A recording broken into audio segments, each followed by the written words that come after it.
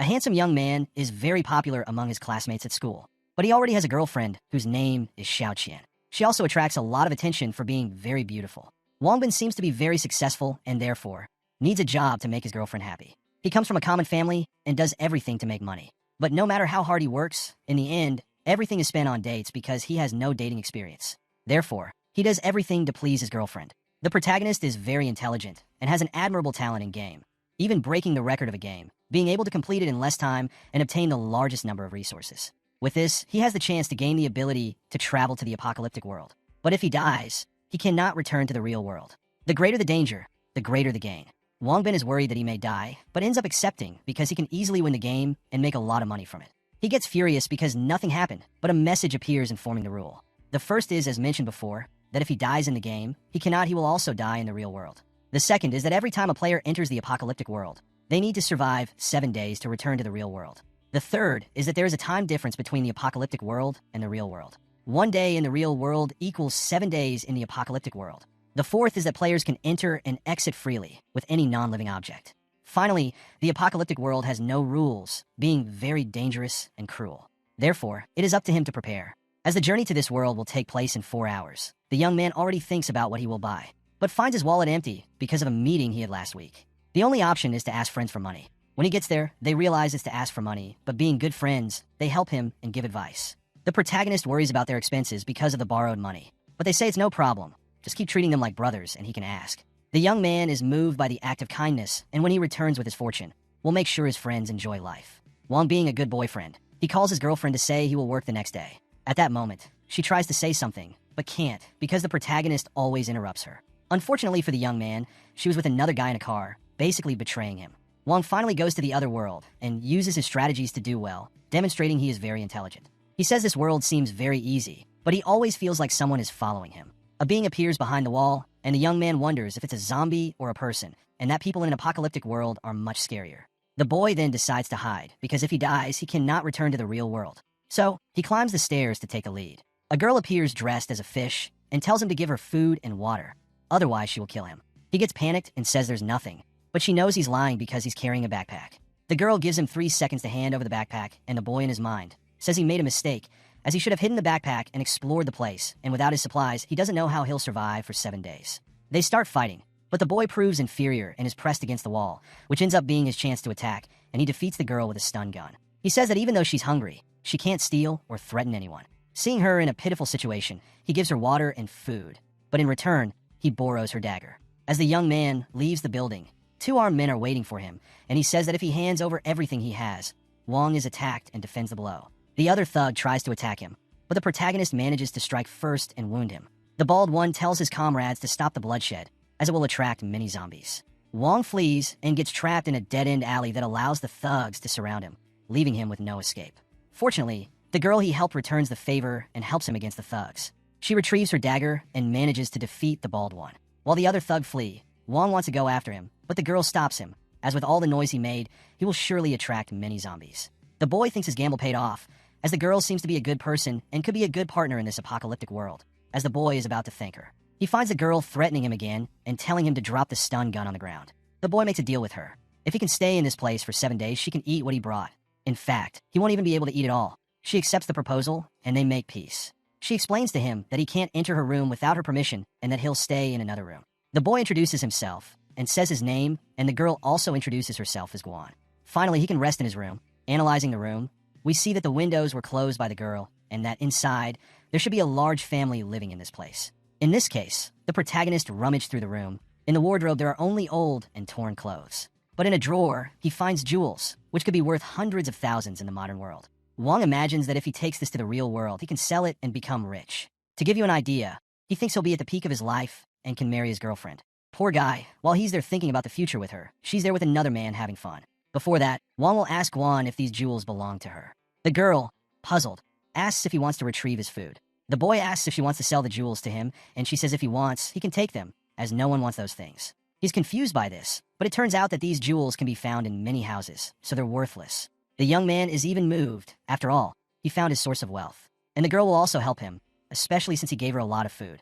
The girl then takes Wong to see a safe in the room. She has tried to open it several times, but all have failed, so she ends up giving up. Wong says that usually a chest like this one is connected to an alarm, and if you make several mistakes, it will be automatically reported to the police, but now the power is off, so they can try to open it. While he tries to open it, Guan tries to find something else for him. To Wong's delight, he manages to open it, and there are many precious things inside the chest. And as he's not stupid, he starts packing his backpack to take it. The girl calls him an idiot because, to her, the things he's taking are worth less than candy. The boy says that these jewels she claims are useless. He'll be able to make them valuable and then trade them for more food, and that turns out to be good because it makes her help him even more. Wong asks the system that after the 7 days pass, when he returns to this world again, the system replies that he will appear 100 meters from the last place where he was last time. Since this world is completely lost, the food Wong brings is a luxury, which drives people crazy for it. The boy asks why she doesn't plant and build a strong defense network. It turns out that after several years of hard work, the government has established various safe places to live, having a high wall that zombies can't pass through. Everyone who survived wants to go to this place, but few can get in. The government has achieved self-sufficiency, developing secure locations, and at the same time, studying solutions for the virus. As much as these places are better, food is also scarce, making it impossible to return to the previous standard of living. The girl asks about his job and if jewels can really be replaced with food. Wong simply says he's a businessman and he collects jewels and gold to trade with high-class people. She then tells him she will help him and he cannot go out alone at night because he set traps nearby. While they were talking, someone stepped on one of his traps. The people from the Tiger Red gang who stepped on the trap, in this case, are the boys who attacked them earlier. Guan, in this situation, tells Wong to grab the things for them to flee. The one who seems to be the leader is called Jin and tells them to look for the girl. She leads him to a safe but uncomfortable place because they cannot go up to the second floor as the stairs connecting it collapsed. But if they don't make any movement or noise, the zombies won't come for them. Since there's nothing else to do, the boys he grabs his phone to listen to music and says the girl is already back to normal after the previous fights. Guan starts crying because she hasn't heard music in a long time, and this music brings back memories of her parents. They start listening to music together, and the next time he comes back, Wong will bring a phone for her since she likes listening to music. The young man even seems to fall in love with her, but he pushes that out of his head because he's already in a relationship. They end up sleeping together while listening to music. The next day, they're talking about the Tiger Red gang. It is one of the 4 major gangs in the city and is in charge of the west of the city. She has met them several times, so they probably already know her approximate location. The gang leader is Tiger's brother, who has more than 60 subordinates and more than a dozen weapons. They stay in the tallest building, which is in Junoan, in the west of the city. There's a supermarket in it, and all the supplies from that market belong to them. However, there are 3 more gangs. The Kwang Cha gang is in the east of the city and is the most powerful. Its leader is Brother Xing, who has more than 100 people and more than 20 weapons. The next one is the Giant Bear gang, which is in the north. The gang leader is Brother Xiong. He has just under 100 people and a dozen weapons. Finally, the weakest gang, the Feiing gang, located in the south. Their leader is called Fei and has 4 subordinates with 7 to 8 weapons, and they've received plenty of explosives and grenades. Despite being the weakest, they're still strong. The other gangs dare not provoke them. The 4 gangs control each area of the city and do not infringe on each other. Apart from these 4 gangs, there are some scattered people who gather in groups. Others live alone, like Guan, and there are probably fewer than 1,000 people in this city. Most of the 2 million natives of this place have turned into zombies, and others have fled elsewhere. Wong thinks this is really an apocalypse, due to the city's population decline. Changing the subject, the young man asks if she knows where the city's vault is. She replies that she didn't pay much attention to it, because when the apocalypse started, the vaults were looted and the valuables were all taken. So, what there shouldn't be anything left, but if there is a place where this gold is hidden, it's likely in the building where the Kwang Cha gang is located. That was the city's largest bank, and the escort trucks would take the money there to be guarded. Apparently, he seems to give up on taking these riches because it's a powerful gang, and Guan says it's not good to provoke them.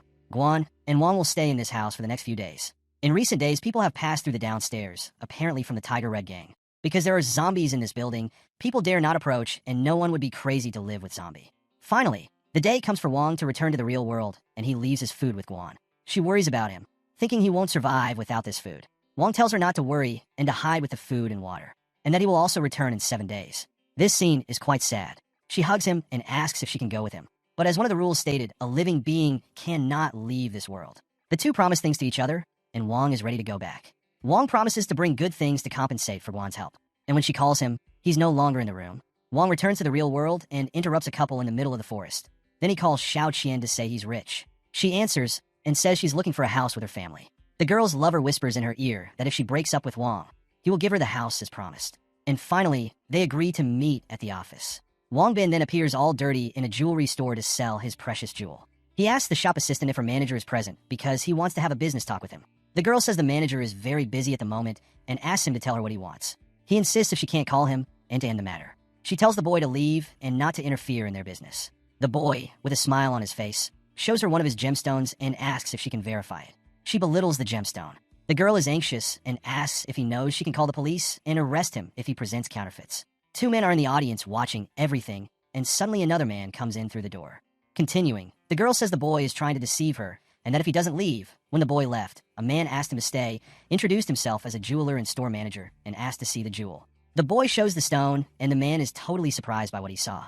The girl interrupts the moment and says the boy is causing trouble. The man, annoyed, tells her to shut up and calls her a prostitute, and tells her to prepare a cup of tea for the young man. She then does as she was asked, terrified of what happened. The two go to the room to talk, and the buyer asks if he wants to sell the jewel. The boy replies yes, and that if the price offered is too low, he will find another store to sell, but if the price satisfies him, the jewel will be his. Although Wong Bin doesn't understand business, he thinks this jewel must be worth at least 100,000 yuan and can't let the man lower the price. The manager, sweating, says no matter how much he looks like a poor person on the outside, he's displaying the jewel calmly, and so he can't see through the boy. The manager comments that he seems to be from a wealthy family, and that if he gives a low price, he will surely leave immediately. The boy is nervous because the man hasn't given a price yet, and wonders if it's because he pretended too much. But either way, he must keep calm because this is a psychological game. Finally, the manager gives an incredible price of 8 million, but Wong Bin thinks he must be joking. The panicked manager thinks the boy wasn't satisfied with the offer and adds another 500,000. The boy drinks some tea to avoid dying, and luckily, he didn't agree from the start because he didn't expect him to add another 500,000. Wong Bin is satisfied with the price and will sell it to the manager. He adds that if it weren't for his family's financial difficulties, he wouldn't bear to sell it.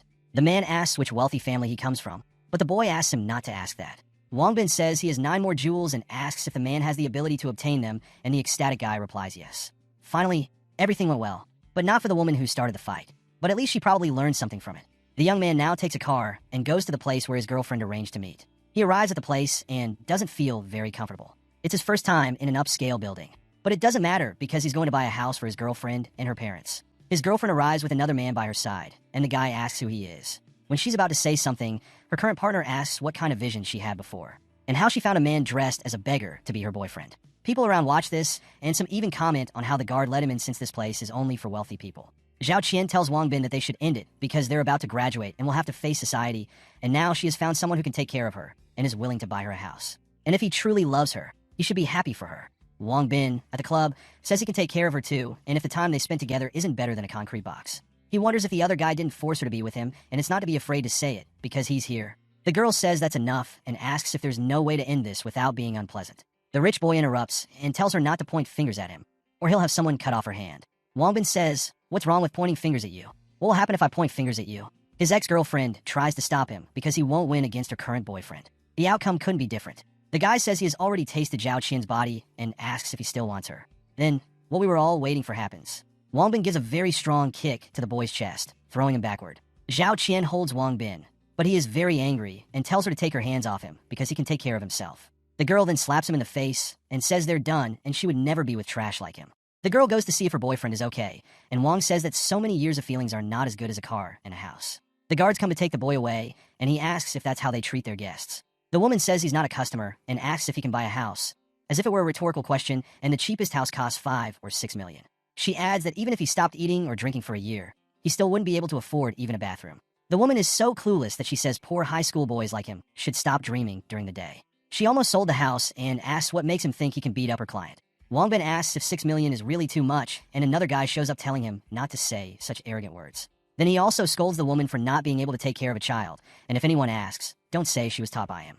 This same man introduces himself as the sales director of the place and apologizes for them. But he simply didn't create problems like he did with one of his clients, and if he's not a client, he'll have to report the boy. Wong Bin says he wanted to buy a house, but the quality of these houses is so low that he lost interest. The employee and the director are perplexed by this, and the other clients laugh at the boy. As he is leaving, Wong Bin says he hopes Zhao Qian will be happy and not regret it in the future. As he turns around, the director asks what is the cost price of the house he is looking for. In short, he is looking for a house of at least 20 million or more to be worthy of him. The director is annoyed by this answer and says he can meet his needs. A house is shown to us with a base value of 20 million, and if he wants, the director can take him there. But first the boy must show if he has that amount to buy. No problem. But if he shows this evidence, the 3 will have to kneel before him and take 3 turns in the kneeling room. The director says there is no problem, and that if he shows that amount, he will be the most illustrious client. The guard says he shouldn't have that amount. Just look at his poor and sour demeanor, and that the manager is just trying to teach him and shame him. Zhao Qian tells her boyfriend to forget about it and not argue with trash like him. But the rich man doesn't give a damn and curses. The boy advances to attack Wong Bin, but he is knocked out with a gold bar. The people around, including the manager, are surprised. Zhao Qian then looks at her ex-boyfriend. The boy bids her farewell, saying that she left him for someone who doesn't even care about her and that she really isn't worthy of being his girlfriend. The manager is shocked and comments that he just threw a big gold bar and Wong Bin finally proves what he wanted. Furthermore, he says it's one of his accounts with less money. Again, the manager is surprised. 70 million in that account. Tries to reverse the situation by asking if he could have edited the photo to try to deceive him. The manager apologizes and now Wong Bin will be a VIP client. The guards ask if the previous deal still stands, and the manager tells the three to kneel and take 3 turns in the hallway. Otherwise, they can pack their bags and leave immediately. Obviously, they will comply with this decision. The manager asks if Wong Bin is satisfied, and he replies that he's not, but he'll forgive them for now. To ensure Wong's satisfaction, the manager tells them to do 100 laps, and when he's satisfied, they'll see the mansion. In his new home, taking a bath, the young man says he bought this luxury mansion for 30 million yuan.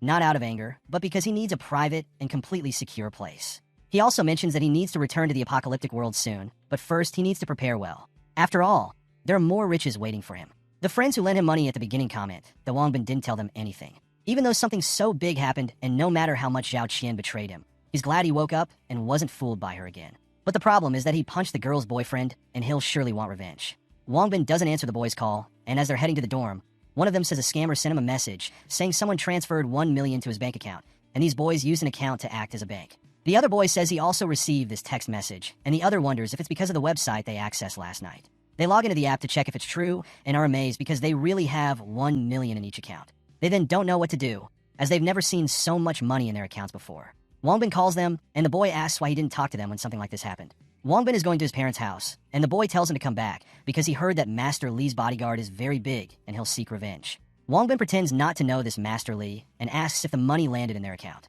The boys ask if he transferred that 1 million, and he replies that the money is nothing special and they need to accept the gift. The boy is worried about him because how can 1 billion be nothing? Wong Bin summarizes that it's nothing to him and they can say he won the lottery. The boys are curious how much he won, and he says it was 1 billion, which scares them. They are touched that Wong Bin remembered them. Turns out they always helped him in the past, and this 1 million is nothing. The protagonist adds that there are more things waiting for them in the future. One of his friends wonders if it's true that he broke up with Zhao Qian and hit Master Li, and even though he's rich now, he needs to hide. Because Master Li is very powerful, and he fears he'll try to get revenge. Wong Bin tells him not to worry, because for now, he's not going back. He'll stay in his hometown, and therefore, won't talk to them for a while, but when he returns, he'll invite them for some drinks. Proto didn't return home for a long time, because he was very busy following Zhao Qian and studying. Changing the scene, his mother asks why he didn't let them know he would return in advance, and what seems to be his father asks why he suddenly returned. Since he returned home suddenly, his parents were worried, thinking he had caused some trouble in the city. He tells his parents that he won the lottery and wants to give them money. He didn't lie on purpose to his parents, but he can't say he went to the apocalyptic world because they would think he's crazy. Despite returning to his hometown and giving them money, his main goal is to find someone else. He meets a man, and the man asks him why he's there, as it's not yet school holiday time. We find out that this man is his 3rd uncle, and Wong Bin wants to ask him a question. But before that, he gives him a bottle of wine.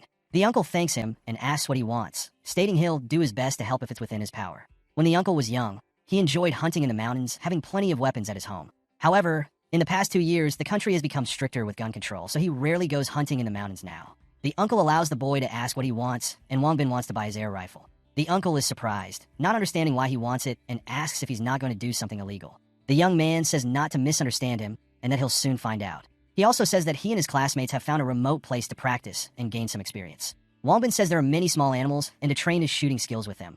He thought of buying his air rifle. When the young man mentioned money, the uncle said it was okay. Just that he didn't do illegal things or commit crime, and not to mention the money, because they are family. The boy then waits while his uncle fetches the rifle, and when he brings it, the young man says it's the first time he's really received a rifle. Although it's an air rifle, it's not a gun. It's powerful enough to kill a boar. The man then gives him the gun and a bottle of anesthetic, and one must be careful when using it, as too much spray can be fatal, and he's not to be seen with a gun in hand as he could be arrested. After taking the gun and leaving the money for his parents, the boy returned to the city. This time, he not only prepared enough food, but also bought a cell phone with 10 batteries for Guan. In addition to the air rifle, he was also carrying a new dagger, a machete, and a detonator that was used to bomb past MT. He says that 1 day in the real world is 7 days in the apocalyptic world. He doesn't know how Guan has been in these last days and wonders if she's been captured by the Tiger Red gang.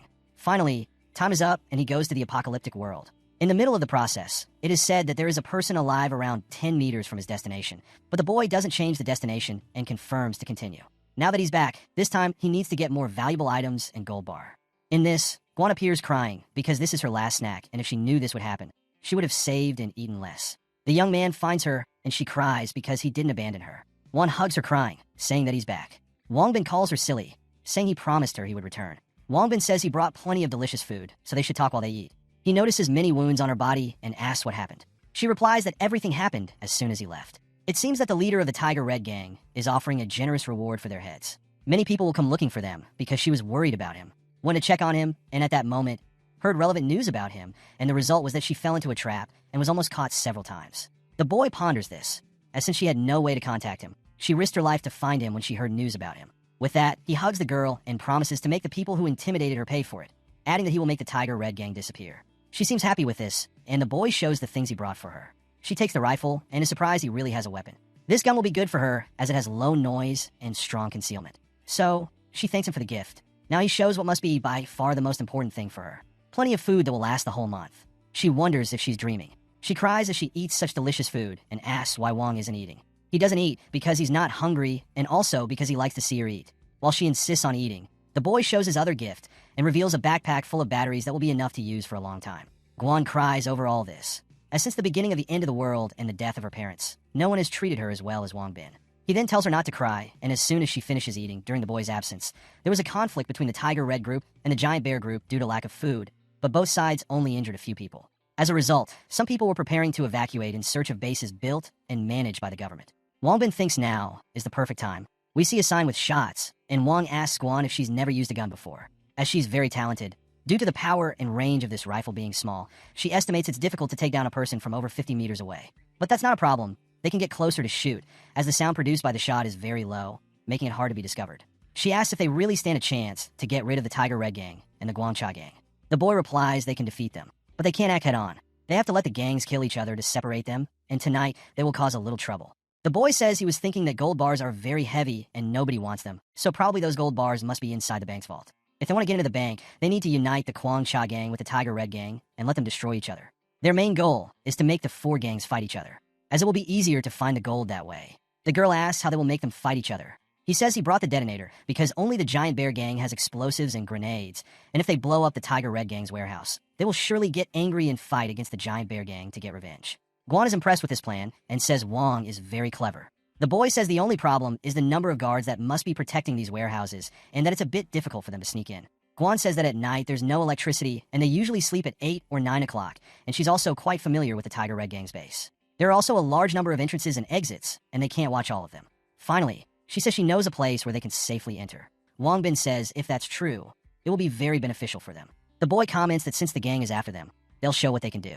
The excited boy says they'll prepare everything immediately and start at night. It's already night, and they break into a place. Wongbin says this place is really unprotected, and a man appears inside the house sleeping.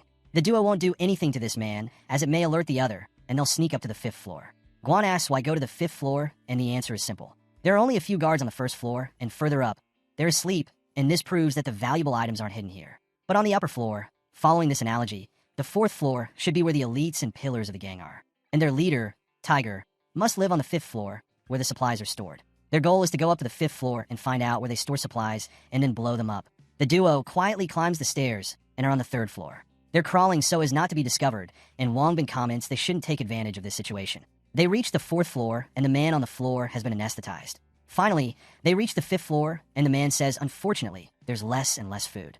Wongbin and Guan Eve drop behind the wall on the conversation between the two guards. They say the estimate is that the food will last for at most a little over a month. The bald guy asks if they can defeat the gang of giant bears and get their food. He says they should try, even if they can't do it, because if they don't, they'll starve sooner or later. He adds that it would be difficult, as they have grenades and explosive. It wouldn't be easy to capture them, so he thinks they should evacuate as soon as possible with the food. The bald man signals to be quiet because if Brother Tiger hears this, he'll lose his head. Wongbin spies the area and says this seems to be Brother Tiger's room. The guards end up going to the bathroom, giving the duo a chance to proceed with their objective. The protagonist hears a snoring sound, so this is really Brother Tiger's room. The locked room next to him must be used by Brother Tiger to store material. Guan comments to Wongbin that she heard them say that sooner or later, the Tiger gang will fight the Giant Bear gang and asks if he really needs provocation. Wongbin responds that it's not easy to explain right now, but in short, he'll leave again in 7 days.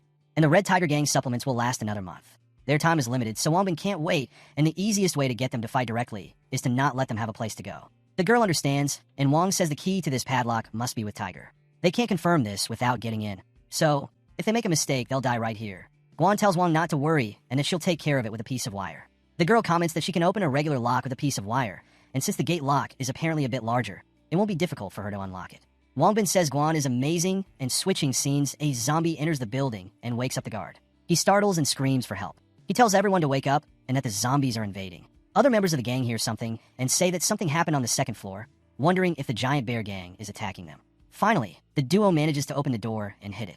This is where they store their supplies. The young man already wants to prepare the explosives and leave, but Guan is excited about so many bags of rice on the premises. She then says that bombing them would be a waste and that she will take at least one bag of rice. Wongbin tells her not to take it, as the rice bag is too heavy and it will be harder for them to escape.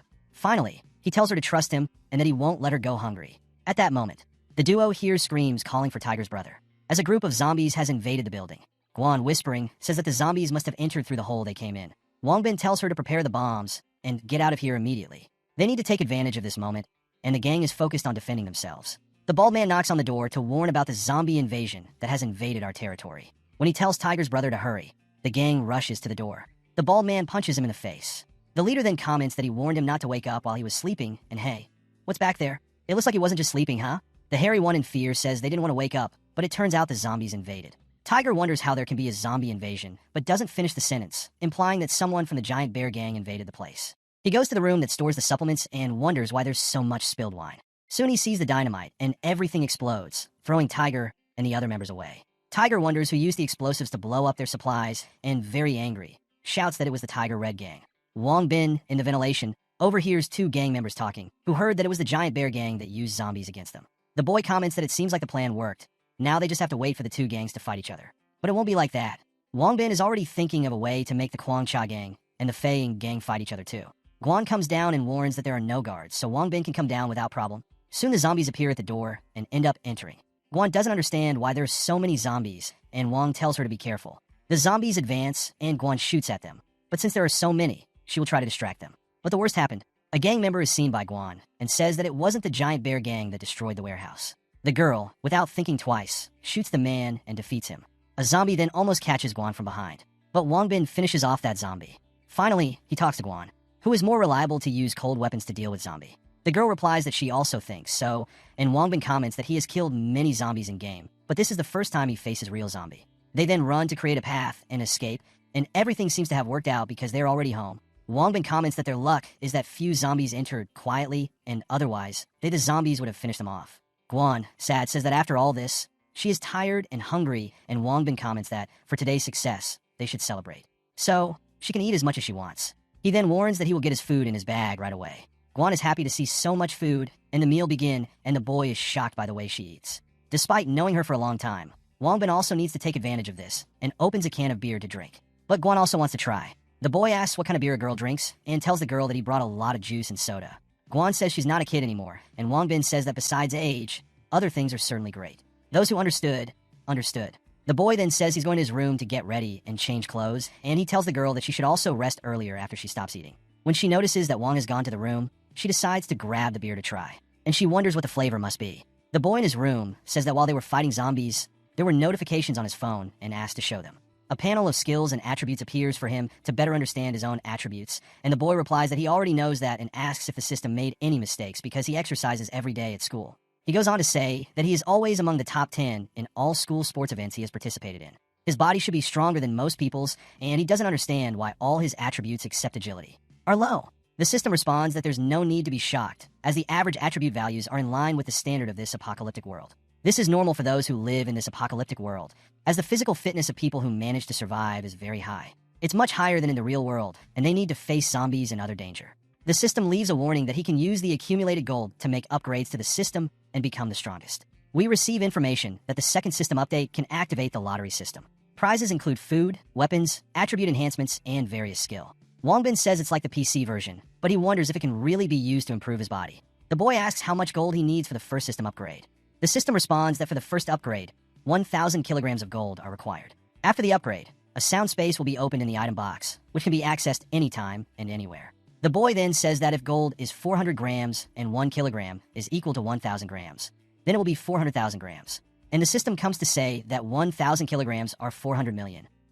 The boy asks if the system isn't being too mean, and the system tells him not to be discouraged because this transaction definitely is worth the money and claims not to be an intimidation. After unlocking the lottery system, the boy can obtain a skill book in it, with which he can learn the skills described in the book and significantly increase his survival probability. Skills can also be enhanced by killing zombies, making Wongbin stronger and stronger, and most importantly, his skills and attributes can also be used in the real world. The system then finishes by saying that the upgrade definitely is worth the money and tells the protagonist to think about his real world because he can become the strongest using his money. Wongbin agrees that one can not only think about the danger of this apocalyptic world, and now that you have offended Master Li, you will certainly need some skills to defend yourself. However, Wong asks if there will be any side effects after he gets stronger, for example, going bald. But the system replies not to worry, because there will be no side effects. Wongbin bids farewell, saying he'll call on him when needed, and it seems his main goal now is gold. Changing the scene, we see Guan sleeping because she's drunk. The guy seems to be angry, saying she drank all his beer stock, but we know he's a good guy, and despite her drinking his beer, he grabs her by the waist and takes her to bed. The boy comments that although she looks skinny, she's quite heavy when holding her arm. He looks at her and blushes, commenting that Guan is very beautiful, with all her lovely features, and unlike Xiao Qian, she treats him well. He thinks he's doing something wrong, but he restrains himself, and as he's leaving, he comments that it's better to take a cold shower and calm down. To our surprise, Guan has been awake all this time and wonders why he left like that. She embarrassedly wonders if he only thinks of her as a sister. She covers herself with a blanket and leaves, saying she's going crazy. She wonders why she's thinking about this. Early in the morning, they start packing to head east of the city. Soon, we see the two of them looking super stylish walking amidst the mist. Guan stops and tells Wong to wait. She takes off her glasses and smells something, but it's the smell of meat, and she says someone is eating nearby. Wong also smells it and rushes to eat the meat, as he's tired of packaged food. Proto tells him not to be impulsive, as this could be a trap, but he goes ahead in vain. 3 men appear, and the hairy one tells the other two to grab the knives and hide and wait for his instruction. If they manage to pull off the plan, they'll not only have meat that night, but also a lady to warm their beds. On top of a building, Wongbin and Guan observe the gang member. Wongbin asks Guan why the leader seems so familiar and whispering, asks if he's from the Tiger Red gang. Guan says he's right, and that person is Chen Ziqiang. Originally, he was a small leader of the Tiger Red gang, but ended up moving to the Crazy Sharks gang, which is the Quan Cha gang. Continuing, Guan says he moved to this other gang because he knew the Tiger Red gang needed food. Wongbin understands and says that this group of crazy sharks was exactly what he was looking for. The men are armed and in front of the building. A voice appears telling them to stop or they'll get shot. Wongbin wonders if this female voice is coming from the building, and Chen Ziqiang asks if Officer Miao is home, and she asks what he's doing here. The man says nothing much, but he heard she just killed a boar and her brother hasn't had fresh meat in a long time. He just wants to bring his brothers to try it out. Guan says this woman's name is Miao Hanyun and that she was a police officer before the end of the world. Wongbin asks the girl who's in the house. The girl replies that after the apocalypse came, she took over this house and built her base, and there was also an old police officer in her team, namely Xingping, who seemed to be her master. Besides them, there are 5 or 6 children and women without fighting skill. The girl comments that it seems like Li Xingping suffered a major injury to his foot, so Miao stayed to take care of him. Wong remarks that from what she said, it seems that this Officer Miao is truly a good and fair person. At this, Guan asks the boy if he wants to help them, and he responds affirmatively. But his main reason is that the pair needs assistance. Changing the subject, Ziqiang that the Crazy Shark gang has quite a few people. So, they must hunt for themselves if they want to eat something. Chen Ziqiang says not everyone is as lucky as her, and her brothers have gone hunting several times. But they returned empty-handed a few times, so he has to bother her. Finally, he says he doesn't want more than half. A man inside the house appears and asks why they don't give the meat to them, and the woman responds that they can't because if they do, they will want more and more in the future. Man, this woman looks a lot like Guan. Could she be her mother? But no, because in the last episode she said her parents died, and she also knows that woman there, right? Continuing, the woman tells the thug that she won't give that boar to them because she hunted it, and if they want something, they should come and try to get it. Chen Ziqiang tells her she has 2 pistols, but he has many other brothers with him. And if they fight, she won't have enough ammo. Suddenly, a gang member is hit, and she tells them to come if they want to fight. Chen Ziqiang tells his brothers to advance if they don't want to be punished. Miao, behind the wall, says they don't have enough bullets, so they can't fight them. Li Xingping says the others should go to the hallway. Then he goes to the hallway to deal with them. Miao understands and tells him to be careful. The pair just watches everything from the top of the building, and Wongbin tells Guan to get ready, because it's for her to shoot those guys. A gang member is behind the car aiming into the house, but ends up being shot by Guan. Chen Ziqiang doesn't understand what's happening and wonders if someone shot him. Miao also doesn't understand but takes the chance and shoots, hitting another gang member. The leader tells the shooter to shoot at Miao. However, he's hit by Guan, but she ends up missing the spot. Chen Ziqiang tells them to find a place to hide because someone is shooting from afar. Miao asks if someone is helping them, and Chen Ziqiang asks who dares to fight against the Crazy Shark gang. The police see this moment to go help their master. But nothing major happened. Just 2 men invaded the place, and the master took care of them. The man asks Meow what happened up there, as he doesn't understand why she suddenly came to help him. He guesses it might be because their firepower is very strong, and many of them are coming in. Meow says their firepower is indeed greater, but apparently someone is helping them. She says that the armed men from the Crazy Sharks gang, who were hiding, just suddenly disappeared, and Chun Ziqiang noticed it. Changing the scene, a gang member asks Brother Chin what they should do, because many have died and many are injured, and he asks if he didn't say that the police have few people with them. Chun Ziqiang is also confused by this, and says that his information cannot be wrong. He then tells Officer Meow to have a good talk with him. She asks what he wants to talk about, and he, afraid, responds if she could talk to her friend to let them go, and they will make what happened now never happen again, and he will never bother her again in the future. Li Xingping talks to Meow, who doesn't even know the friends who are helping them, and asks what they're going to do now. Meow says she can't let Chun Ziqiang find out that the people outside are not with them. Then a warning is given that they must let the Crazy Sharks gang live, because they have already surrendered. Guan, whispering, asks what Wong wants to do now, and he says he will answer her and to wait for his order. Wong tells Meow that he will let them go, but only this time, and the officer warns the gang that they can go. The master also comments that it really seems like they want to help him. Chun Ziqiang gets angry and says he will go back and bring a few more people, and then he will finish them all. Wong warns Guan to shoot, and she doesn't understand, but obeys and finishes off another from the gang. The guy then asks if she didn't say she was going to let them escape, and now asks why they shot again, and if they are doing it on purpose. Chun grabs a gang member to defend himself, and tells the boy that he should feel honored to do this for him, and that it was to blame the person who was hiding for breaking the promise. Guan says she accidentally let him escape from her line of fire. But it's okay, and it seems the gun isn't good enough for her. Meow then asks what they want, and if it's about food, they have nothing to say. Wong Bin, with a snack in hand, says he wants to cooperate with her, and that there is some food for her, which he can consider as a gift for cooperation. The young man enters, and a gun is pointed at his head. The woman tells him to throw everything on the ground, and the boy tells her not to worry, because he only brought food and nothing else. Wong raises his arms, and Brother Nam checks Wong's bag, and as expected, finds lots of snacks. Wong Bin says he can give them these things, and that he really wants to cooperate. Since it's like this, the woman tells them to talk on the second floor. The boy tells her to be careful not to accidentally shoot him, and she replies not to worry, as they only shoot at criminals. Changing the scene, Li Xingping asks if it's him who is secretly helping them, and immediately welcomes them. Wong Bin, in his thoughts, is comments that besides the little boy who moved his backpack, there are other children, and they are on alert as he watches them closely. Wong Bin asks if they are okay, but we are explained that they had very unpleasant experiences before being found by the police. Therefore, they're defensive with someone they don't trust or know. Wong comments that he thinks he gained a bit of trust. As we can see, the gun is already lowered. The woman asks what his goal is, and he replies that it is to work together to fight against the gang and the Crazy Shark. The girl thinks this is absurd because there are many people who are part of this gang. In that, the master even comments on his thought that the boy knows nothing about the Crazy Sharks gang. Nan's brother asks if Wong has the courage to attack people from the Crazy Sharks gang, and Admirado says he is incredible. The shy young man talks to the woman who knows what his concerns are. Even though she thinks it's a crazy idea from Wong, he asks her to consider it. Because the Tiger Red gang is already fighting a giant bear, and if they can get the Crazy Shark gang to fight against the Fling Eagle gang, they may benefit from this fight. She says that actually if the gangs end each other, there will be no more big gangs in this city. However, she is not interested in his plan. In her thoughts, she agrees with what he said, because this is a big opportunity. But she not only has to take care of these children, she has to take care of her master, who has a hurt leg. Finally, she tells the young man that he is not into participating in the gang fight. He just wants to save some food and get them out of here as soon as possible. The young man politely asks her to reconsider and once again says he knows what they want. He tells her that if she agrees to help, he can give them more food than that. Nam's brother shows the backpack with snacks and says Wong didn't lie. There really is a lot of food we've never found before and others we've never seen. Wong says to trust him and that these foods are already luxury items here and that the food resources he has in his hand, they're hundreds of times more than this. The woman is suspicious because she doesn't know his identity and support, and even worse, how he manages to have so much food. Wong says he knows she's thinking about the origin of this food, but don't worry about it. Just answer if she's willing to work with us. She thinks that by cooperating with him and getting this food, they won't need to risk going out to look for food, and even better, they won't need to worry about food. But there's a catch. She doesn't know if he's trustworthy. She then asks for her master's opinion, who says that if everything is okay with her, he supports her. A child grabs the woman's attention and says you have to live in constant fear while hiding. So why don't we go out and take a risk just once?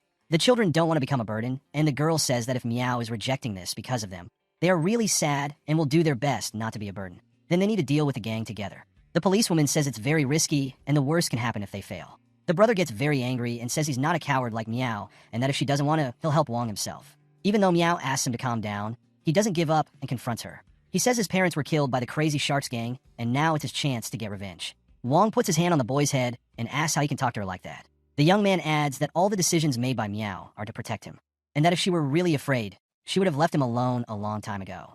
Wong says the boy is a man, so he should apologize to Meow. The boy then apologizes and says he shouldn't have said anything to her. The tension then dissipates, and she hits him on the head, calling him a brat. She asks if he really thinks she's a coward, and she hates not being able to bring justice to all of them. It turns out their reality doesn't allow them to do such a thing, and they don't have the numbers and power to defeat these bandits. Meow asks Wong what the way is to destroy the Crazy Shark Gang.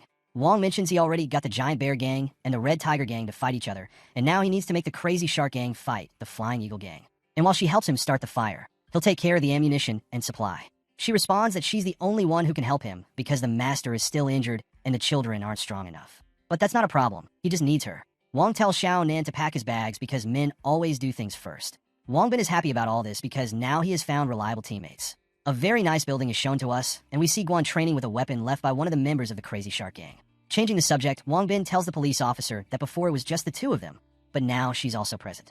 The woman is surprised because there are few people and asks how he dares to confront the gang.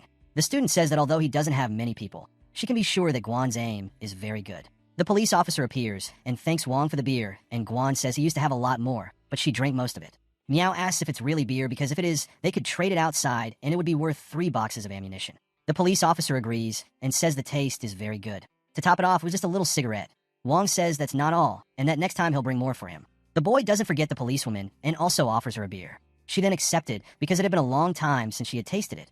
Later, I don't know what she drank, but the taste was very good. The children receive the sweets and snacks and ask if they can eat all of this. Obviously, they can, but each of them can only choose one. Suddenly, a big explosion happens, and Guan says they are the Tiger Red Gang who have been fighting the Giant Bear. Wong Bin agrees and tells Meow he wasn't lying when he talked about it. Meow says she can believe that for now because of her kindness for the luxurious food, but she still has a question. She wants to understand why Guan doesn't run away with him, since he has so much food, and why he wants to destroy the gang. The boy then says it's because the 4 gangs have been doing many bad things all this time, and he's fed up with it. Now that he has the power to end them, he will. Wong Bin calls his brother Nam and throws the weapon to him. This weapon is the one the gang left behind. Guan is shocked by this and wonders if he really gave the weapon to the boy, as he's still a child. Wong Bin says that even though he's a child, in this world he is a man, and with this weapon, he will protect his brothers and sister. The boy then asks Meow if he can keep the weapon, and she authorizes it. Wong Bin says that tomorrow his brother Nam will start practicing with him, and in her mind, Meow says he is so generous that he can easily give away weapons that can save his life, and he wonders who he is. On the second day, after breakfast, Wong Bin, Guan, and Meow headed to the main camp of the Crazy Shark Gang. Since Meow was more familiar with the east side, they reached the building near the headquarters of the Crazy Shark Gang without much difficulty. However, their security was tighter than they had thought, so the best chance would be to launch a surprise attack. Wong Bin comments that only a few of them had guns in their hands, while others had only knives and sticks. In response, Meow says they will shoot first at those who are armed. A gang member tells the others to go take care of their needs and return, but he ends up being hit, causing everyone to spring into action as they are under attack. Another member is hit, and Wong Bin quickly pulls the girls back, warning them that if they don't calm down, they'll end up dead. Now that they've completed the mission, Wong suggests going and causing some trouble for the Flyer Eagle Gang. Changing scenes, we see corpses on the ground, and the gang leader is very angry about what has happened. A gang member remarks that the Giant Bear and Red Tiger gangs are at war. So, the attack must have been from either the Fly or Eagle Gang, as they're the only ones bold enough to attack them. The leader tells them to shut up as something seems very suspicious. He comments that the Fly or Eagle Gang would never attack them to start a war and suspects someone else is trying to provoke conflict between them this time. He then tells them that the most important task now is to investigate what's happening in the war between the Tiger Red Gang and the Giant Bear Gang. Bile's task is to take someone to see if there's any force outside the city. Moreover, he must recall everyone as they cannot let small groups wander around and suffer more losses. Finally, Xing's brother says that while the Tiger Red Gang and the Giant Bear Gang are destroying each other, he can seize the opportunity to conquer the Flyer Eagle Gang, and as for the others, he will deal with them slowly. We are shown another gang, and Ricardo Milos also appears, but another desperate man appeared, and he says that a post is on fire. Another man is seen finished on the ground, and now they have another weapon. Meow is quite surprised that people from the Crazy Shark Gang and the Flyer Eagle Gang are so weak. Wong comments that they are used to not being attacked because they think they are too strong, and when they do get attacked, they are caught off guard. Guan arrives to report that he has shot the guard posts as ordered, and now that the mission is accomplished, they can leave. In Wong's mind, the 4 gangs will be forced to act, and the Tiger Red Gang and the Giant Bear Gang are engaged in a fierce fight. They definitely won't give up before destroying each other. The fight between the Crazy Shark Gang and the Flyer Eagle Gang is about to begin. Everything is going according to his plan, and the 4 gangs are playing into his hand. Some time has passed, and Wong is practicing his aim when Meow arrives and tells him he'll only waste ammo practicing like that. The protagonist asks her what she's doing here so late and apologizes if he woke her up. With envy-inducing beauty, she says she came to get some air and teach him to shoot. Wong thanks her and teases her for dressing that way. The girl comments that he should thank her because he helped her become who she was before. She quickly grabs the gun and hits the can with precision. In fact, she was a police officer before all this happened. Meow's story unfolds. After the apocalypse began, she and other partners tried to protect ordinary people. However, food became scarcer and everyone turned against each other for it. They died in front of her, one by one. With the world in chaos, she began to doubt her beliefs, losing sight of why she protected others. She adds that later she met Xiaobao and the others, and although she still protected them, she lost her will to fight the evil forces. Wong praises her, saying she's amazing for taking care of Xiaobao and the others despite the gang's cruelty and food shortages. She mentions that the bosses of these gangs were just gangsters before, and she even apprehended some of them. Suddenly, they became the most powerful people in the city, gathering a large group and attacking others. All she could do was witness their atrocities, feeling more useless than ever. Wongbin tries to cheer her up, saying she's strong and brave. Despite everything, she hasn't hurt anyone, kept her kind heart, and took care of everyone. He adds that she's much better than him and deeply admires her. He thinks living in the moment is more important.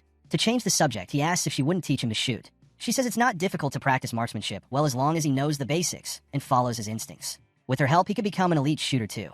Meow guides him on handling the gun, instructing him to focus all his attention in one place and maintain a horizontal line of sight. She asks how he feels and if he felt anything. Wong, all red, says he's feeling something, then pulls the trigger, hitting the can on his first try. Wong is excited because hitting the target feels great. He tells the policewoman that after taking down the gangs in this area, they'll take everyone to a shelter built by the government. She's happy about it and asks if he's willing to take her and the others. Obviously, he's not. He says yes. However, now they will set this matter aside because it's time for him to keep practicing his aim with the gun. Besides, his posture with the gun is still wrong. Guan spies on them from behind the wall and comments that she can also help him practice with weapon. It's another day already. The fight between the Tiger Red Gang and the Giant Bear Gang is very intense, with the sound of gunfire and explosions echoing throughout the city without pause. The duo was tasked with stealthily entering the area where the two gangs are fighting to gather information. The Tiger Red Gang, having lost their supplies, wiped out the Giant Bear Gang in one fell swoop. However, they suffered heavy losses in this battle, and only a dozen of their members survived. Moreover, due to the loud noise during the battle, the Tiger Red Gang is surrounded by millions of zombies around a building, and they can't do anything for now. Upon hearing the news, the Crazy Shark Gang, without the Tiger Red Gang and the Giant Bear to hold them back, ends up coming out in full force. Meanwhile, there was a spy from the Flyer Eagle Gang infiltrated into the Crazy Shark Gang, who ends up sending the information to the Flyer Eagle Gang. Meanwhile, Ricardo Milos warns his comrades that the Flyer Eagle Gang is coming to attack them. He angrily questions how they dare to invade his paradise. They are going to blast the backsides of their rival gang. The headquarters of the Crazy Shark Gang appears, and guards are protecting the place. There are only a dozen guards left in the gang's building, so this is the best time to invade. The bald one is the first to be hit, while the other is cornered and asks Wong Bin to spare his life. Guan passes on the information that there are only 2 guards at that location. The hostage informs that the food is stored with heavy machine guns on the upper floor, and Wong Bin won't be able to grab them. But the goal isn't the food, but the goal. At this, the man asks why he wants it. The protagonist tells him he doesn't need to know the reason. After all, he's just a bit player. Arriving at the location, the man says the vault is at the end of the hallway, and they haven't touched its contents for a long time. Wong Bin is suspicious, and Meow suggests letting the man walk ahead. Wong Bin feels safer with the policewoman here because she's very cautious when dealing with these things. As they walk, the boy in his thoughts calls the 3 idiots because there's a staircase leading to an upper floor on the opposite side. You can only see it up close. If he reaches the staircase, he can escape and warn the brothers upstairs. Glancing sideways, he introduces himself as being here, as if warning someone. Wong Bin tells Meow to stay put and keep watch while he goes first. However, the man got what he wanted, and now the 3 are chasing after him. Unfortunately for the man, he runs into a zombie, which takes him down. Wong says to wait and that there's something ahead. Screams for help echo through the area, and more zombies appear, leaving them puzzled about why these monsters are in this place. Guan asks what they should do now as they are blocking the vault door. Wong replies that for safety, it's better for them to leave. Meow doesn't want to do that, even though she doesn't understand why he wants the gold. She knows it can help him take down the gang. Therefore, they can't give up now. Guan agrees because this is the best opportunity, and it will be very difficult to get another chance. Wong Bin says she's right, and both of them are being very brave. So, he can't retreat like a coward. The 3 prepare for the attack and move against the zombie. After struggling, they finally reach the location. And man, Wong is in heaven because there's a lot of gold in this room. They have no idea how to take all this gold. Meow adds that there must be at least 40 tons of it all. Wong wonders how much that is, and it's about 16 billion. Meow comments that before the apocalypse, all this gold was supposed to be returned to the government. And they both look at her strangely. But it turns out she had a police mentality again. Returning to the subject of gold, Wong Bin calls up the system because he wants to know how much gold is here. The system responds that there's a total of 250 pounds of gold, And if he wants to make an upgrade, Wongbin warns Meow that they won't move the gold, and she doesn't understand why, especially since they worked so hard to get to this place. Guan also says that even if we can't take everything, we can take as much as we can. Wong then says that these bars need to be removed from here, but we won't be responsible for the removal. He says there's a mysterious organization supporting him, but he can't give details yet. He adds that his task is to find these gold bars and send them to where they need to go. Then the organization will find a way to send someone to remove these bars. Guan thinks this is why he disappeared for 7 days. She thinks this organization got Wongbin. Wongbin agrees and says Guan is very smart. Meow takes the opportunity to say that it's no wonder he can carry so much precious food. And if he can say what this organization does, unfortunately, he can't answer because he doesn't have clearance from higher-ups. But she should trust him and he will never use or hurt her. Meow is reassured by this. She trusts him and knows there must be consequences if he talks about it, so she won't ask again. Finally, Wong says he will send the location of the gold and they should wait outside and protect it for some time. So, they will wait, but not for long, as they are in the shark's den. Wongbin requests a system update, and it was successfully completed. Now he just needs to think about the items he wants to store. In that, the items will be automatically placed in the inventory. Obviously, he wants to put all that gold into the item box, and the gold will be sucked into that cube. The system says that all the gold bars have been stored, and the 10,000 pounds of gold needed to upgrade the system have already been directly deducted. Wong comments that this item box will be very convenient for carrying things in the future, and asks the system if it's still possible to proceed with the upgrade. The system says yes, and he only needs 30,000 pounds to upgrade to the next level. After the upgrade, the lottery system will be opened, and he can start using the lottery with gold. Despite finding it expensive, the young man asks to upgrade immediately. He remarks that his combat power is very weak, always having to rely on Meow and Guan. So, he needs to become strong. The system upgrade is completed, and Wong asks to start the lottery system. The young man stands in front of the machine and asks if the lottery system is in this machine. The system confirms it and mentions it costs 100 pounds of gold per draw. But the prizes are plentiful and absolutely juvenile. Wong, looking bewildered, comments that something is wrong because he just spent a lot of money to upgrade the system and now needs 100 pounds of gold per draw. The system asks him to trust because it's absolutely economical and not to forget the phrase that says money is power. Wong comments that he only needs to enrich himself to become stronger, and now he has enough gold. Moreover, he has been playing since childhood, known as the King of Europe, and has always been very lucky. He pulls the lever of the machine and comments that if he gets a super ability, he will be able to kick gangsters, butts, and even when he returns to the real world, he won't fear young Masterly. Apparently, he has hit upon a super technique, and in awe, he declares himself truly the King of Europe. However, it turns out it's not quite like that. The machine keeps spinning and lands only on a tribute point, gaining a bit of agility. Wong gets angry about this and wants to continue, now wanting to make 10 draws at once. The machine thanks him for the sponsorship, and as he continues winning items, he becomes more desperate. He ends up winning 2 grenades, a night vision scope, a missile spear with 3 missiles, and also a pack of spicy strips. Finally, he wins the skill book and asks the system to open the attribute panel and check it. The system congratulates him as his attribute points have increased. Wong says it only increased 1 attribute point and asks the system to explain this skill. This skill is called Master Marksman. It's at level 1 and increases shooting accuracy by 10%, critical hit rate by 10%, and shooting range by 100 meter. To level up this skill, he needs to defeat 1,000 zombies. The boy analyzes this and says it will take him a while, noting that despite using a lot of gold, he hasn't gotten anything good. He wonders if the probability of a skill appearing will increase next time. Then he asks the system once again for 10 consecutive draws, and 2 minutes pass after that. He seems to feel defeated, kneeling on the ground. In that moment, it's recounted what he achieved. 2 packs of spices, a bottle of mineral, a rifle ammunition box, which has enough to deal with my zombies and increase skill level, and finally, we have the ability called Vajrapalm. This ability adds 3 points of strength attribute and can shatter stones with a single blow. To evolve this ability, he needs to finish off 1,000 zombies as well. Wong comments that he finally got a self-defense skill to protect himself in both worlds. After spending so much, there's only 150 pounds of gold left in the item box. Therefore, he won't use the gold and will leave it for when the system needs it. Wong is concerned about the time, because when he thinks about returning to the real world for a day, he remembers that 7 days have already passed here. So, for Guan's and Officer Meow's safety, he needs to destroy the Mad Shark Gang and the Flying Eagle Gang before returning. Changing scenes, we see Meow police drinking soda, which makes her feel much better. Guan laughs at this situation, because Meow's reaction was the same as hers when she drank it too, adding that it would be even better if it were chilled or with ice. Meow says that thinking about how we used to casually drink sodas in the past, but now it's a luxury item. Guanam replies not to worry, Ong is amazing, and just follow him and you'll still have more sodas to drink. One thing the officer notices is that Guan is always very happy when talking about Wongbin, making the girl blush. Finally, Meow says it's okay and she knows, but still, Guan says it's not what she thinks. At that moment, Wongbin appears and asks what they're talking about. Guan asks if he sent the location already, and he replies yes, and we should leave here quickly. Meow says the Mad Shark Gang's base is empty, a good opportunity to set it on fire. But Wong says he has a better idea than that, which is to rescue the Flywiggle gang now. Meow asks if he misheard, as how does he want to rescue that gang? Guan also says that even though they're the weakest gang, they've still done a lot of bad things. In summary, they should believe in him, as helping the Flywiggle gang is the best way to fight against the Mad Shark gang. Outside, things are ugly, with a war happening between the two gang. In this, Ricardo Milos appears, saying to bring more ammunition and to finish off the Mad Shark gang. A member next to Xing in a car asks if it's really a good plan to let their brothers advance like this. He replies that these kids are naive. They joined the gang only to be used as cannon fodder by us, the bosses, and that all this talk about gang unity is just brainwashing. In other words, they're just there to draw the main fire. And that the leader of the Flyer Eagle is a simple-minded man who only has muscle. Xing sent this group to death first, just to lure them and focus the enemy troops on the main portal. Since they're few, probably the other 3 portals must be empty and undefended. Xing adds that he has at least 4 times more people than he does. And when they attack the side gates, the Flyer Eagle gang will be destroyed. Hooks are attacked in the building, and underneath the building, men are trying to invade the place. The red-haired man warns over the radio that there are many Mad Shark gang members at the East Gate, and the one who received the warning notifies Ricardo Milo. Here's the translation into English, preserving the original name. He ends up sending someone else to blow them up.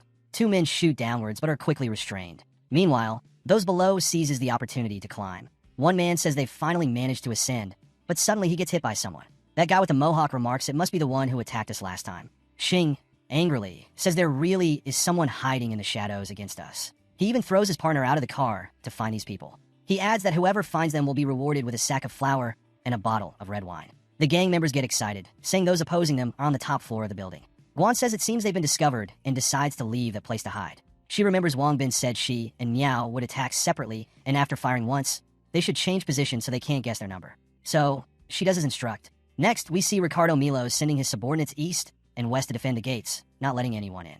A man arrives and says there's good news. The Crazy Shark gang's attack seems to have been halted. He's not sure, but it seems someone is secretly aiding them. Happy Ricardo says he must be a savior sent by God. Switching scenes, we see Meoth. Wong Bin is saying the Flyer Eagle gang probably didn't expect him to ask Meoth and Guan for help in attacking the Crazy Shark gang. He believes they'll surely be able to weaken that gang's power. Wong is on top of the building, waiting for the right moment, and Xing receives information that their weakened side couldn't locate the shooters' positions and has already been hit, injuring over 20 of their brothers. He adds that the Fly Eagle gang has started defending the other gates and asks if they should continue attacking. Xing tells them to keep attacking and shoot anyone daring to flee, looking out a window. Ricardo Milos wonders why this situation. He doesn't understand why they're slowly gathering here. Soon he asks his brother how much firepower they still have. The reply is not much. In his thoughts, he knows if they attack, he and his brothers won't have a way to retreat. Their only option is hand-to-hand combat. Wong is also present, judging by the formation. He says this must be the leader of the Crazy Shark gang. And for him to be here, Xiao and Miao have likely disrupted his plans considerably. Xing says it's been a long time since he saw Ricardo. He's here to offer him a way to survive. If his gang is willing to join him, they can live, and his gang will stop the attack immediately. Ricardo will remain their leader. However, he'll need to listen to Xing and address him as master. Ricardo rejects the proposal, saying if Xing has the strength to attack, then attack. After that, Xing tells his brothers that whoever gets the head of that stinky one will be rewarded with 10 sacks of white flour. They advance, and the battle begins. Xing, with his machine gun, fires fiercely, giving his members the opportunity to advance. However, at that moment, a shot from the top of the building is fired. Because Xing was focused on shooting, he didn't notice the attack and ends up being hit. Ricardo says it was a soldier sent by God to help them. With this great opportunity, he sends his soldiers to counterattack. While some are running, others are going to help the badly injured brother Xing. He himself is surprised by this, as he didn't know they had such firepower. Wong appears laughing, saying everything is going as planned. He remarks that the Crazy Shark gang won't be able to threaten others with shame for much longer. Here's the English translation without changing the name. So, he'll feel a bit calmer when he returns, Ricardo's brother says. Even though we lost many brothers, we finally managed to win, and the leader responds to grab his magic weapon. At that moment, Wong appears holding his weapon. However, he pays attention to something else. Speakers appear, and Ricardo is saying that, although he doesn't know where he is, he thanks him for his kindness. And if someday he faces any difficulties in the future, he and his gang will help him without excuses. In his mind, Wong says this isn't necessary and leaves the corner after finding in summary. In this gang battle, both lost many people. But Crazy Shark suffered the most damage. Just to give an idea, there were over 100 people. He is just over 30, but more than half are injured. Since Xing, the chief of Crazy Shark, is seriously injured and the Fly Eagle gang needs to rest, Wong believes the two gangs would now dare to act, ensuring his safe return. Switching scenes, Wong and his group are celebrating this moment. Master of Meoth comments that he didn't expect that just the 3 of them could cause such damage to both gangs. He also says it would be a shame if his legs were hurt. If not for that, he would also shoot. Nam's brother is excited about all this, and says he also wanted to help and it would be great if he could finish alone. The girl next to him scolds him because he doesn't shoot well and runs too slowly. She adds that he'd be an easy target. Wong tells them both to stop arguing and that he'll have greater opportunities in the future, adding that maybe they'll trust him in the future to protect them. Changing the subject, Wong says that for a while, Crazy Shark and Fly Eagle Gang should stay quiet. But for safety, it's better to find a new location as soon as possible. Guan asks where he wants to move and where the safest place would be. He suggests suburbs. Although there are more zombies there are fewer living people with less chance of being attacked. He tells them he'll be gone for a few days and that meanwhile, they should stay there until he returned. When he comes back, he'll bring food for them and then they can go out to find some of the government bases. Meow asks if he's going to that organization mentioned earlier and he replies yes. He has to leave for 7 days to recover, but this time he'll take many supplies, including fresh vegetables and meat. So, they should tell him what they want to eat in advance to see if he can bring it. The kids place their orders and Meow asks for cold beer, while his master asks for cigarettes. Wong then says he'll try his best to meet all their needs, but he also feels embarrassed about it, as they are risking their lives and only want these things. Now let's put all that aside, as they will celebrate this great victory in the same way. Early the next morning, they will head to the suburbs. Early the next morning, Wong wants to move to that location because of these zombies. As we know, if he finishes off many zombies, he'll be able to upgrade his skill. For safety reasons, he equipped everyone with the weapons they stole from the Crazy Shark Gang.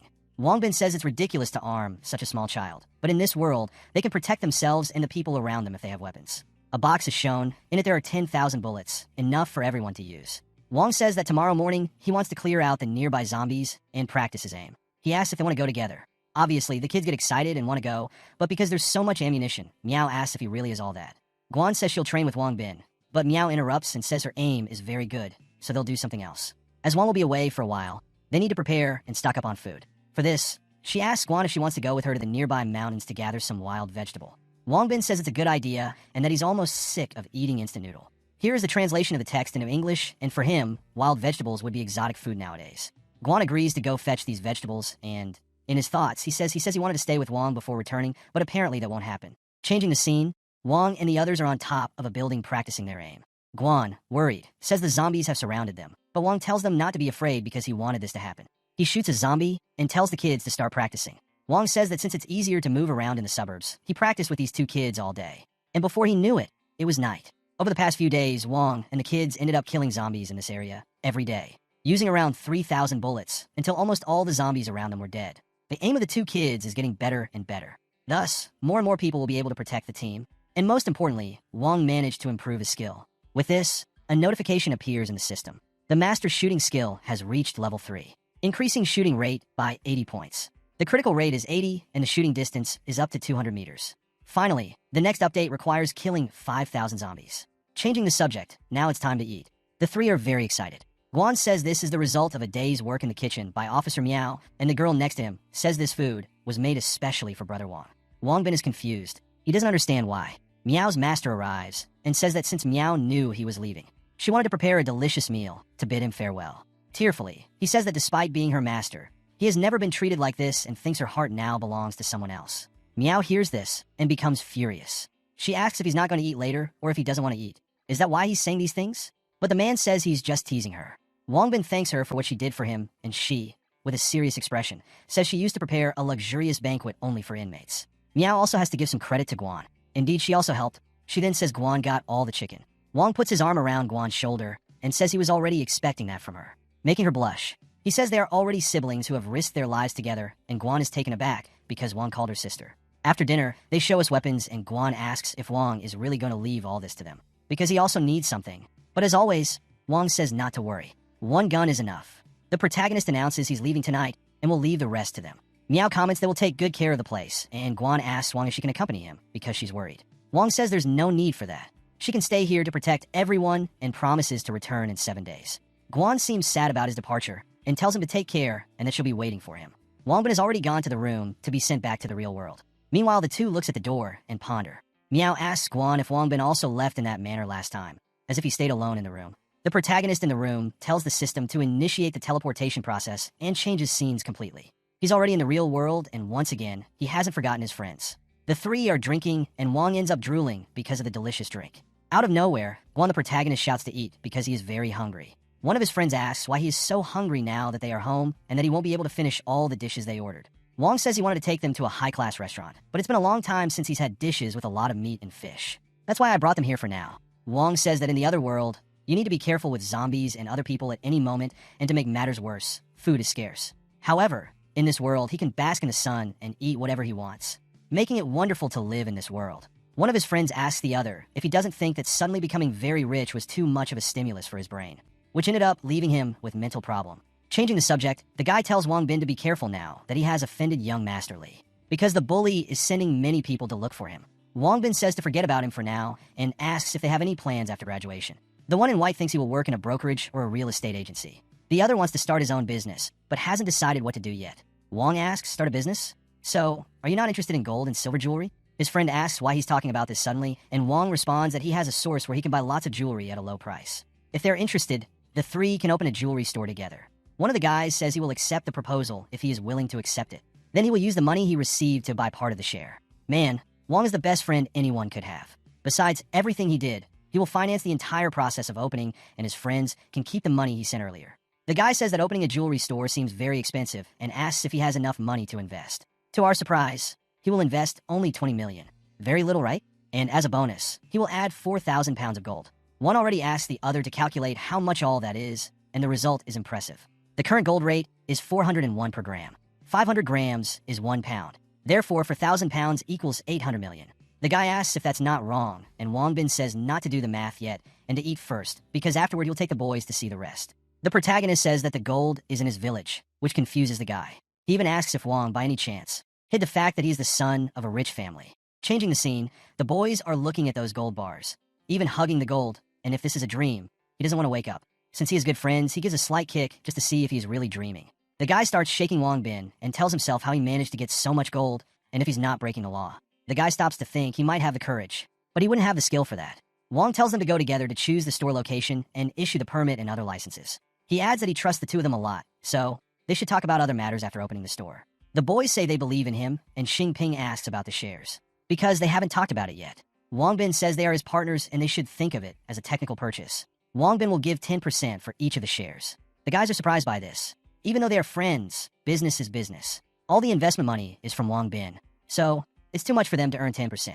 One even asks if they are really capable of being his partner. Despite the guys having these doubts, Wong Bin trusts them. He adds that Kingpin is outgoing, so he will be responsible for store management and the sales team.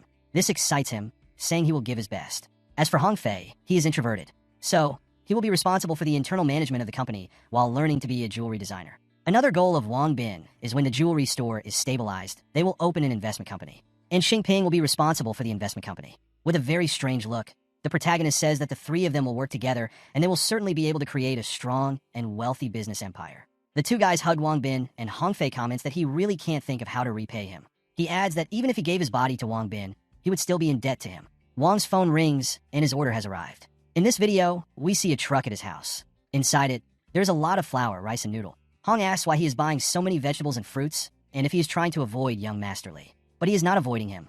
Anyway, these things are very useful to him. Hong says that since that's the case, they will not worry about him and will take care of the company's business immediately. The protagonist says it's fine, and they will meet at the restaurant near the university entrance tonight. Wong walks with his phone and is talking to someone. This same person tells the protagonist that they are not done here yet, so it's time to move on and continue walking alone first. They will come later. The young billionaire says it's fine and that they should take their time, as he is enjoying life little by little anyway. In his thoughts, he says he spent more time in the other world than in this one and feels a bit strange being back in this world. Perhaps after living a long time in another world, his mood has become depressed and sensitive. He wonders if the experience of life and death made him grow a lot because now, looking at these college students of the same age, he feels they are young. Or maybe, now that he is rich, he looks at everyone as if they are inferior. On the other hand, if it weren't for this apocalyptic world, he would also be running after his future in his formative years. A man runs beside him and says he will be late for the interview, and we clearly see it as Wong Bin. But it was just a memory from the past. Wong Bin comments that he was an excellent student in everyone's eyes. But that doesn't matter compared to the effort of all these people. His excellence is simply insignificant. But fortunately, God gave him a chance. Finally, he comments that he wants to be a great all-powerful man in both worlds. He continued walking, and some guys stopped him, asking if he was Wong Bin. Wong Bin comments in his thoughts that this gang of gangsters must be young and stupid masterly trying to teach him a lesson. Then he tells these brats that he is Wong Bin and asks if there is a problem. The one you find cute says that the protagonist has courage and didn't wet his pants. He adds that he is Dong's brother from the Haihu gang and asks if they have never heard of it. Wong Bin is direct and asks if we called him. The bully says that since he was straightforward, he must be ready to be beaten and killed. In the case of young Lee, he asked his henchmen to tear one of the protagonist's legs. In this case, Wong says that saying they have the capability is not about a leg because his life can be given to them. The protagonist asks if this is not an inappropriate place and if they want to change location. With that, the bully says he will be mistreated for his arrogance. One of his henchmen asks Dong why this boy is so calm and to be careful of some trick. Surprisingly, he agrees and even asks to call more brother. Time has passed, and the bullies appeared next to a truck. Elsewhere, Dong says that Wong Bin has courage and admires him. The protagonist says not to waste time and that everyone can come at once. Finally, Dong says the boy is really brave and that if he hadn't offended young Master Lee, he would really like to be friends with Wong. But now it's time to roll, as it's time for a beating. The bullies prepare to attack, and Wong Bin activates his fire hand. He advances and lands a powerful blow on one of the henchmen, sending him flying. Dong gets furious and doesn't know what happened, asking if he is a martial artist. Yes, but if he were a martial artist, it would be good. The boy turned into Superman. Continuing, two henchmen attack, and Wong has his back cut. He says this is bad, and that it is still very difficult to face 4 people at once. With a slap, Wong already sends another one away, and now it's Dong's turn to attack. He grabs his katana and throws it at Wong Bin. The protagonist says they are weak, and they still call themselves the Heihu Gang, and he thinks they should be called Hello Kitty. The young man then kicks and breaks the ball, causing Dong to scream in pain. But it's not over yet. The young man prepares a slap and hits the aggressor. Wong Bin yells for them to continue if they can, and the aggressors are afraid to move forward. Other cars arrive, and the bald guy says that now the young man is finished. One of the bullies asks if it was the boy who hit him, and the broken Dong says they took too long to arrive. The bully can't forget, and says that now there are many brothers here, and they will see what he is capable of doing about it. And if before he only wanted to tear off one of his legs, now he wants to kill him. Due to the firefighter's skill not being at a high level, he has no problem with up to 6 of these bullies. But with so many people like this, he might get overwhelmed. Therefore, in this situation, Wong Bin only has to bet. Dong tells his brothers to advance, and that it doesn't matter if they are dead or mutilated, because he will take the blame if anything happens. When 2 henchmen advance, Wong Bin takes a high shot which scares them. Another guy asks Dong the origin of the boy, and why he didn't say before that he had a gun. But it turns out that not even Dong knew this. At that moment, Wong Bin said, if they are not afraid to die, come forward and you can believe there is ammunition for all of them. In an attempt to encourage his companions, Dong tells his brothers not to be afraid, and even if he has a gun, it could be a toy replica. They are also outnumbered, so they don't need to be afraid of him. Dong said so much that, to learn, he was the first to get shot, and Wong asks who is next. The brothers help him up, and with great determination, they do it. He says they will finish the boy today. With that, Wong points the gun at him, and suddenly Dong loses his memory, and asks the boy if he doesn't want to forget about it. Wong pretends he's going to shoot to give that little scare, and the brave men finally give up. Wong also tells them to leave because the gang has more people. It's for them to go back to school. With that, the gang leaves. They start to cry. One of them even calls his mom, wanting to go home. Dong also cries, but out of anger, and Wong Bin, with a crude expression, tells them to go to hell. One of the bullies says that now that Wong Bin has taught them a lesson, they can leave, and Wong Bin, with a stern face, asks why they haven't left yet. In no time, they've already run to the car and left. Now Wong Bin can tell us the truth. He was terrified, but his luck was that the bullies were even more scared. Otherwise, today would really be his end. Xingping calls him, shouting that they heard from schoolmates that he had been taken by a group of people, and asks if he is still alive. Wong tells him not to worry and that he defeated all those people. Xingping asks if this is serious and if he is okay. Well, to say he is okay, he can't, especially since he can't get a taxi, and finally, he asks if his friend can pick him up. Thank you for making it this far. After Xing and Ping caught Wong in that fight, they went to a diner. Xing is furious with young Master Lee for thinking he can do anything. And Wong Bin says he will hide for a while, so his friends should help him collect information. He will take this excuse to return to the apocalyptic world. Xing says it's no problem and that they will notify him when something is happening. Changing the subject, Wong Bin asks how he is today and why Hong Fei didn't come today. The boy responds that they registered the company, but they will have to wait half a month to get the business license, and Hong Fei is in a hurry to find a suitable shop, so he didn't come along.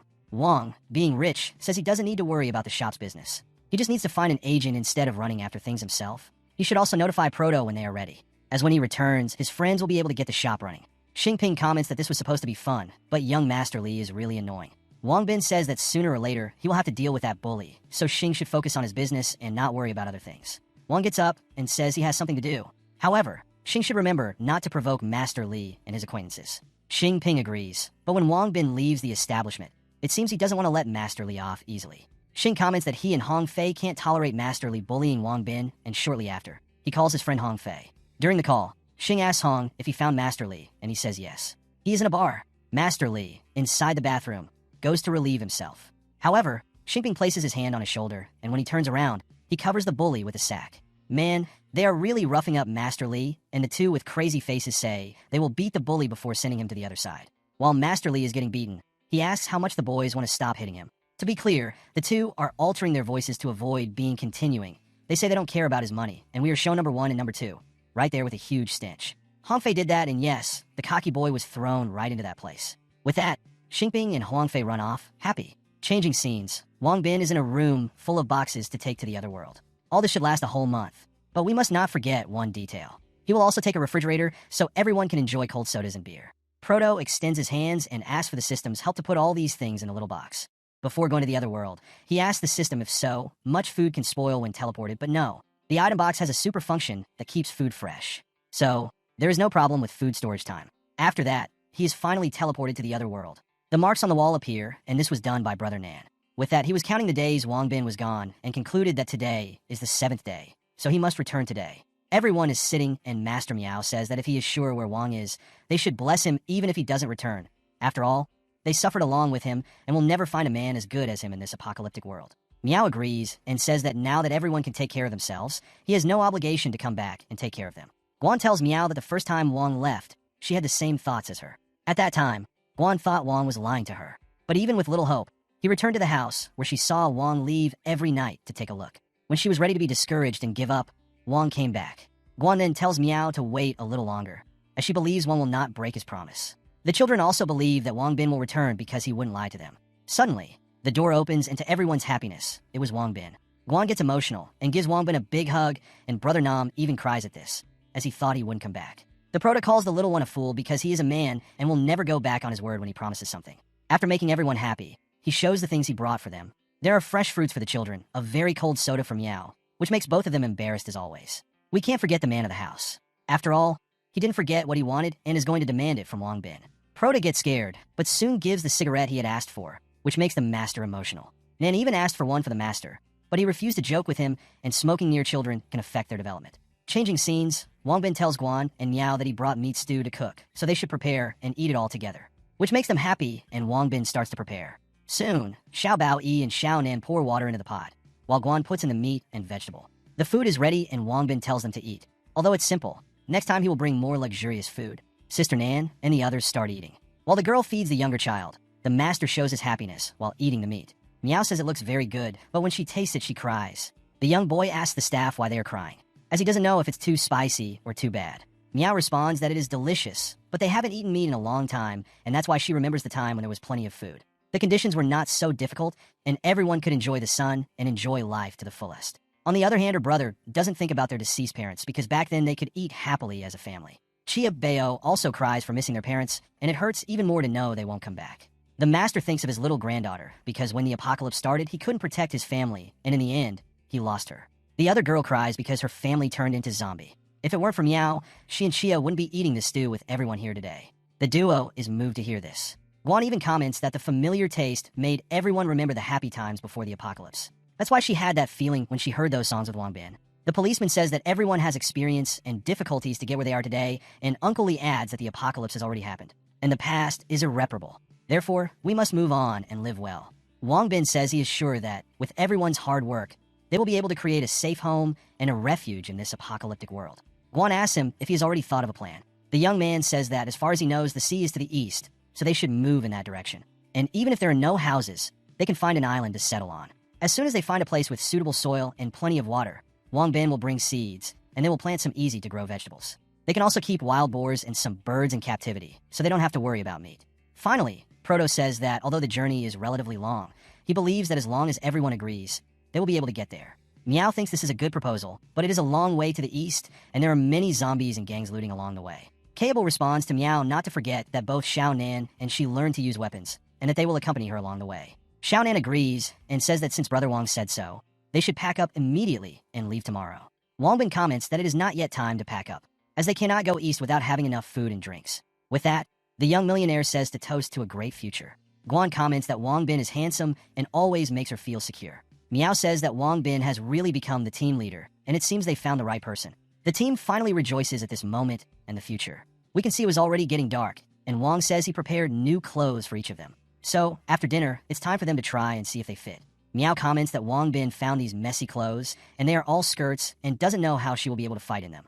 Guan, after seeing the clothes, says happily to the policeman that she found a suitable outfit for her, and that her body is so beautiful it should look good. Meow sees the outfit and says it is good and that she will try this one first. While the policeman goes out to dress, Guan keeps looking at the clothes. While the girls are doing their things, Wongbin can finally take a relaxing bath. Proto sees a piece of paper and reads what is written. It says thank you for all Wong's work and hopes he enjoys the hot bath. Guan is the one who prepared the bath, and Wong praises him. The boy comments that this is very good. Although it is easy to take a bath in a real village, it is a different experience in this apocalyptic world. In his thoughts, he says he already has a village and more money than he could spend in several lifetimes in his world. But he wonders if he still needs to keep coming to this apocalyptic world. Wongbin says people are like that, and that at least he should create a safe and worry-free shelter for everyone here. So even if the system breaks and he can't come back, then the system appears saying for the player to stay calm because the system is very stable and the problem he is worried about does not exist and never will. Proto, embarrassed, asks if the system is bad and how it dares to spy on his mind. The system says it is just responding to his doubts and adds that if Wong wants to protect his partners in the apocalyptic world, he should find more gold to make upgrades. With that, Proto says he understands that making upgrades makes him stronger. At this moment, Ga knocks on the door and asks if the water temperature is still good. If not, she will add a little hotter water. Wong responds that the water temperature is perfect and thanks her. Guan wastes no time and asks if she can bathe with him. However, the boy panics and says he thinks that's not right. The girl then says she's coming in and Proto turns all red. At that moment, Beauty appears in person and Wong says that if she's in a hurry to bathe, she then undresses and enters the bathroom. She tells him that it's not necessary to close his eyes, as she only wants to bathe with him. Wong comments that Gua is very innocent because they are adults and only in a lover's relationship should they bathe together. She leans over him and asks if it wouldn't be nice if he treated her like his girlfriend. Wong then asks if Guan likes him, and she responds that she doesn't even know when it started, but now she always thinks of him. With that, his dark side asks why he's still thinking and tells him to hurry up. But he gets angry and says she must be treating him like a trusted older brother and that he can't take advantage of that. Continuing, Guan feels something strange in the bathtub, but we already know what it was. The girl then apologizes for the incident. Wong turns to Guan and says she might have a good impression of him based on her affection for him and asks if she's sure she feels love for him. The girl then asks if he doesn't like her, but he responds that he does like her. But that doesn't mean he can possess her. He says he hopes Wong can discover what she feels for him, whether it's love or just gratitude. She appears sad and says it's complicated and that she didn't quite understand. Proto, getting out of the bathtub, says that's exactly why they can't date, because she still hasn't understood her feeling. Proto, now standing with his towel, says that when she thinks clearly about it and understands her feelings, she should tell him if she loves him as a lover and not just with simple affection. With a smile on his face, he comments that it won't be too late to start as lovers. Finally, Guan says she's understood this clearly and is willing. The young man, now in his room, says he almost couldn't take it and that it feels great to lie down after a bath. In his thoughts, he doesn't know why he's still hesitating because Guan has many qualities and also has a beautiful body.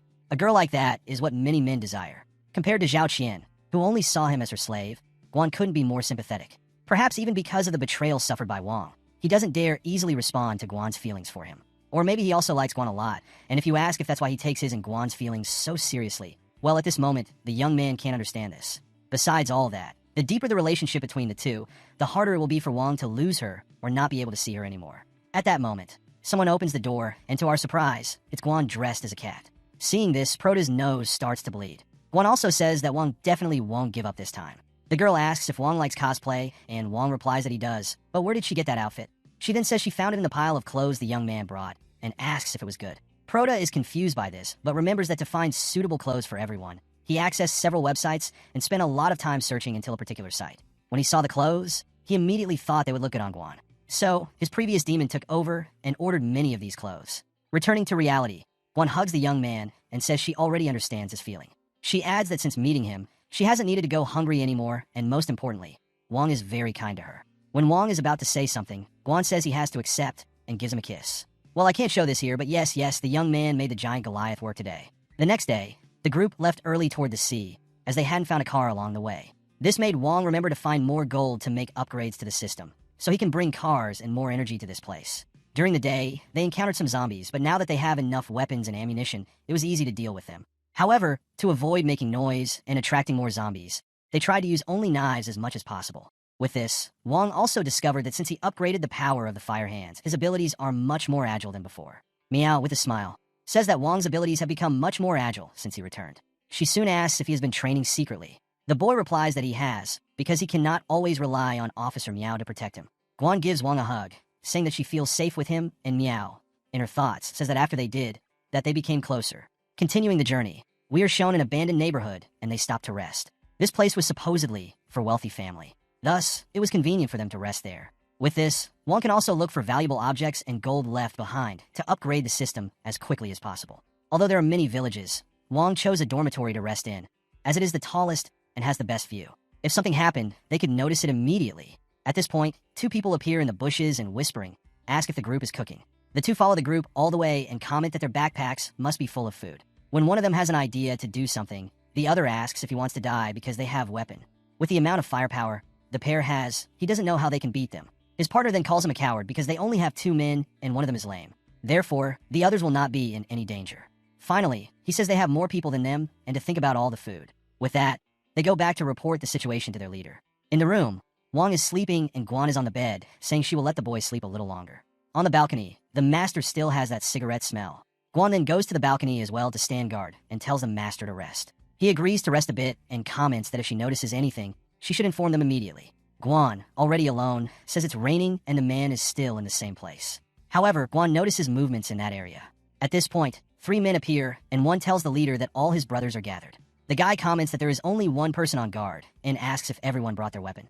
Upon confirming, the man says they will attack now and to be quick. At this moment, Wong was already aiming at them, but comments that they were coming from 2 different sides and wonders if their plan is to surround them. Wong and company arrive on the balcony, and the boy asks Guan what the situation is. The information is that there are about 20 people, but because of the rain, his vision was blurry, and he couldn't see if they had weapons or not. Upon hearing this, Wong says there could be even more people. Wong advises that he and the girls will shoot from different window, and Chuli needs to protect the stairs to prevent them from getting lost and climbing up. Chuli begins to blame himself, saying he should have been more cautious and check more carefully, and not to worry because the stairs will stay with him. The children appear, and Nan says he and Xiaobao will help repel the enemy. The girl agrees, and also has a fierce look in her eye. The determined master tells them to protect Xiaoyan and the other. Therefore, bullets need to be made and prepared to break through the enemy's siege. Wong, with his weapon, checks the situation. He comments that the bandits have started to move, and it seems they want to surround him to ambush them from behind. The young man then comments that it doesn't matter. First, he will take down 1 or 2 so that they feel fear. Wong already takes 1 down, leaving the other 2 behind terrified, and the blonde boy says to run because they have been discovered. Guan tells Wong Bin that this is great because he scared them the moment he shot. But you can't just let them run away. He warns that he'll take down a few more. The young man comments that he only shot because he was forced. But if many zombies are attracted by the sound of the shots, it will be difficult to get out of here later. Mio says that Wong Bin is right. As long as these people stop bothering him, there is no need to bother them either. Therefore, the group will leave tomorrow. Guan, very irritated, says that if they dare to attack, she will take them down one by one. With this speech, even Wong is scared and comments that, in the future, he shouldn't offend her. In a house, the leader comments that this is strange, because they found her easily at night, and in his opinion, the group must have a high-tech weapon in their hands. Something like a single night vision sight, or even night vision goggle. The other 2 think about it because a stealth attack at night is not possible, and during the day, the leader will definitely not be able to defeat them. Therefore, it's good for him to think about it a lot. The leader, with an evil smile, says that this is easy to handle, but especially since they managed to stop more than 300 zombies in the west of the village. Now it seems that his plan is to let them leave and surround them. But first, he tells a brother to warn everyone to separate and attract the zombies to them. With this, the leader will see how many bullets they have. Changing the scene, Wong is on the balcony with Guan. He tells his girlfriend that there are a few hours left until dawn. They probably won't come back, so she can rest. The girl says she doesn't want to rest, but to stay with her beloved. The young man tells her that he won't run away and that she needs to save her strength too. In this case, the noise is heard coming from the bushes, and Wong says that they really have bad intention. As they slowly approach, Guan is watching them, and they end up being eliminated. Cersei stands up, and we see that it's actually zombies approaching the house. Wong says that Guan can go first and rest, and that he has no problem watching alone, but obviously, she wants to stay with him. The girl says she is hearing voices, and many zombies appear screaming. Wong warns that there are zombies on the other side too, and this must be happening because of the shots that were fired, which must have attracted the nearby zombies. Guan finds this strange because there were many shots at night, and no zombies appeared. She concludes that it must have been the people from yesterday who apparently want to trap them in this place. Wong comments that this is really great, but corrects himself by saying that these people are abominable. But with the intelligence of the zombies, they pose no threat. Therefore, Sherbu, and he will use them to practice with their weapon. The young man also tells Guan not to worry about the supplies, as they are definitely sufficient. Since they can't leave now, they will rest for a few more days just to regain their strength. Guan agrees and feels relieved to hear this. A scream comes from inside the building about what happened, and the group wonders what is happening because it is full of zombies around. Chewie says that if they can't get rid of all these zombies, they definitely won't be able to leave. Brother Nam says that just before going to bed, Brother Aang said not to kill these zombies so that they can practice with the weapons together. Meow, with a smile, comments that they shouldn't worry because the zombies won't be able to climb. Now they don't need to worry about those people coming to attack stealthily, and can even have a night's sleep. Finally, she warns that the children should sleep, and that she will just watch the place, not the zombies. Waiting for Brother Aang to wake up tomorrow. The bandits watch the building from afar and already count on victory. The leader believes that the group's food won't last long. Sooner or later, they will have to clear out these zombies. When their bullets are almost gone, the bandits will attack immediately. It's already dawn, and Wong feels more energized. Brother Nan is very excited for us to train together, saying that there are many zombies waiting to be eliminated. Wong tells the boy not to worry and to eat something first, and they will practice with the zombies later. Wong, with a funny face, says that the bandits must be watching them. He is secretly nearby and wants to see what will happen. Changing the subject, the young man says he hasn't cooked for Cable in a long time and asks if he can cook meat with scallion. The children get excited upon hearing this, as they will finally eat meat. Meow warns Wong that he knows he brought a lot of food, but they are under siege, and now there are only some wild vegetables, so they shouldn't waste them. The young man comments that they have many supplements, so there's no need to worry. Well, the bandit situation isn't that bad either. They are even having a soup. The leader says he is so fed up with this wild vegetable soup that they will definitely eat meat. But at that moment, a smell wafts past his nose. It's a very good smell. His henchmen also rise with this smell and comment that the group is cooking a real luxury. At this moment, Wong is using the skills he learned at his part-time university job. In short, he is preparing meat with green onions. The dish is ready and they start to smell it, barely resisting eating. Meow tells the young man that he is great and that she didn't think she knew how to cook. Chun-Li also comments that she is not surprised that Guan is so attached to him and that this way, it will fall in love with him. By this time, Meow figures out the Protoss plan. He made this delicious dish just so those people would know. Boang, with a sly look, says that the policewoman knows him well and that he did it because the bandits must be nearby and this will irritate them. Apparently it worked. They got very angry because while they have to eat this soup, the group is eating fragrant food. The leader asks them to calm down, but it doesn't help much for now, as they are outraged by living this life while the others are much better off. The leader comments that everyone has their own life and remembers that in this post-apocalyptic world, they formed a village with more than 300 people. In the beginning, they worked hard and were self-sufficient. Although they were not rich, they had enough food and clothes, but they did not expect to attract the attention of others, who came to take their food. Then with the arrival of zombies, the number of infected continued to rise, so their village of about 300 people ended up being reduced to 20 currently. And this moves the two, and the leader adds that he knows that everyone has been hungry for a long time, and now there is fat in front of him, so he can't hold his breath. With an angry expression, the leader says to let them play, because when the opportunity arises, they will die. They will not only take the supplements, but also will not spare the meat. A member warns the leader that the group is shooting, and the leader, laughing, says they must be eager to leave, and when they run out of bullets, the victory will be certain. While the bandits are counting victory, the children are training their aim with the zombie. Wong praises Xiaonan, saying he is doing well, and that one more headshot will be 10. Xiaobao, on the other hand, only hit 5 headshots, so she will have to train more. Meow is a little worried about this and asks his master if he doesn't think Wong is wasting too many bullets by letting the two children practice this way. Uncle Lee comments that it is not a waste, as it is a long-term investment. Returning to the training, Xiaonan shouts with joy as he hit 10 headshots. As a reward, he receives a grilled chicken leg. The boy thanks and tells Xiaobao that he will share this piece of chicken leg with her. However, the girl shouts that this is her reward. Xiaonan says he doesn't mind. By the way, they are a family, so, of course, they should share the good things together. At this moment, Tiabal asks about a family with a surprised expression, and after this action, Uncle Lee was proud of the boy. Wangbin gives more rewards for the daily work and adds much more work, making the children very happy. Meow, worried, asks the young man if there is really enough food to eat, and he says he has enough. At this moment, Meow thinks of something curious, because Prota's bag is full of food. It is always full the next day after being emptied, leaving doubts about where he gets so much food. Although she wants to know, this may be a secret, so it's better not to be curious and intrusive. Chiabao asks Wong Bin how many zombies he plans to kill, and his brother Nin says he will kill all of them. With that, Wong tells them to be quiet and just watch his performance in silence. From then on, he shot at her, and they spent the night training against these zombies. Several zombies are shown on the ground, and the bandits comment that they have been shooting since the morning, having very strong firepower. The leader, sweating, says not to worry because they will attract more and more zombies and their bullets will run out sooner or later. Many zombies appear, thrown on the ground, and Wong is already exhausted and asks for a massage. Guan suggests practicing with him. On the contrary, if he continues practicing like this, he will become very tired. But he says there is no need and that he can handle these zombies and that they will be very useful to him. Xiaobao asks why these zombies are used for him, and he replies that it's to practice with the weapon, and if she didn't notice that his headshot rate is getting higher and higher.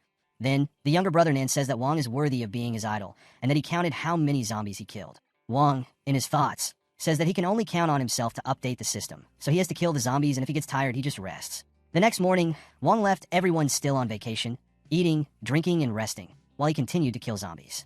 Because of the shots, another wave of undead was attracted. but this allowed him to continue gaining experience and updating the system. A system warning appears and congratulates Wong. The master shooting skill was updated to level 4, increasing the shooting accuracy rate to 150 points, the critical rate to 150 points as well, and the shooting distance to 350 meters. Now, for the next update, he needs to kill 10,000 zombies. During these few days of shooting practice, besides the bonus of the master shooting skill, Wong's shooting level has already surpassed that of police officer Meow. With the bonus of this skill, the weapon turned into a precision rifle in his hand. Wong says they have been surrounded for the last 7 days, but at least this gave him a chance to improve his skills, an unexpected gain. The young man then grabs a box and says that here are all the things he brought this time, and everyone is surprised by the things in there. Meow comments that they admire the fact that he talks about having enough every time she remembers saving, having enough to eat until he returned. Wong, with his hand on his chest, says to eat at ease and take care of themselves during these 7 days, promising to come back with more delicacies in 7 days. The young man says that after so much time living together, he believes everyone has already realized that he can bring and leave food for everyone, but these foods need to be exchanged for gold and precious jewel. Although the jewels and gold are nothing compared to survival supplements, he has a way to make them valuable and will explain it to them at the right time. Guan tells him not to worry and that he will certainly keep it a secret. Meow also says that no matter what this method is, he will never, since he has helped them a lot, they will definitely keep it a secret. Brother Nin says something funny, that even if there are hundreds of weapons pointed at him, he will never reveal his secret. Wangbin says there is no need to be so serious, and finally, he says he needs to go because there are still many zombies downstairs. Already at night in the real world, there are 2 men with watermelons on the street, and Wong appears in the bushes. He turns on his cell phone to see what has happened recently, otherwise he won't be able to keep up with the news. Looking at the missed calls, the boy says that it must be from his friends. However, he notices that there is a missed call from his ex-girlfriend, Zhao Qian. Wangbin wonders what she wants with him, and if she was abandoned, and maybe wants to come back. Walking, he says he won't call Scorja. First, he will ask Hong Fei about the store. At home, he talks to his friend Hong Fei on the cell phone. Hong asks where he was and why he couldn't talk to him on the phone. Wong replies that he went out to do some things and that the signal there was not very good, so he didn't receive his call. Then he asks Hong Fei if the police are looking for him, but he says no. What do they want from him? Wong says he hit Dong from Kangaroo and is afraid they will call the police and go after his friend. Hong then tells him not to worry and that they will be hated by people on the street if they ask the police for help. Changing the subject, Hong Fei says that he and Qingping are almost finishing the store. Proto says it's okay and that he just wanted to ask something, but since it's already very late, he says they should go out tomorrow and talk about it when he hangs up. Zhao Qian calls Wong, and he answered. He asks the girl if she is looking for him, and she says she heard he injured a member of the Heihu gang with a weapon, and if that was true. Proto asks her if it was true, even because she doesn't decide what he does. Zalkia then says that he was just trying to be kind and trying to warn him. She starts to say that she knows he betrayed her, and that she won't ask him for forgiveness. However, when she was going to say something else, Zalkia, he says that she made a big mess, and that she should take care of herself from now on. The boy also asks if it wasn't a young Masterly who said that to her, and she says yes.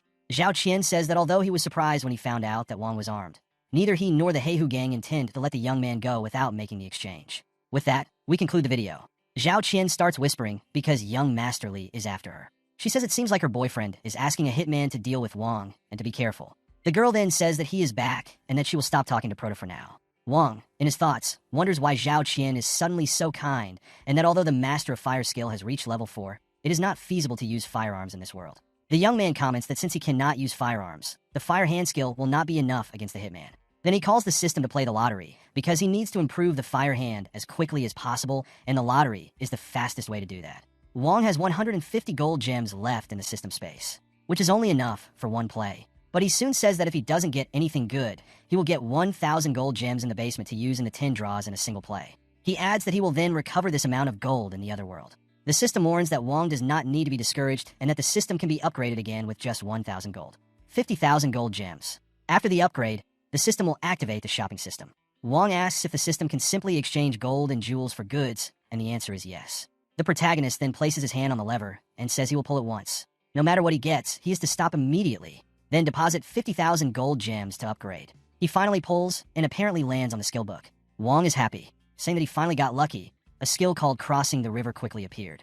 This skill increases agility by 5 points. After successful cultivation, the body becomes as light as a swallow and can cross a large river very quickly. Currently, using it, the Protoss can cross up to 3 meters in a single step or jump 2 meters high, consuming 10 points of internal strength per second. To advance to the next level, you will need to use this skill 100 times. The system also informs that the value of internal strength is formed according to the number of spiritual attributes, and each point of spiritual value equals 10 points of internal strength. Wong Bin's attributes are shown, and he says that, except for spiritual power, his attributes have been increased to a normal level for the end time. After that, he says he will test this skill, On the street, the young man comments that it is 5 kilometers to the city and wants to see how long it takes to run there. He gets ready and shoots off, saying he feels very light. Guys, just a detail I didn't want to overlook. Master Rashi and Naruto appear in an image. Will Wongbin train with them? Joking aside, Wongbin comments that it took him only 9 minutes to run 5 kilometers. At this moment, Wongbin hears bullies threatening people for being in a place under the control of the Heihu gang. The man apologized for being there, as he did not even know it was the gang's territory. The bully responds that those who do not know are not guilty, but the man will have to pay the area fee now. Wong wonders if this Heihu gang is the same as Dong's last time and says that they also collect insurance premium. But it seems more like shady business. Back to the present. A bald man intervenes and tells the blonde man that he is too impulsive and should not scare the elderly. The same bald man tells him to pay the area fee, and the old man says he does not need it, and this will be revealed now. Wongbin comments that this gang seems to be quite famous and has been doing evil in this area for a long time. The bald man puts his hand on the old man's shoulder and says that this would be an insult. He adds that he looks at the daughter as if she were his sister, and that even with the school uniform, she is already too mature. The old man approaches her with his hand and asks the girl to let him help her, to see if she has taken many hormones. The old man shouts at him not to do that, and that she is underage, calling him a fool. The guys then hold the girl, and the protagonist, furious, runs away, saying that they dare to do this in broad daylight, and wonders if there are still laws. When the bald man was almost there, someone held his hand. It was an old man who claimed to be a great man, intimidating the old man and bothering a young girl. Being a waste of a man, the bully, furious, asks if the old man knows who he is, and that if he doesn't let go, his head will explode. The old man, very calm, tells him to try. But something strange happens, because the bald man says he can't use his energy. The henchmen start to talk, telling the bald man to blow the old man's head off at once. And Wong comments that the others can't see it, but he can vaguely see. It's not that Zong doesn't want to move, but because he can. The old man, calm, asks why the gangster is no longer barking and where the energy he had to explode his head is. After that, the bully tells his henchman to help him punch the old man, and the blonde guy throws a punch. But the old man just says that the blonde boy is immature. The boy gets so scared that he wonders if the old man uses black magic because hitting his face is like hitting cotton, not working at all. Smiling, the old man tells the young man that we are already in the 21st century and that today's youth forget all about their ancestors. But to sum up, this is Kung Fu. Then he uses a crazy technique and sends 2 of them flying, and the old man is strong. You know? The guys flew 2 meters away. Wongbin is impressed by this and calls the old man amazing. The bald man tells the old man what he wants him to know, like how terrible it is to offend the Heihu gang, and orders everyone to attack the old man. 2 men are armed, and the blonde man advances first. But obviously, he is also the first to be hit, taking a slap in the face. The other also takes 2 blows to his arm. This gang is apparently bald because there is only one bald man here. Continuing, the first one comes out with the object, and Wongbin also hits him. The old man is surprised and wonders if this could be the most symbolic and superior art of Shaolin, the powerful Vajrapalm. He adds that Wong seems young, but has a lot of power. After the gang's defeat, the old man, the people who are watching are happy with the outcome, and Wong asks if the old man is okay. The father of Antis, who is being beaten, thanks him for saving him and his daughter, and asks how they can repay him. The Kung Fu master talks to the father and daughter, saying that this time they offended the gang and fears they won't let it go easily. Therefore, it's not up to him to open a bank here in the future. While the thugs run, the bald man, scared, yells not to stay behind. Wongbin behind him asks if he doesn't want to run after spilling his guts because he hasn't been hit enough yet. The bully begs for forgiveness, and Wong, in his thoughts, says that after offending them this time, they will certainly come after him again, so he will scare them this time. The boy says he knows this is the territory of their Heihu gang, but they can no longer intimidate people like this. With that, the bald man says he won't do it anymore and asks which sect Wong and the old man belong to. The young man replies that he doesn't belong to any sect gang, but to remember his name, Wong Bin. Wong turns around and tells the old man he doesn't know. But the old man says the bald man doesn't have the right to hear his name. So, he will tell him after he leave. The young man then warns the gangster that the old man told him to leave. But he remembers the young man's name and wonders if it's not him Mr. Wong is talking to. Dong had to deal with this before.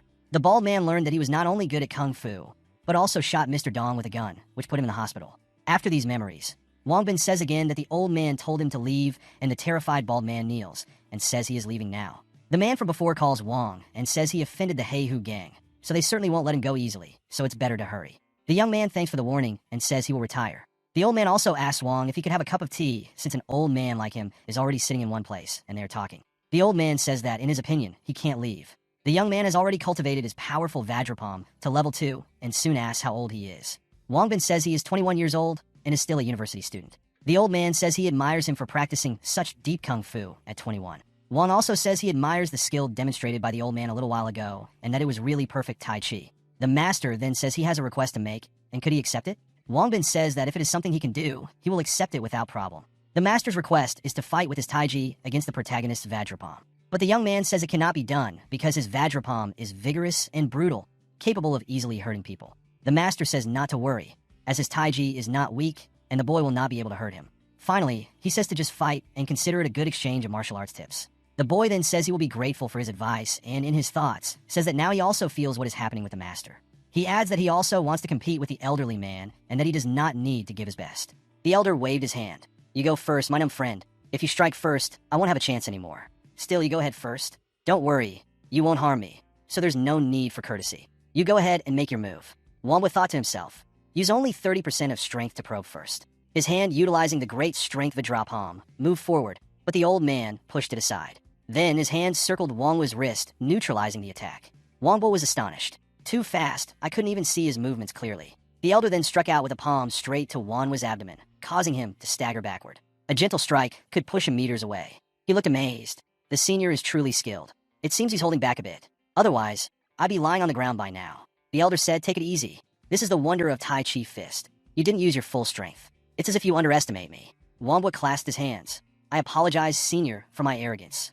From now on, I'll show proper respect. I'll use my full strength. Indeed, there's no need for courtesy. Let's spar. Please continue to guide me, senior. With a light shout, Wongbo rushed forward. After a while, the elder poured a cup of tea for Wongbo. Well done, my friend. Today's sparring was refreshing.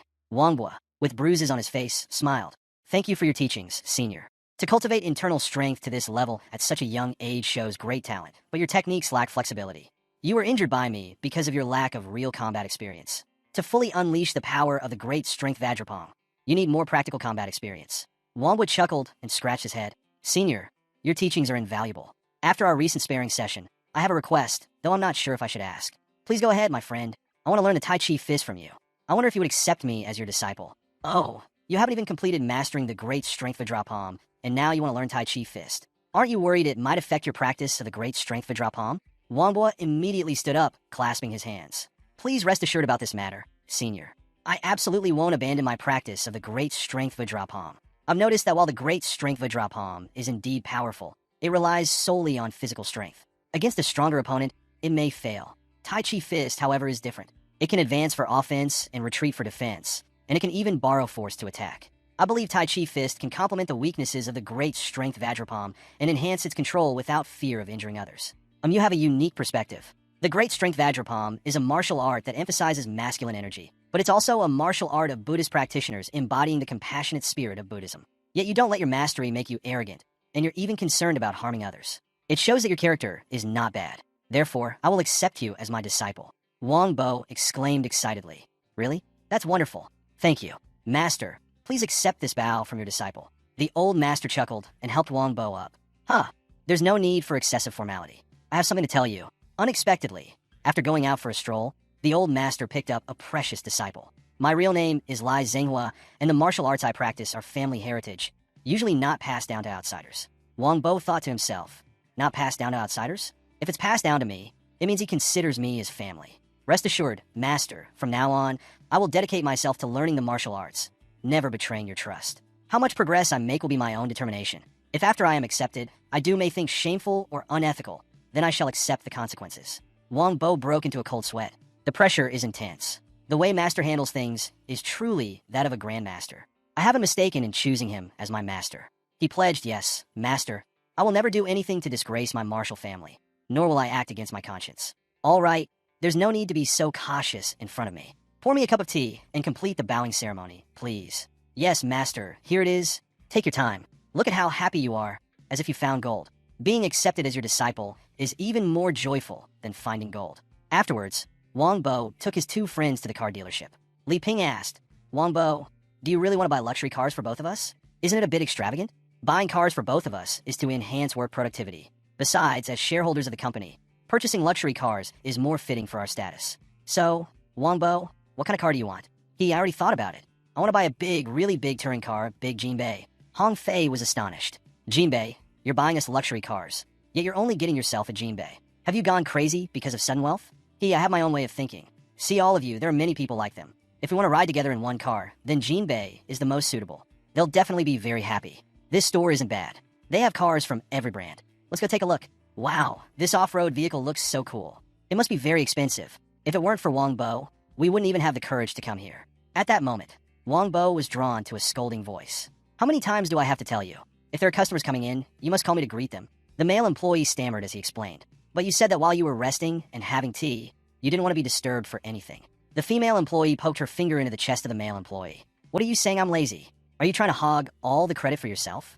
You're just a probationary employee. Adjust your attitude towards me. If you let me know you're selfishly entertaining walking customers, see how I deal with you. Sorry, manager, I'll remember. It won't happen again. Wamba felt his ears itching with disgust. If there are customers, you should yield to the experienced staff. It's absolutely appalling. The working environment is indeed ruthless. Approaching, Wamba spoke up. Sorry to bother you both, but could you introduce some cars with different features? My friend and I are interested in buying different types. Meanwhile, Hong Fei was asking Li Ping to take some virtual reality photos when the female manager yelled out, "You two over there. What are you leaning on the car for? Do you have any idea how expensive that car is? Keep your hands off it. A scratch would be irreparable." Embarrassed, Hong Fei stammered. Sorry, I didn't mean to. The female manager assessed them. The one in the red shirt looks like he's from the countryside. Can't even tell which brand it is. The pants are quite ordinary, probably bought off the street. The shoes are okay, but nothing special. She scoffed. Seems like just regular students. You need to understand, we don't sell bicycles here. We sell million-dollar cars. Wong Bo, feeling annoyed, asked, "What's your point? Should I know what's sold here? Do you think I can't afford it? Fine, whether I can afford it or not is for me to know. Don't touch if you can't afford it. You won't be able to pay for any damage. Shall I? I'll leave these customers to you. Don't blame me for not reminding you. If you don't meet the monthly target, you'll be packing your bags." Shall I politely step forward? Please calm down. She's always like that. Don't take it to heart. Let me take you to see the cars. Speaking of which, when she said not meeting the target means you have to leave, how much are you short of meeting the target? Shall I sighed. Honestly, I can't hide it. I'm quite far from meeting the target this month. Don't worry. As long as you introduce us well, I'll ensure that you meet your target. Not bad. Here's the 4-seater CLS priced at $630,000. Wong Bo chuckled. This one isn't bad at all. Really cool. Let me take a picture. Hong Fei interjected. Wong Bo, I feel like we don't need to buy such expensive cars. As long as we do our duties right, keep our integrity, we can do well. No need for luxury cars. Yeah, what you said makes sense. Let's look for other cars. Wong Bo turned to Shao Lai. Is there a more expensive car than this one? The other two couldn't help but exclaim. Wong Bo, are you crazy? Hey, listen to me, both of you, don't hold back. You've been good to me like real brothers. I won't forget how good you've been to me. Now it's my turn to repay this kindness, and you can't refuse. This is just a little money. In the future, I'll make sure both of you earn even more, become billionaires. Hong Fei and Li Ping were deeply moved. Wow, you guys are true brothers. Wong Bo, I'm so touched. We're brothers for life. Wong Bo, I must repay you for your kindness. Shall I, witnessing the camaraderie of the three, couldn't help but be moved too. This brotherhood is truly admirable. But can they really afford a more expensive car? Wong, this is a 4-seater Mercedes, priced at $970,000. Do you think it's suitable? Wong Bo pondered. I like this brand, but $970,000 is still too cheap. Is there any car over $1 million? This is the most expensive one in our dealership.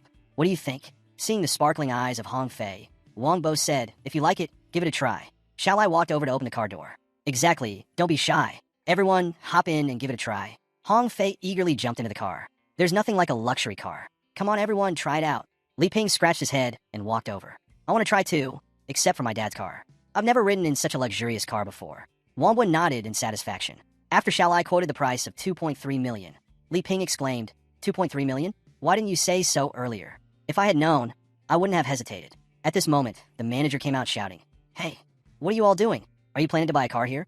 And someone is inside, coming out here, sitting on the car like this. Isn't it just for a brief moment? Is there a need to be so aggressive? Wongbo tapped on the car door and said, It's all right, keep looking. Sit in whichever one you like. Let me handle this woman. The stubborn manager stood in front of Shao Lai. What's wrong with you? You can tell just by looking that these people can't afford to buy a car. Just take them to see some cheaper cars. Do I need to teach you this? How dare you take them to see million-dollar cars? Can they afford it? Are you out of your mind? Shao Lai hesitated, but they are customers. We should. Li Ping couldn't help but interject. Hey, you're going too far. You're offending people. Wamba whispered to Hong Fei, help me deal with her in a bit. The manager narrowed her eyes. I'm telling you students, if you don't have money, don't come here to test drive. Leave now, or I'll call security to kick you out. Li Ping angrily pointed. What kind of attitude is this? Don't you know the customer is God? How can you do business like this? I will file a complaint against you.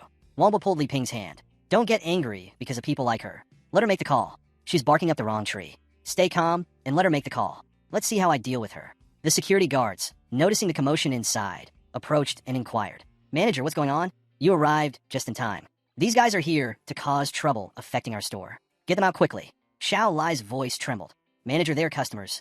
You shouldn't. Step aside. It's your turn to talk. The two security guards marched toward Wanghua and shouted, We don't welcome you here. Leave now. If you don't cooperate, don't blame us for being impolite. Lai Ping fumed. We're not going anywhere. If you're tough, try to touch us. Wong Bo's smirk seems like a familiar scene. If I don't leave, this punk will keep harassing us, right? Fine, if I don't leave, I'll drag you out. The security guard was about to grab Wong Bo's collar when suddenly Wong Bo pushed forward, delivering 2 straight punches to their chests. The 2 guards tumbled backward with dumbfounded expressions. Li Ping, his face pale, tremblingly exclaimed, Wong Bo, when did you become so formidable? That was impressive. I'm all in now. The manager, filled with fear, exclaimed, You dared to hit our staff. You despicable coward. Today, you will bear the consequences.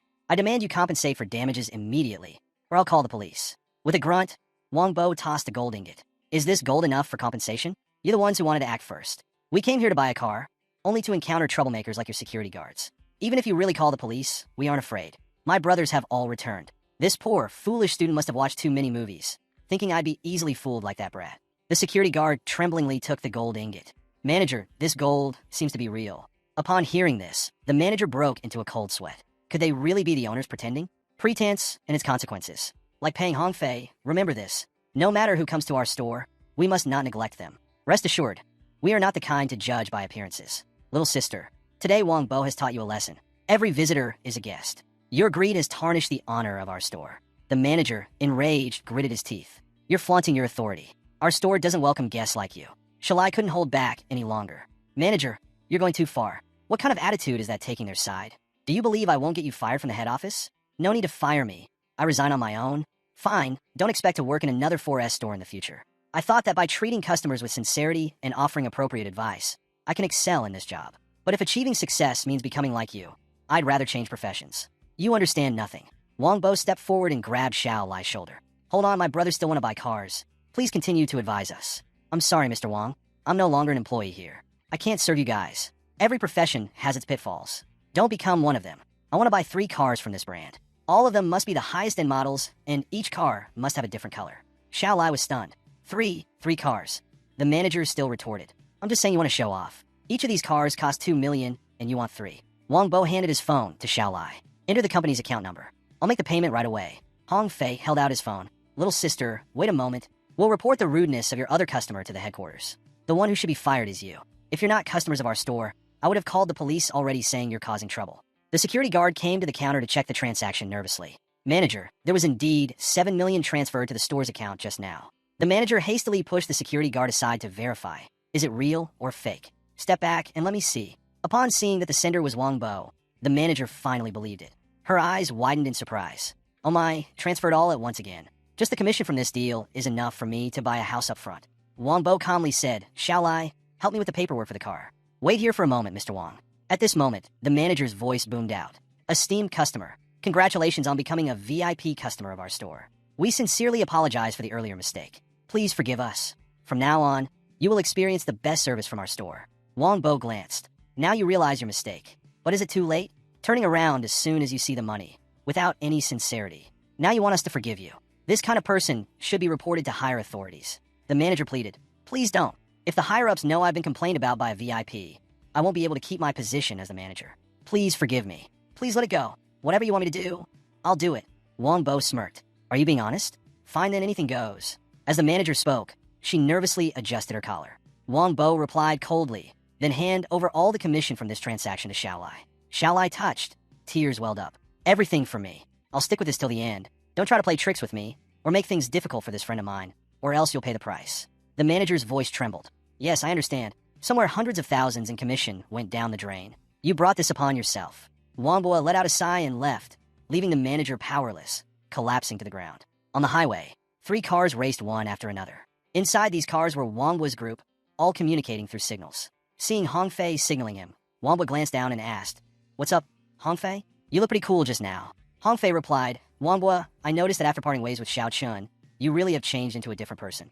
Wong Bo responded calmly, If I were to scheme against them too much, wouldn't I be no different from them? In truth, Wong Bo just didn't want them to see his great strength to drop palm skill, which is why he said, being human means being humble. The 3 cars continued to speed along the road. Hong Fei looked ahead and exclaimed, Wow, there are 2 supercars ahead. Laping urged, Stop looking. I've arranged to meet the jeweler. Let's hurry. The two agreed with a grunt and accelerated. The three cars switched to the right lane, passing the two supercars. Inside the red car, someone spoke on the phone. Akwan, the three cars behind want to overtake us. Looks like they want to have some fun. Let me deal with them. The other two step on the gas, leaving Wong Bo's group in their dust. Hongfei laughed. Looks like the two up fronts want to race us. Let's race then. Let's see who's afraid of whom. Wong Bo, let's speed up and overtake them. Wong Bo exclaimed, hold on, you two, don't get too excited. When was the last time you guys drove? During breaks, I've driven my dad's car a few times. I'm about the same level, so don't go looking for trouble like that. Currently, we're still no match for those rich kids. Mom, Wong Bo was right. Suddenly having money makes us a bit reckless. The three cars began to slow down. On the two cars ahead, the young man with green hair said, Akwang, check this out. Why aren't those three cars chasing us anymore? Akwang glanced at the rearview mirror. I see it. Those three cars don't even have license plates yet. They must be transferring to another facility. Lu Xingwei replied, probably not. Cars like these, before they're sold, the dealership wouldn't let them run like that. So, it's likely they're newly purchased. Perhaps because they're not used to the cars, they don't dare to drive fast. So, what should we do next? We could buy 3 AMG GTs at once. We're not ordinary people either. I also want to see. The two cars slowed down and waited for the 3 AM to catch up. Wong Bo, they're slowing down. Seems like they want to get closer to us. I know. Let's see what they're up to. Lu Xinghua rolled down the car window and laughed. Brothers, there's a gas station up ahead. Why don't we stop and get acquainted? Wong Bo smirked, pointing ahead, nodding. A while later at the gas station, seeing the 5 luxury cars parked in a row, the onlookers gathered around. Wow. Come here and check this out, a lineup of supercars. So cool, quick, let's snap a story. People open their car doors and step out. Hello. What brings you two here? Lu Xinghua smiled. Nothing much. We just want to get to know everyone. I'm Lu Xinghua. This is my friend, Li Wenkeng.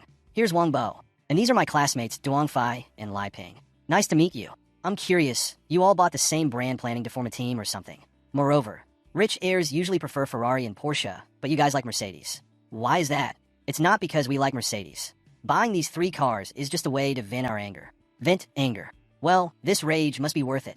Li Wenkeng chimed in. To be honest, I haven't tried the new model yet. I wonder how this car drives. Wong would toss the car key. A twang, right here, take it. Wenkeng, surprise, caught the car key. Wong Bo, is it okay to drive your car? Shouldn't you know whether the car drives well by driving it yourself? Are you agreeing to let me drive your car? It's not that great, is it? What's the harm? Driving a supercar with you guys isn't as easy as pie, right? Lu Xinghua chuckled. They say cars and wives are 2 things you shouldn't lend. But you're quite liberal. Wong Bo, my car is expensive. You could try driving it as if we're swapping cars. Can I do that? Lu Xinghua nudged jokingly at Kwang. You're too quick with your words. Despite his words, Lu Xinghua still handed over the car key. Wong Bo, here's my car key. Go ahead and try it, I won't regret it. Du Hongfei suggested. Indeed, this is a grand wife-swapping act. It's not easy to make new acquaintances these days. Let's find a place to eat. After chatting for a while, they found out that Lu Xingwei and Zhang Wenkeng weren't ordinary rich kids. Both of them hailed from aristocratic families with wealth and influence that couldn't be underestimated. However, they didn't display arrogance, nor did they create drama wherever they went, nor did they act superior. They were approachable and down-to-earth. At the dining table, everyone had a lively conversation. They were impressed that Wong Bo and his group were still students, but were already setting up a gemstone store. Wong Bo, I really respect you guys and I'm very interested in your business ventures. Let's exchange contact information. If you need any help in the future, you can reach out to me. I hope we can collaborate. Sure, count on you a lot in the future. Wong Bo left his contact information and then returned to his villa, this time around in the apocalypse.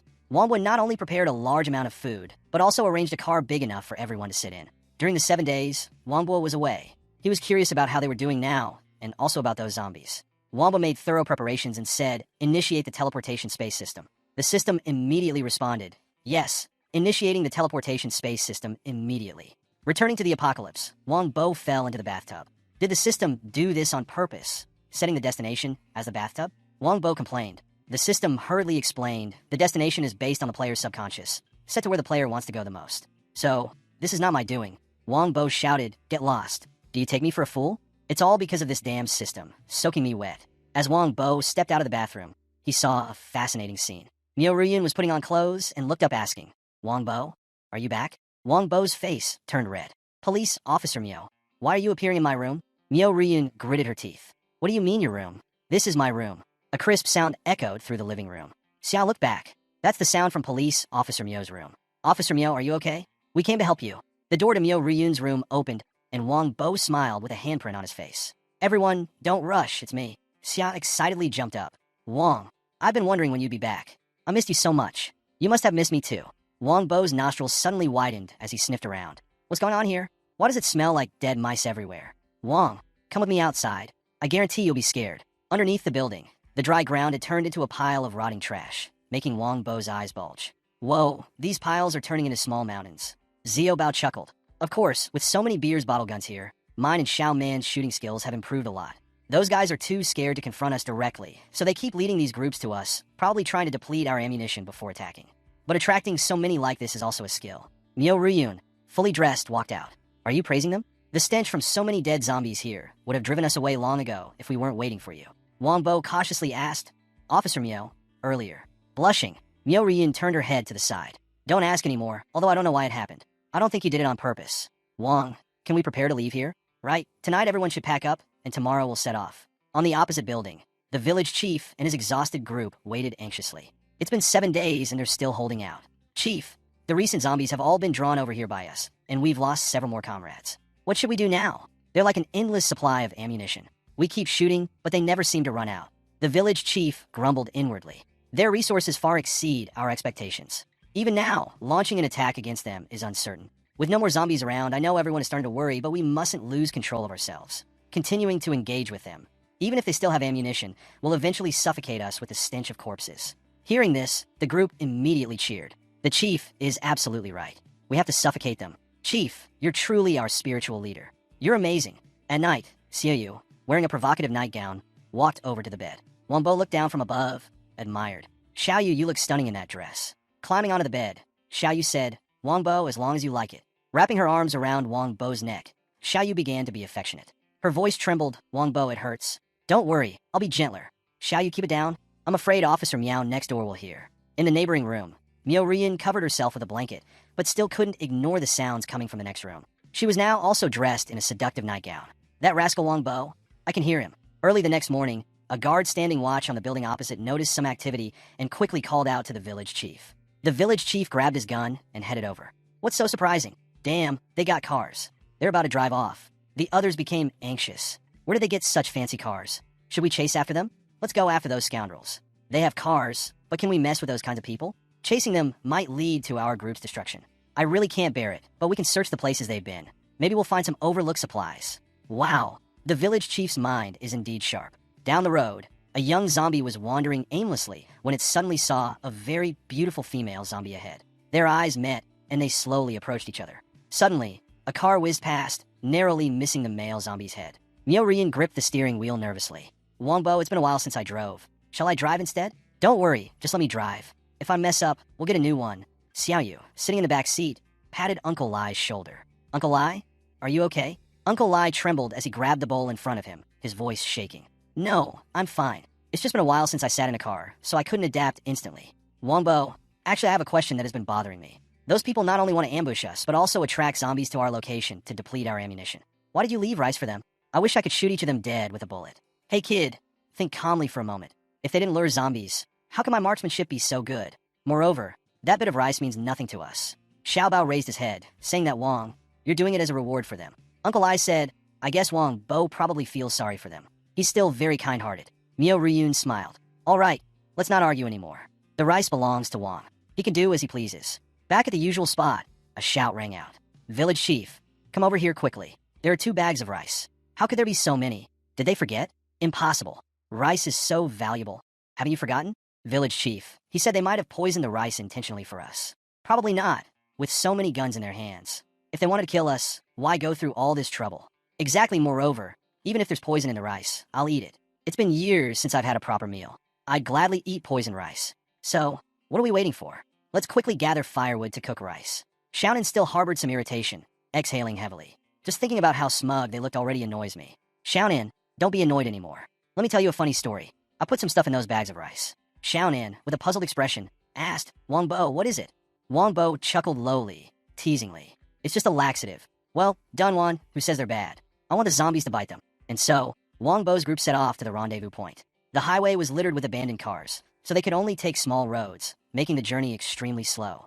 Thanks to Uncle Lee's knowledge of the roads, they had to pass through a small city to reach the meeting point. Not knowing what to expect in this city, the group felt somewhat anxious. By evening, they rested in their makeshift tents, while Miao and Xiaoyu took turns keeping watch to prevent any unexpected situations. During the day, Xiaoyu and Miao sat at the back to rest, while Wang Bo's group eagerly anticipated reaching the rendezvous point. After a long journey, They finally arrived at the meeting point. Wongbo, look over here, Uncle Lu said as they stepped out of the car. Uncle Lu, your geographical predictions seem spot on. Passing through the roadside to a small city, it looks like a border area. In the evening, everyone gathered around the campfire. See how you turned her head and asked the little girl, are Xiao Qi and Xiao Bao asleep? Yeah, fast asleep, the girl replied. Where's Mr. Wong Miao? He went alone to check the situation outside, probably pondering whether we should enter the city or not. On Wong Bo's side, he leaned against the roadside barrier, muttering to himself, should we go in? The current situation inside is unclear, and we don't know if it's dangerous. Sean, and puzzled, replied, going into the city? If we want to go, let's just go. Why think so much? This kid doesn't even consider that with so many of us. Going into the city like this might be risky. Wongbo, you're being overly cautious. So why don't we just skip the city and take the long route? See how you speculated. Wong probably wants to go into the city to find gold. Niao Ruwei nodded. Our provisions didn't fall from the sky. They were all obtained by Wong Bo, trading gold. Actually, I really want to help Wong Bo enter the city, but this concerns everyone's safety. So Zhao Yulin, you go talk to Wong Bo. We'll follow him into the city to find gold. Everything we have is given by Wong Bo, so if he takes a little risk, it's okay. Besides, we're not defenseless. We have guns. Uncle Lee chuckled contentedly. Didn't expect this kid to have more guts than before. Kid, go talk to Wong Bo. As long as we protect ourselves, there's no problem. Let him not worry too much. Now that Xiao Bao doesn't need me to take care of him anymore, I can protect myself just fine. Regardless of Wong's decision, I'll follow him, always by his side. If Officer Mayo wants to advise him, go ahead. No need to think too much. All right, if everyone agrees, I'll go talk to Wong Bo. On Wong Bo's side, his mind was as tangled as a skein of yarn. Although he was eager to quickly upgrade the system, he didn't know if the city actually had any gold. Running into troublemakers like the Mad Fury Gang would be troublesome indeed. While upgrading the system was crucial, the safety of Xiaoyi's group was even more important. Perhaps it would be better to leave, wait until the rendezvous point, and try using a little food to exchange for some gold. Hearing footsteps, Wong Bo turned around. You come at the right time. I have something to tell everyone. I made a decision. We'll take the longer route. Safety comes first. Miao Rian asked, Wong Bo, is this the result of your overnight deliberation? Shay giggled, Wong Bo, you're adorable. Wong Bo frowned. Why do I feel everyone's acting strange? We just discussed it and everyone supported going into the city. We all want to help you gather gold. Wong Bo was surprised, but going into the city means accepting unforeseen dangers. I don't want everyone. You all know this, but Officer Miao has planned it out carefully and arranged everything. Let's find a safe place first. Arrange things for Uncle Lee and Xiao Bao. Human Officer Miao will enter the city with me to assess the situation. Are you all reassured now? But Uncle Lee has a foot injury and Xiao Bao is still young. I'm not comfortable leaving them behind. After the last training session, Xiao Bao and Xiao Nan's skills have improved a lot. As long as they don't encounter a large number of zombies, they'll be fine. Wong Bo was about to say something when Miao Ruyun patted his shoulder. No need for more words. Wong Bo, ever since you helped me dissolve the 4 major factions, we've mentally advanced and retreated with you. We're no longer just ordinary comrades. We're a family, so your matters are our matters too. Feeling warm inside, Wong Bo murmured, a family. Officer Miao, you're absolutely right. No matter what, we'll all advance and retreat together with you, never leaving you behind. Thank you, everyone, for accompanying me on this journey. Back at the campsite, Xiao Nan shouted, Wong Bo's here. Huh. Wong Bo, what's got you in such high spirits? Wong Bo approached with a smile. Everyone's here today, I'm not feeling too bad. It's hard to come by a moment of rest. So how about we seize this opportunity and sing a song? Wong Bo took out his guitar and held it close. Xiao Nan was surprised. Wong Bo, you can play the guitar. You initially learned it to follow Zhao Shan, but who would have thought you'd excel at it now? Miao Rian stood to the side, smiling at Wong Bo. I never knew. Wong Bo, you have so many talents. As the guitar strummed, Wong Bo began to sing, and everyone listened quietly. Wong Bo's voice was as melodious as could be.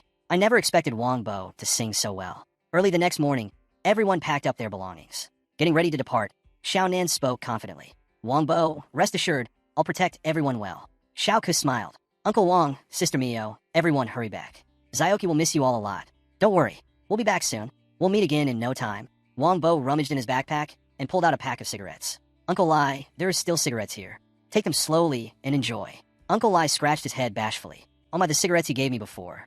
I've been smoking them slowly, and I still have more than half left. Uncle Lai, you take them. No need to save them. I'm good. Uncle Lai accepted the cigarettes without hesitation. All right then, thank you. Wong Bo bid everyone farewell and let Miao Rian and Xiao Yu into the city. After some thought, Miao Rian called out. Wong Bo turned around. Officer Miao, what's the matter? Wong Bo, I know you gave Master Lai the cigarettes with good intentions, but you should give out less. His health isn't great. Officer Miao, I understand morals. If it were peacetime, I would definitely advise Uncle Lee to smoke less. But now it's the apocalypse, living in fear every day, one day at a time. For Uncle Lee, smoking may be a form of solace. Just thinking about this, I feel there's no reason to advise otherwise. Mio Rian nodded. You're right, then let him be. Xiaoyu seemed to sense something and raised her hand to signal. Wangbo, I hear the sound of a car engine. We should quickly hide. After a while, a slow-moving jeep passed by. Wangbo and the other three took cover behind a car on the roadside. These people not only have a car, but also rifles. It seems like they're bandits, similar to the area of the Mad Fury gang. It appears that the small city we want to go to is where people gather. Xiaoyu made a throat-slitting gesture. So, shall we take care of these guys first?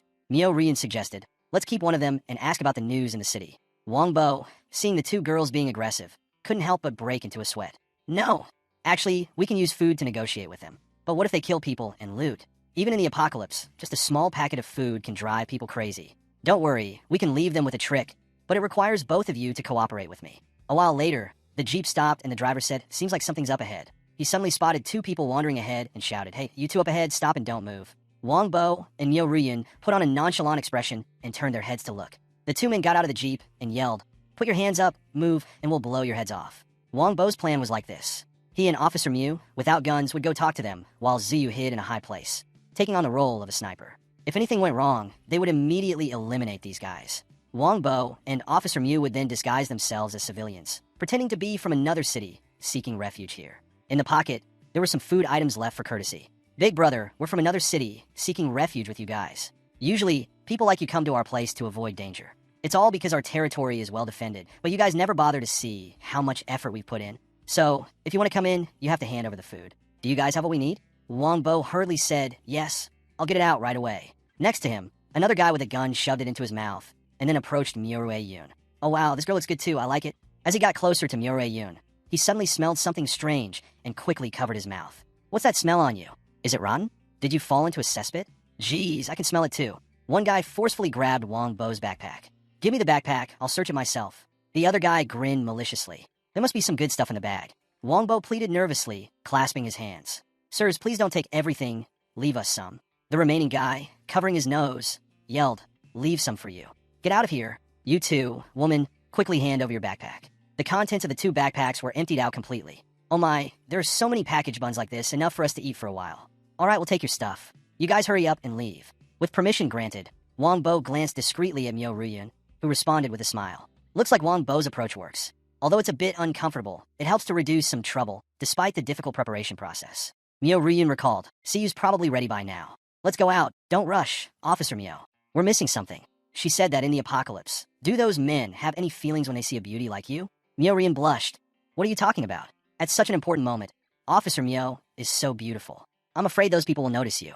But if we had this, maybe even ghosts won't dare to come near us. Myo Ryun blinked.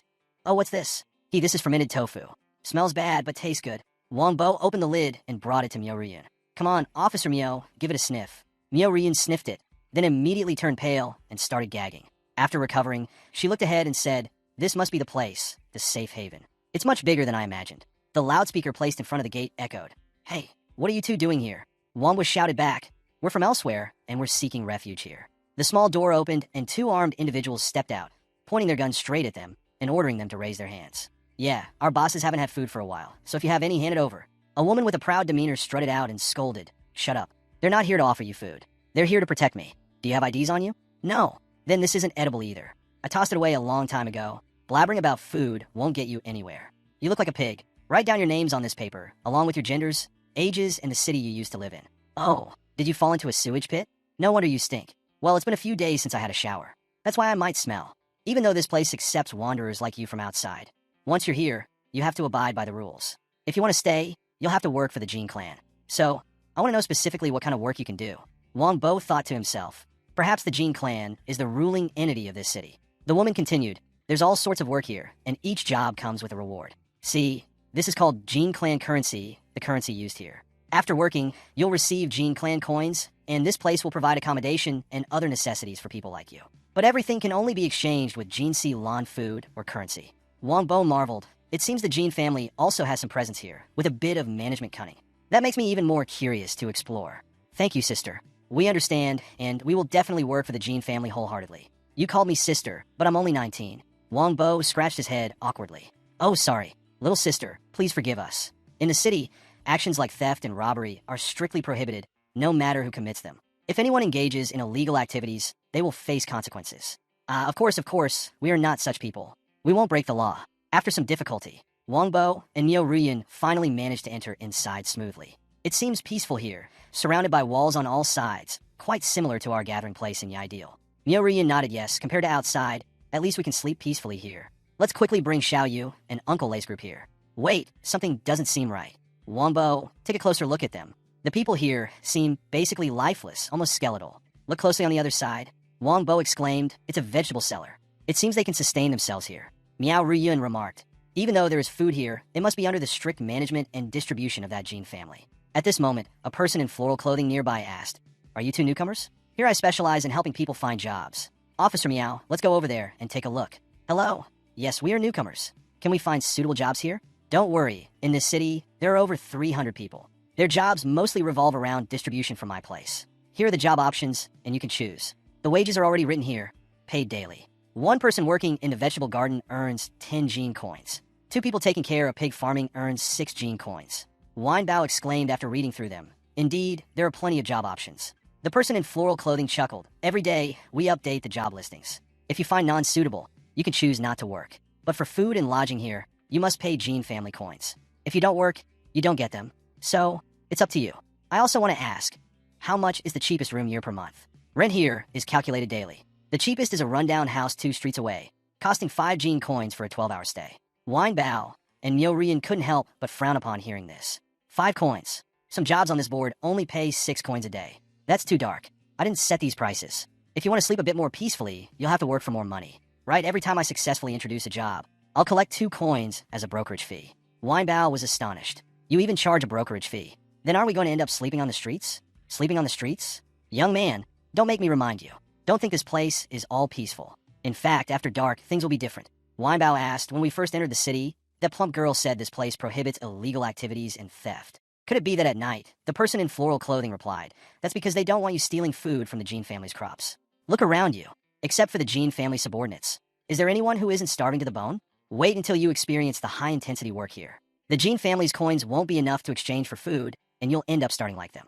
Hungry people do terrifying things. Let me share with you a true story that I witnessed with my own eyes. There was once a newcomer who arrived from outside. He exchanged all of his daily earnings for food, had no money for rent, and spent the night in a secluded corner. That very night, something dreadful happened. His legs, barely alive, were broken. Just thinking about it gives me goosebumps. Anything can happen at night, so I advise you both to be cautious. Wong Bo and Myo Ryun exchanged looks as if they were observing a foolish person. The person in floral clothing raised his voice. What's with your faces?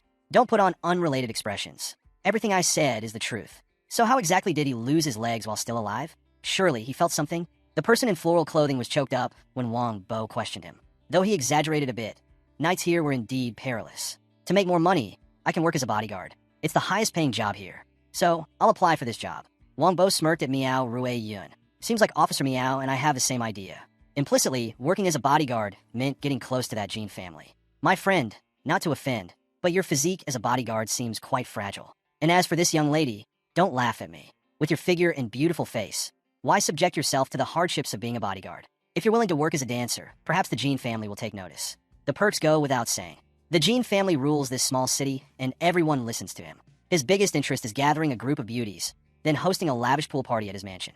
Oh, that scene is truly eye-catching. Myo Ryun heard about the party and couldn't help but blush. Wong Bo immediately stood up and said, no, your suggestion, we absolutely won't accept it. We only applied for the security guard position. If that's the only job available, then we'll leave. Upon hearing Wong Bo's words, Myo Ryun felt that he was quite a man. All right, if you're determined, then I'll help you apply. Come find me tomorrow. Wong Bo left, muttering incessantly to himself. And yet they want Myo to work as a dancer. His mind must be completely deceived. Myo Ryun suddenly spoke up. Wong Bo, wait a moment. Meow, the police officer, what's wrong? If our application is rejected, should I just go approach the Gene family alone? After all, applying for that job is the best way to get close to the Gene family, despite whatever swimsuit party is happening. Wong Bo exclaimed. What are you saying? No, absolutely not.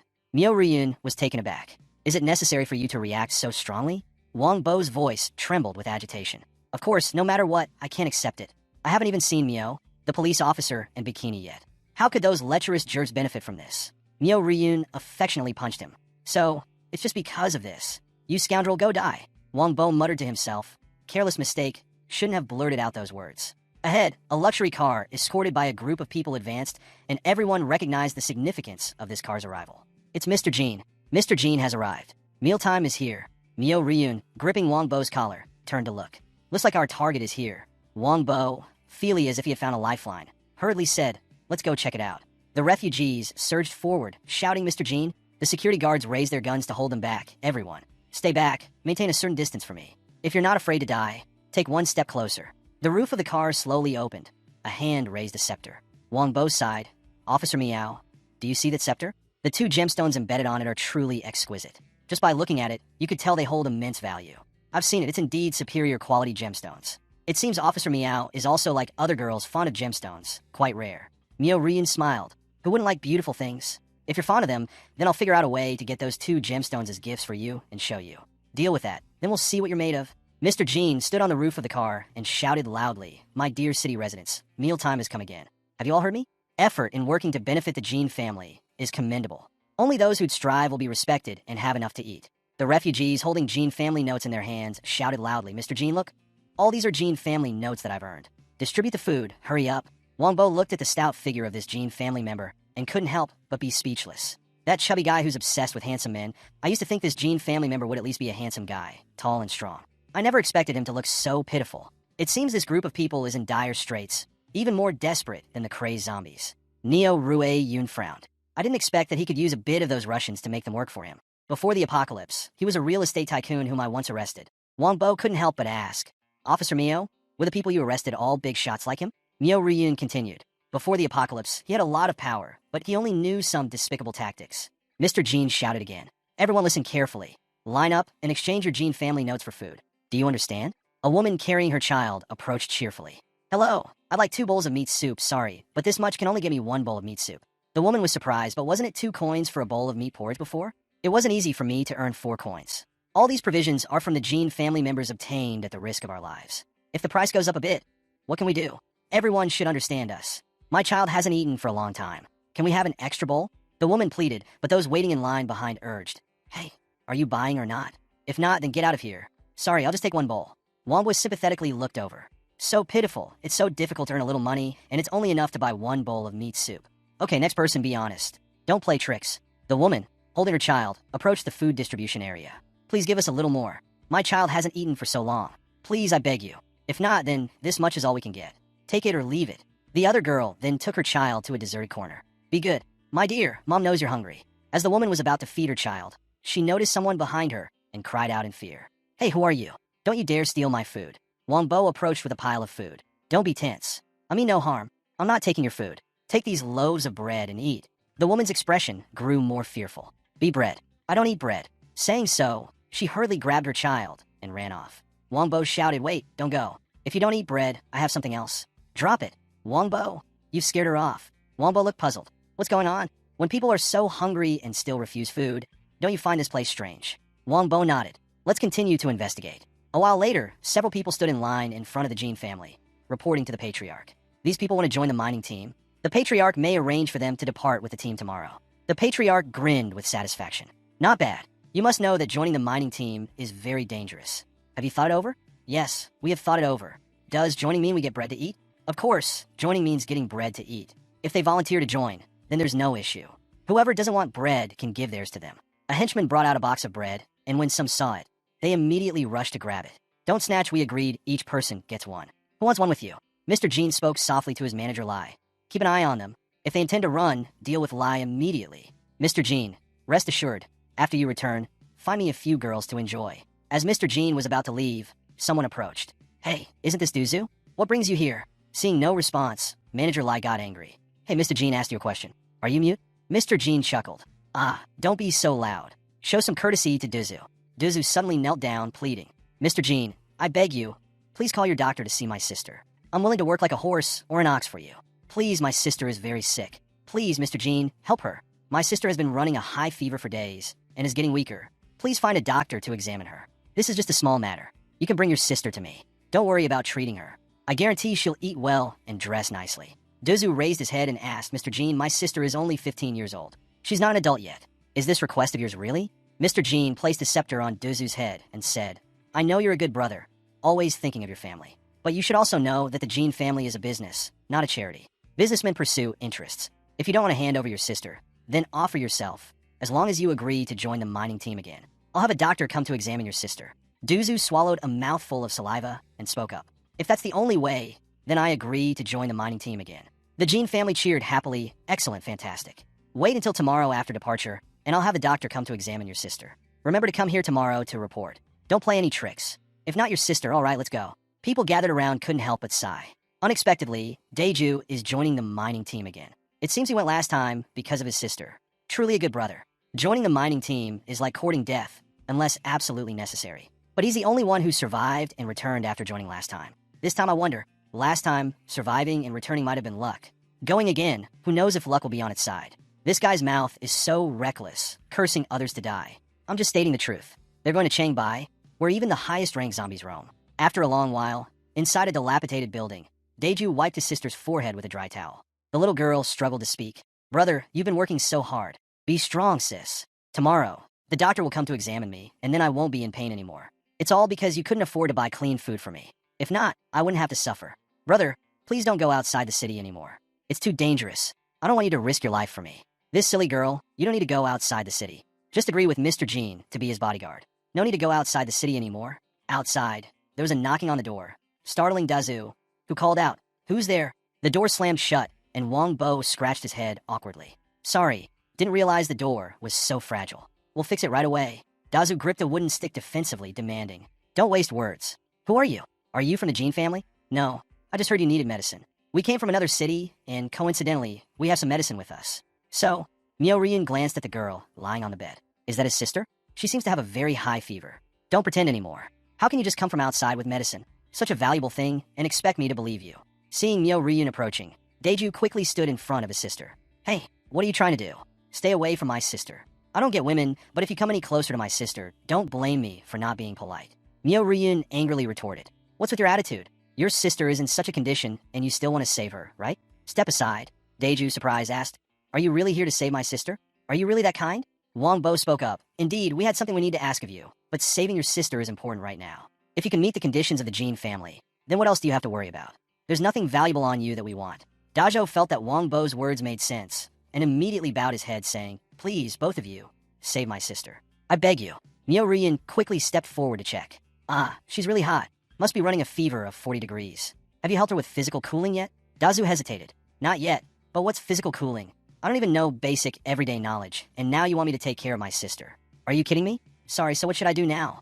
Wong Bo, you go get fever-reducing medicine for me. We have to bring down her fever first, or else, what's the point? And quickly get a basin of water. Once you have the water, neither of you is allowed to come in here. Following Myo Ryun's orders, the two of them worked. About 5 minutes later, Daeju's sister finally had her fever reduced. Myo Ryun sighed in relief, wiped the sweat off her face, then turned to the door and called out, You can come in now. Wong Bo asked, So is the fever down now? You've been through a lot, Officer Myo. Myo Ryun replied, It was nothing, just a small matter.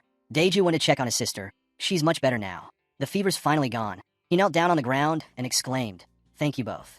Thank you for everything you've done for my sister. Daeju, my sister is the only family I have left. You save her life. So, from now on, my life belongs to both of you.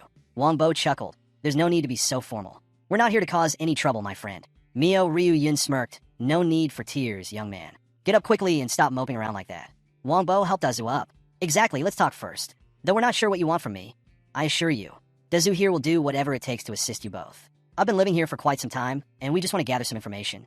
Dazu was taken aback. Is that all? I thought you wanted me to go kill someone or smuggle goods to another city. Wong Bo sighed. If you keep saying such things, our conversation might be prohibited. Right, I almost forgot to introduce myself. I'm Wong Bo, and this is my companion, Myo Ryun. She used to be a police officer, so you can call her Officer Myo. Myo Ryun spoke softly. No need for introductions or titles. Just ask whatever you want to know and I'll answer. I'm Lee Daeju, and my only family is my younger sister, Lee Lulu. Wong Bo handed over a bottle of Coca-Cola. Let's sit down and chat slowly. This is a little gift from me. Don't worry, it's really Coca-Cola. I wouldn't make a mistake like that. Wong Bo and Myo Ryun were startled by his loud voice. Hey, lower your voice a bit. Be careful, someone might overhear. Do you want to get us killed? Don't attract unnecessary attention. Daeju wiped his sweat and whispered, Sorry, I got too excited and couldn't control myself. Daeju then approached the bed and placed the can of Coca-Cola next to Lee Lulu. That's great. So when she wakes up, she'll have some Coca-Cola to drink. She used to love this kind of carbonated drink the most. Wamba smiled. Although this guy Daeju may seem a bit foolish, he treats his sister very well. His character can't be that bad. Myo-ryun asked, Daeju, were you a soldier before the apocalypse? Daeju replied, yes, I was a soldier. I can feel the strength in you. Were you a special forces soldier? Wong agreed. That's right. But I got injured and had to stop. No wonder the Gene family seems to respect you so much. Is that scar on your face from your time as a special forces soldier? Dazu touched the scar on his face and shook his head. No, this scar is from when I joined an exploration team to Chiang Mai fighting against zombies there. The expedition team called for people to come to Chiang Mai to deal with the zombies and find food. Chiang Mai had over 1 million zombies. It wasn't easy to clean up like that. Moreover, the Gene family didn't lack food. They had enough to feed the dogs under their care. The real purpose of that exploration team was to find gold in Chiang Mai. Daeju continued, finding gold, this guy is obsessed with gold. Myo-ryun explained, he has always been like that. This guy used to be in real estate, and he was known as more precious than gold. He specialized in using tactics to manipulate buying and selling, even having hundreds of subordinates under his command. Before the apocalypse, he was a notorious real estate tycoon known for his ruthlessness. Besides these things, he was often referred to as a gold fanatic. The Gene family not only adores gold, but almost everything in their house is made of gold, even the toilets. So, what crime did he commit to be arrested by the police? His crimes are endless, even throughout the night. It's truly a pileup of offenses. When I arrested him, he even threatened me. The Gene family called, saying, hey, little sister, with my wealth and power, you will be released quickly. After I'm out, I'll make sure you suffer and beg for death. Wong couldn't contain his anger and rolled up his sleeves, saying, who does that dog think he is? Now, I'll make sure he truly begs for death. Myo-ryun patted his shoulder and chuckled. Don't get agitated. Let me finish. Even though he's in prison, he still remotely manipulates his power. During the apocalypse, he led some prisoners to escape together, taking over his former subordinates and continuing his reign. But who knew he'd end up here as an emperor? Wong, you probably don't really intend to confront the Gene family for real, do you? Not only does he have abundant food supplies, but he also has a stockpile of weapons. If you say he's so skilled, why not join his team? That way, your sister's life would be better. Do you know that apart from his subordinates and himself, no one else in the city has anything to eat? Wong speculated. It seems to be meat porridge. Could it be made from rat meat? Dazu shook his head. Even if it were rat meat, I could accept it. But unfortunately, it's not. The food here must be exchanged for Gene family's money. Every day, there are people who are too weak to work and have no money to eat. The Gene family targets those people, showing goodwill towards them. The Gene family agrees with them. As long as they join the exploitation team and participate in activities outside once, they can get overdue bread from the Gene family's warehouse. These people who cannot work fundamentally have no ability to fight against zombies.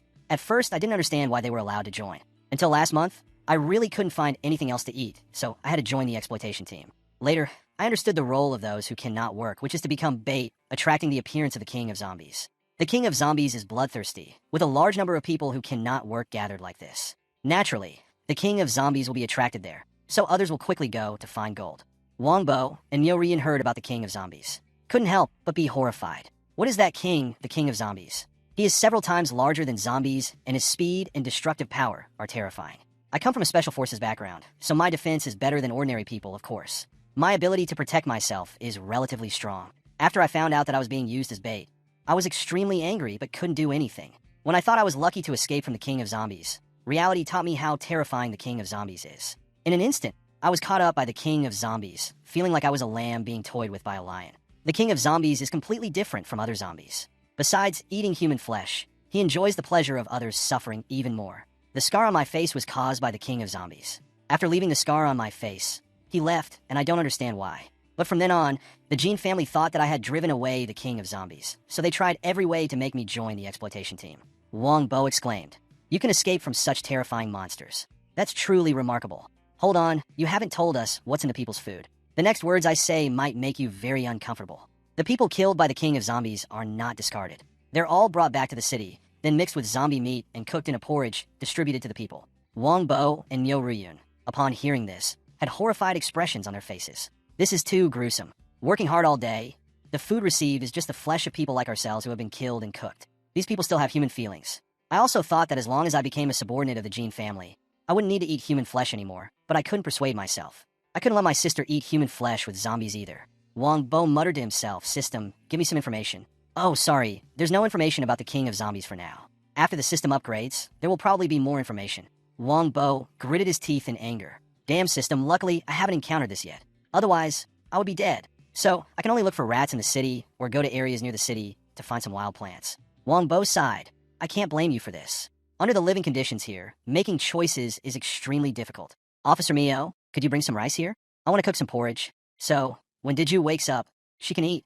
Diju exclaimed in surprise. Really? You both still have rice. Besides rice, we also have other food. Wong Bo rummaged through the backpack, pretending to take out things. And from within it, he took out a spatial system, retrieving each item. Here, we also have white sugar. You can add it to the porridge. Diju looked puzzled. Besides rice, there's also sugar. That's amazing. Where did they get these things from? Diju, if we can help your sister finish eating, can you help us deal with the Gene family? Diju clenched his fist. Today you saved my sister. Even if you want my life, I'm willing. Wong Bo patted Diju's shoulder contentedly. Very good. Now I need someone familiar with this place. Diju said, actually, I've endured enough of that Gene family. They treat human lives like garbage. I wish I could tear him apart. It's great that you hold on to this power. What we have is an opportunity. Let's arrange other matters properly first. Then we won't have to worry anymore. First, let's take your sister to safety. He asked suspiciously. Safety? Right? You'll follow the route I mentioned. Find my comrades, and your sister will naturally be taken care of. Subsequently, Diju carried his sister towards the city gate. The gatekeeper inquired, Diju, are you taking your sister out again to gather wild herbs? Well, thanks for opening the gate for me. No problem. Whoever calls you the most important person of the Gene family. As Diju departed, two gatekeepers whispered quietly, he has to go to Chongbag tomorrow. If he returns alive, consider him courageous. If he dies, his sister will still belong to the Gene family. Diju then carried Lulu ahead to a fast food restaurant. Diju muttered, go a fast food restaurant. It seems like this is it. At that moment, a gun pressed against his back. Don't move. If you dare to move, I'll send both of you on your way. Hold on. Why is the girl you're carrying wearing Wong's clothes? Don't rush. Wong Bo asked me to come here. He gave me a phone. Said you'll understand when you see it. Xiaoyu took Wong Bo's phone and read the message. Xiaoyu, it's Wong Bo. The guy carrying the girl is Dezu, and the girl is his sister. He's very trustworthy, a friend I found inside the city. Take him to our base. Let Cheyenne take care of his sister. Then both of them can enter the city with Dezu.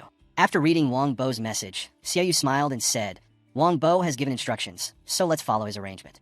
Dezu, you can trust us. Outside the campsite of the group, after Kayan carefully tucked Lulu in, he stepped out saying, Dezu, you can rest assured, we'll take care of your sister. Move, Dezu replied, thank you.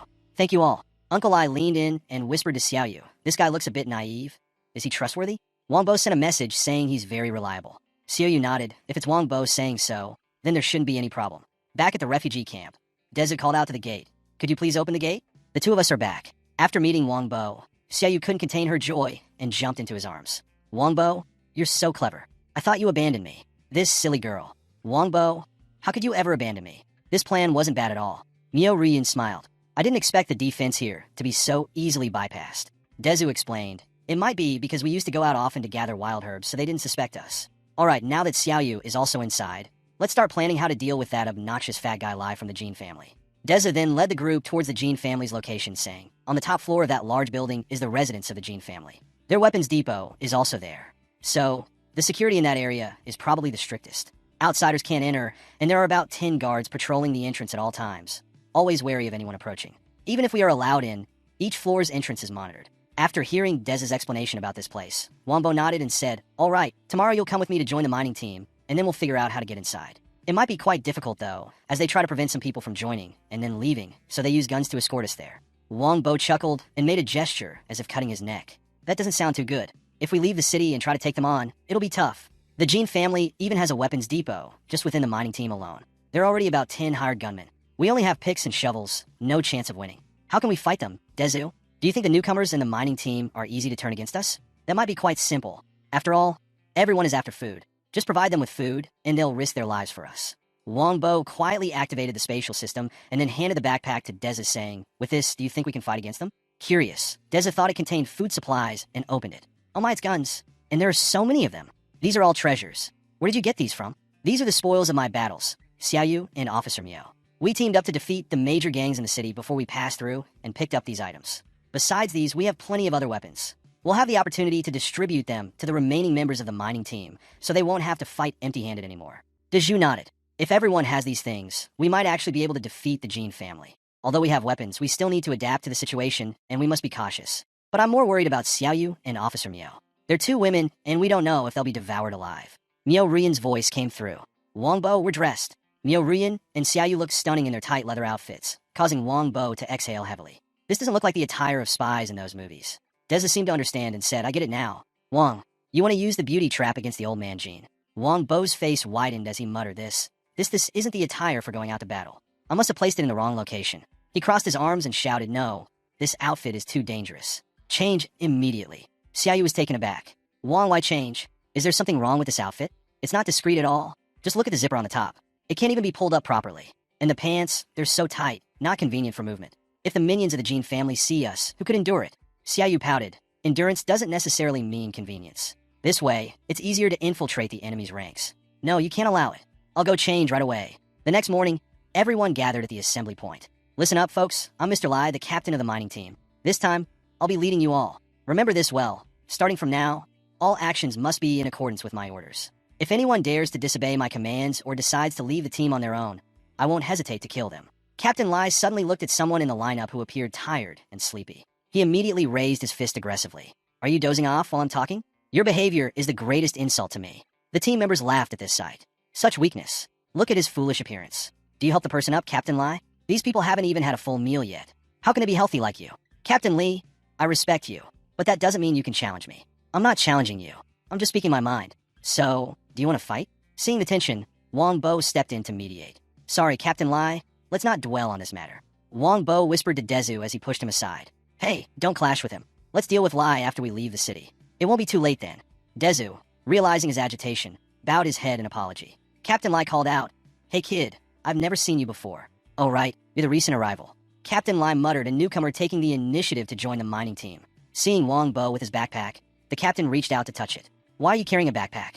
Planning to steal loot while on duty? Drop the backpack and let me see what's inside. Deju, who had seen many guns in Wong Bo's backpack the previous night, couldn't help but feel startled. He was about to speak up when Wong Bo stopped him. The captain opened the backpack and found it empty. He tapped Wong Bo's head. Nothing inside. If I catch you hiding anything, you're done for. Now let's distribute the gear and get moving. Deju curiously asked. Wong Bo, I looked into your bag earlier. Why is there nothing inside? Wong Bo said, that's a secret. Didn't expect you to know magic too. Truly expanding your horizons. Mr. Gene stood by the window, watching the people preparing to depart. He asked his secretary, Zhang, do you think your arrangement with Captain Lai will succeed? Secretary Zhang replied, Mr. Gene, rest assured. Last time, we didn't know it was the territory of the tyrant, but this time it's different. We'll let the decoy team attract the tyrant away while Captain Lai leads the men to the gold warehouse. Very good. That's the plan. We can finally realize our dream after all these years. I want to have a golden statue in this city that belongs to me. If this plan succeeds, I guarantee you and Captain Lai a lifetime of ease. Secretary Zhang happily clapped his hands. Thank you, Mr. Gene. By the way, is there anything good recently? My office mates are getting bored. I'll arrange something for you right away. Secretary Zhang bowed and left. Outside on the street, everyone's attention was drawn to one side. Hey, look over there. Those are two beauties stunning. It's been a while since we've seen such beauties. The two being talked about were Myo Ryun and Xiaoyu. They approached the flower-clad individual and greeted. Hello, we heard that you help people find jobs here. Can you tell us if there are any suitable jobs for us? Outside the gathering camp, Wang Buo looked around. The further we go, the more desolate the scenery becomes. Dezu explained, that's normal because Changbai used to be the most prosperous place, densely populated. After the apocalypse, many people turned into zombies before they could escape. No one dared to come near here, so desolation is inevitable. But I must say, it's not time to act yet. That curly-haired guy is very cunning, arranging the decoy team to stand in front of his subordinates. If we make an wrong move, they'll open fire immediately. At that moment, a voice from behind chimed in. Hey, don't do anything foolish. Don't dream of escaping. It's completely impossible. But you two don't worry. You helped me just now. I won't tell Captain Lai about it. No, we don't want to run. Please don't say anything unnecessary. Wong Bo felt a cold sweat forming. This guy dares to eavesdrop on his conversation. Don't worry, I won't blabber about it. In the past, there were many people in the mining team who wanted to run away in the middle of the road. I understand your thoughts, but this time it's different. The Gene family has spoken. This time we're on a mission, and if we can achieve great success, there will be rewards. What do I mean by great success? My idea is to help the Gene family find gold. Yes, I heard about this, so I joined the mining team. It said that the Gene family received information that a large amount of gold is hidden inside the central bank of the city. It's the bank with the highest security in the city. When the apocalypse happened, gold was still very precious, so all the gold in the city was concentrated there for safekeeping. The amount of gold stored there is unimaginable. However, during the apocalypse, everyone only cared about food, so no one paid attention to that place. Now only the Gene family, who doesn't worry about food and drink, is interested in it because to achieve their goal, they issued orders. If this mission succeeds, everyone will be greatly rewarded. Wang Bo found this news very reassuring. The gold of the entire city for upgrading the system, he must obtain that amount of gold. At this moment, a soldier shouted, Hey, why are you guys up front walking so slowly? Do you want to die? Hurry up!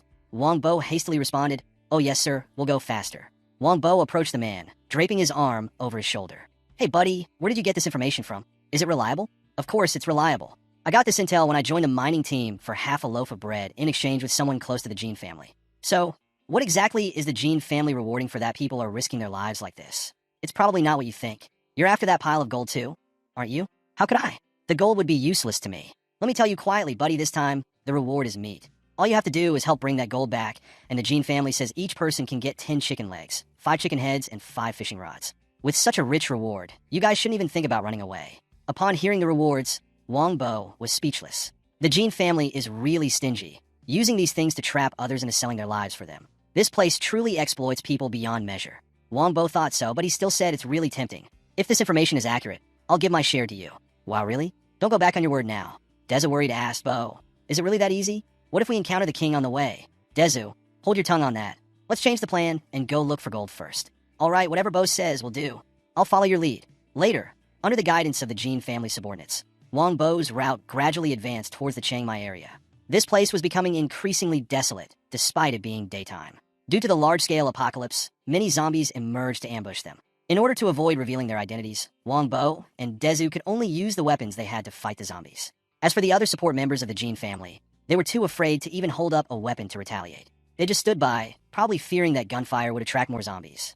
Moreover, considering their nature, unless they reached the final checkpoint, they wouldn't waste bullets on Wong group.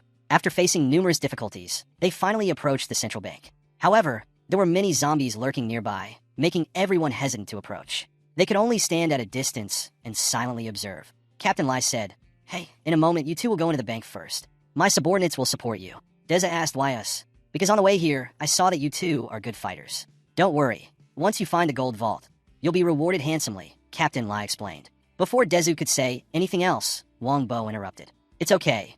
Let's follow Captain Lai's orders. We'll go in a scout first, don't be afraid. Dezu and I will lead the way. The rest of you follow us in a moment."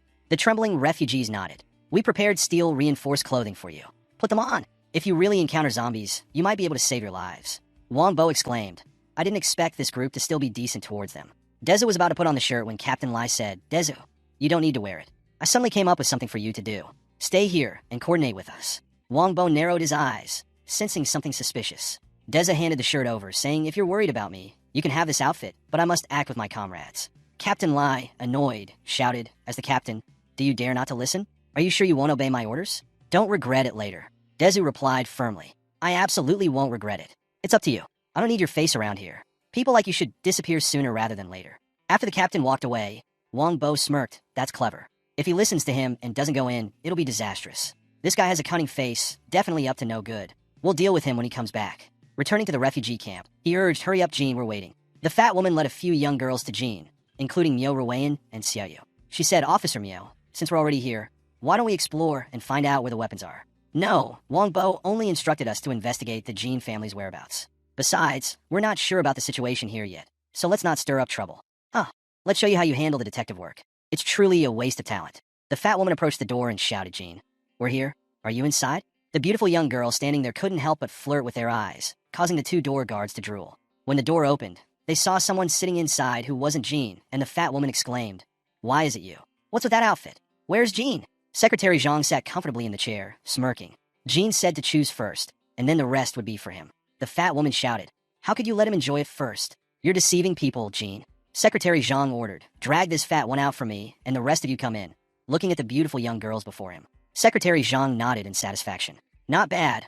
All beauties." He chuckled inwardly. "You pesky dwarf. Always getting the leftovers from you. Somehow, I have to take a lead once." As he was lost in thought, his eyes fixated on Xiaoyu. "Where did this beauty come from? Such exceptional beauty. You, the third one, stay, the rest of you go out." Xiaoyu asked, "I'm the third one." Myo Rueyan whispered, "Not good. Xiaoyu, he's caught his eye on you. Our plan might be compromised." She quickly said, "But weren't we supposed to be taken to Jean?" "You guys go, she stays, got it?" Myo Rueyan broke into a sweat, hastily saying, "If Xiaoyu encounters any trouble, how will she communicate with Wong Xiaoyu reacted immediately, "But she's still young, or instead of me, I'll take care of him." Secretary Zhang couldn't bear it anymore and shouted, "Enough, no more noise. You want the feeling of a youthful memory, not someone like her." Myo Rueyan snapped back, "You dog.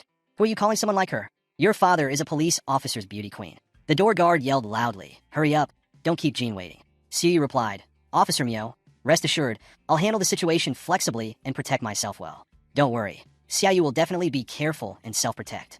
As everyone left, Secretary Zhang couldn't wait any longer. Now it's just us. Let's get started. Where's the little sister going? Only Chan is here. Is your little sister embarrassed? Well, that's the feeling of youth. Xiaoyu approached the table and picked up a knife. No, let's play a thrilling game. Secretary Zhong, seeing Xiaoyu with a knife, couldn't contain his horror. Hey, what? What do you want to do? On Wang Bo's side, they had entered the bank to search. Dezu, do you smell that? The further we go, the stronger the unpleasant odor gets.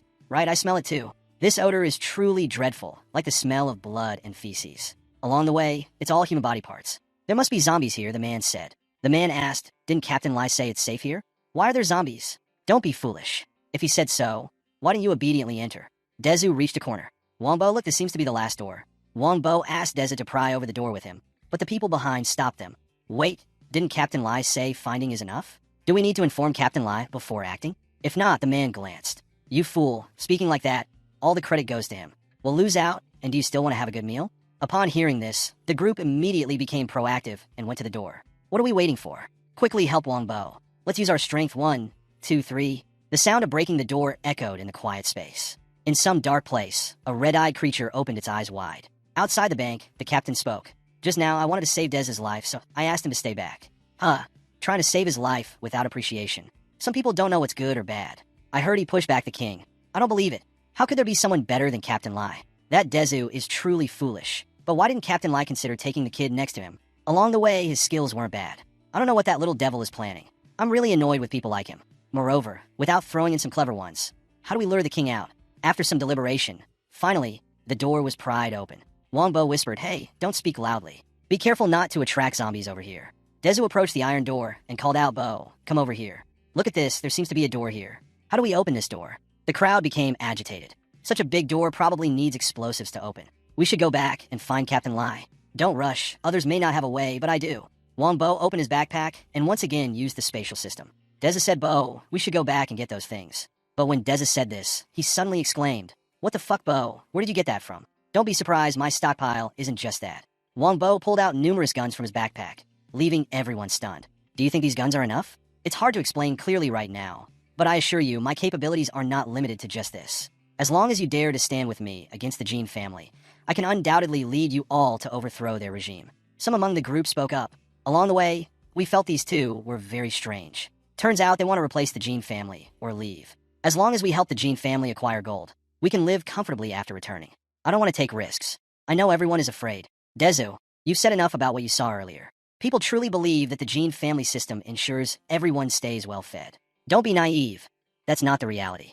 Last time I joined the mining team, and then I found out after Deza laid out all the details, everyone collectively bowed down, vomiting on the ground.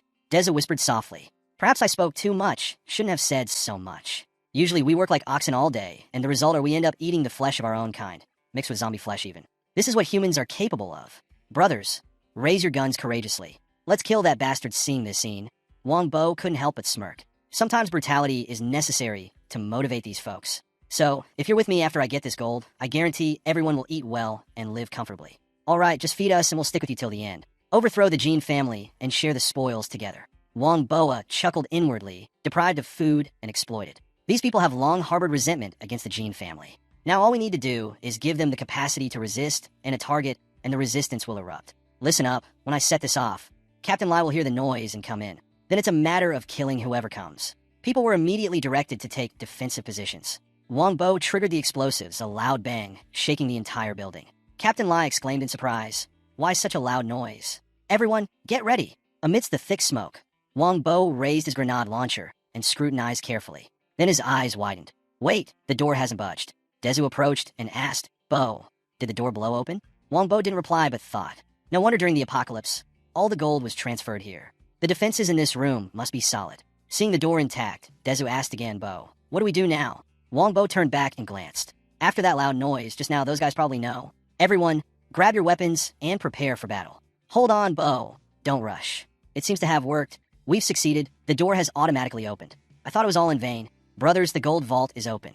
Why stand there? Hurry in and see how much gold there is inside. Wang Bo muttered softly, stay calm. Let's see what happens. As the door swung wide open, a zombie lunged out from inside, causing everyone to scream in horror. Wang Bo was about to use the great strength of a draw palm when a large hand grabbed the zombie and dragged it back inside. Wang Bo spoke shakily, Dezu, that large hand just now. Even if it had transformed, I would have recognized it. It's the hand of the Zombie King. Wong Bo widened his eyes. I thought it was the Zombie King, but it's just a slightly larger zombie. A bit faster than the others. But from what I saw just now, that thing is basically a monster. Dezu explained. The Zombie King doesn't attack humans for food.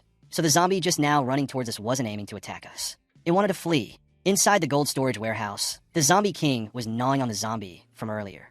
Bo, looks like we have to confront it. Bo, shall we charge together? Or what's the plan? Dezu looked around. Couldn't see Wong Bo anymore. Dezu, don't be foolish. Run quickly. Bo, have you changed your mind? Wait for me. The Zombie King opened its bloodshot eyes and spotted Wong Bo's group running away, so it immediately chased after them. Outside the bank, Captain Lai directed. Everyone listens up. Nobody is to release anyone from inside until the Zombie King comes out clear. The people quickly took their positions ready. Inside the bank, the crowd ran frantically. With the entrance right in front, Wong Bo looked back and saw the Zombie King right behind them. So, this is the Zombie King. Hideous, looks heavy, yet it runs fast. Those rabbits at the door won't easily let us go. If it has chased us this far, then let's try once. Maybe there's a chance to win. Wong Bo halted, his hands poised for the great strength Vajrapong. Seeing Wong Bo stop, Dezu exclaimed in surprise.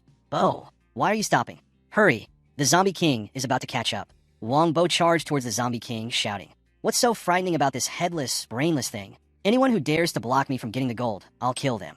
Encounter a demon, kill the demon. Encounter a Buddha, kill the Buddha. But before he could lay a hand on the Zombie King, with its long arms, the Zombie King scratched Wong Hua's chest, causing blood to gush out of his mouth. What the hell is that? Dezu ran back yelling, Bo, I'm coming to help you. With a thud, Dezu was hit hard, causing him to lose consciousness with blood gushing from his mouth. At this moment, the others had also run outside the bank. Before they could fully exit, bullets rained down on their feet, commanding them to stay still, don't move. Stay still, don't you dare move an inch. If anyone takes a step forward, I'll kill every last one of you. I don't have time to explain further. Captain Lai, the Zombie King is chasing us out from inside. Everyone needs to retreat quickly. Retreat, you bunch of fools. I'm in charge here. When I say stand, you stand. And you lie holding those weapons. What's that for? Seeing guns in the hands of the people. This Captain Lai assumed they had taken them from inside the bank. Reminded by Captain Lai, the people suddenly remembered, right? We forgot we already had guns. The Zombie King is about to emerge, and they still want us to wait here to die. Let's take the risk with them. The group of people with the surname Lai didn't dare to engage in gunfire, hastily seeking cover. These bastards are too audacious. Captain Lai, where did they get those guns from? Their firepower is stronger than ours. How am I supposed to know where they got those guns from? Continuing like this won't do. Should we throw Molotov cocktails to kill them? No. Using Molotov cocktails against them won't work. Then what will we use against the Zombie King later? Is your brain soaked in water? The man smirked contentedly. Right on target. My friend, your weapon is truly impressive. Not seeing Wong Bo respond, he glanced back. Someone ran out from inside and shouted, Are you looking for the guy who brought us the guns? He's still inside with Dezu. The man was taken aback. What? They haven't come out yet. Zombie King is in there. Only a fool would stay. Quick run, preserve your lives. Seeing the Zombie King emerge, the man muttered to himself, This isn't good. Could it be that Dezu and his friend, the other captain, chuckled silently? Well done. Finally got them to come out. Just let those folks keep baiting the Zombie King. The man turned back, his voice trembling. Everyone, don't panic. We have guns now. Focus your firepower on it. The group immediately turned and aimed their guns at the Zombie King, firing their bullets. But they couldn't penetrate its thick skin. The man trembled, clutching his head as he knelt on the ground, yelling, Help, I don't want to die. This thing isn't afraid of guns. My bullets are all gone. As soon as they ran out of bullets, the Zombie King charged forward with a deafening roar. One person was crushed to the ground by its gigantic hand. Another was thrown aside with blood spraying, and another was lifted high in its grasp. The terrified victim screamed, Please, I don't want to die. Don't kill me. With a tearing sound, the victim was torn in half, blood splattering everywhere. Seeing this, everyone lost their courage to confront it and immediately fled, crying out for help. Oh God, we're definitely going to die this time. I want to get out of here. I won't join any mining expedition. Help? Can anyone help us? At this point, Captain Lee's side began throwing Molotov cocktails. The cocktails hit one person, who panicked and shouted, What? Throwing at Zombie King. Why throw at me? Oh, what's this smell? There are explosives inside. As soon as he uttered those words, there was a loud bang as the explosives inside his jacket detonated. Captain Lee urged, Hurry up. Throw Molotov cocktails at those support pillars. Let them all burn with the Zombie King. One by one, people were hit with Molotov cocktails, turning them into explosive bombs. The Zombie King quickly became engulfed in flames. Inside the bank, the sound system kept repeating, Players, wake up quickly. Wong Bo groggily opened his eyes and muttered, Who's making all this noise? The system said, Finally woke up. If you die in the apocalypse, it's all over. The system was on the verge of shutting down just now. You didn't even bother to help me hack. The system replied, I don't have hacking capabilities. You're really useless. But why is Dezu injured too? What about his system? The system replied after checking he's still alive, probably just unconscious. Players should take care of themselves first. If you don't treat your wounds, you'll bleed out and die. Wong Bo caught a whiff of something, and he rubbed his fingers on the torn part of his jacket, then brought them to his nose to smell. This armor is filled with explosives, he exclaimed. They never intended for them to return alive. So, from the beginning, the support pillars were just support pillars. It hurts so much. What should I do now? I probably didn't really die like that. Wong Bo, his body aching, leaned against the wall, suddenly feeling something bulging in his pocket. He reached in and pulled out a lighter. The system inquired, "Player, why are you taking out a lighter? Surely, you're not considering self-immolation out of despair. Keep quiet. I'm not that weak." Wong Bo recalled, "Uncle Ai, you have a box of cigarettes somewhere. Take your time and enjoy it." "Ah, you were always so sparing with your smoking. There's still more than half left. Uncle Ai, take it. There's no need to be thrifty with me around." "All right, thanks. You too, be careful too." "Okay. Uncle Ai, rest assured." "Hold on. Wong Bo, I have something to give you too." "What's this?" "Uncle Ai, why would I need a lighter? I don't smoke. This kid isn't giving you the lighter to smoke. It's for something else. Now I'm giving you this lucky charm, hoping it brings you luck." "Thank you. Uncle Ai, I'll treasure it and keep it with me always." Wong Bo took off his jacket containing the explosives, examining the wound, which continued to bleed profusely. "If I don't treat this, I'll likely die here. There's nothing here. Only this method can help." Wong Bo clenched his jacket tightly, then opened the lighter to cauterize the wound, the pain searing through him. After a moment, he slowly made his way to the iron door. It's not entirely in vain, finding this much gold. "I guess this wound is worth it." Inside the gold storage, two zombies were mumbling with their mouths agape. "Customer, make a card. Buy a bag for me. Buy a bag for me." Wong Bo saw how pitiful these two were, turned into zombies. And even considered as Zombie King's food reserves, he couldn't bring himself to help them anymore. "System, check how much gold is here." The system replied, "Check complete. There are a total of 60,326 pounds of gold here. To upgrade the system, 50,000 gold is needed. Would the player like to upgrade?" "No interest. Wait until I upgrade and then buy skills in the shop to turn the tables. I definitely can't lose to that Zombie King." "All right. Immediately upgrade the system for you." Upgrade complete. System space increased to 150 square meters. Basic shop function unlocked. A series of question mark squares appeared in front of Wong Boa. He muttered, "What kind of basic shop is this? System, are you tricking me? Spending 50,000 pounds of gold to unlock a bunch of question marks." The system retorted, "This buying and selling is like Zeta fighting Quan Kai. Both sides consent to the fight. How can you say I'm tricking you? In the future, every time the player levels up, they can unlock for items. The higher the level, the more outrageous the items you can buy. You need to level up to unlock them. If that's not straightforward, what is it? Now I want items that can hack." Because Wong Bo was too agitated, his wound reopened. "Don't get too excited. You'll be surprised when you reach the last page. These are the items you can buy right now. Every time I draw a prize, it costs 100 pounds of gold. You even took one item from me for 100 pounds of gold. Isn't that cheating? Drawing prizes is like gambling. Whether it works or not depends on luck. These question marks are all good and cheap stuff." Wong Bo looked at the 4 unlocked item slots. A bag of 1,000 medicinal bullets, 3 RPGs, and 5 grenades for 100 pounds of gold. 10 fairy beans, restoring physical and mental state to normal. Replenishing the player's health for 50 pounds of gold. A basic experience pouch with 100 items. Receiving 1,000 experience points for designated skills for 100 pounds of gold. A random attribute books. Randomly increasing 1 attribute point for 50 pounds of gold. Wong Bo calculated, "Maybe I should buy 10 fairy beans first. Otherwise, even if I don't die at the hands of Zombie King, I'll die from infection in the wound. Zombie King seems to have very thick skin, so even if I buy medicinal bullets, I don't know if it'll be effective against it. Buying the experience book to increase experience for the great strength Vidra Palm might still allow me to fight Zombie King, but approaching it is extremely difficult right now. Alright, I also have the ultimate arcane skill. I almost forgot. I can buy items to increase the skill points of these skills. System, I want to buy all the fairy beans and experience pouches. The inventory is empty. Proceed to refresh the shop. May you turn defeat into victory." Wong Boa took out a fairy bean and swallowed it. His physical health recovered by 50 points. Mental health by 42 points. It consumed 10 experience pouches. Leveling up the great strength Vidra Palm once, and another 50 experience pouches. Leveling it up again. While Wong Boa was upgrading his technique, the 2 zombies slowly approached him, his eyes flickering. Outside the bank, everyone had already been defeated by Zombie King, leaving only Captain Lai. "Well done. You've already wiped out all of my subordinates so quickly. It's not just Zombie King after all. I'm not afraid of you. Today I'll teach you a lesson to prove myself. If guns and explosives don't work on you, I'll face you alone," he said, pulling out 2 guns and then picking up a chainsaw. Zombie King held the person in its hand and swung. The person was cut in half by the chainsaw, and Zombie King's remaining arm swung again. Captain Lai shouted, "I dare to confront you." Captain Lai swung the chainsaw horizontally across Zombie King's fist, blood splattering.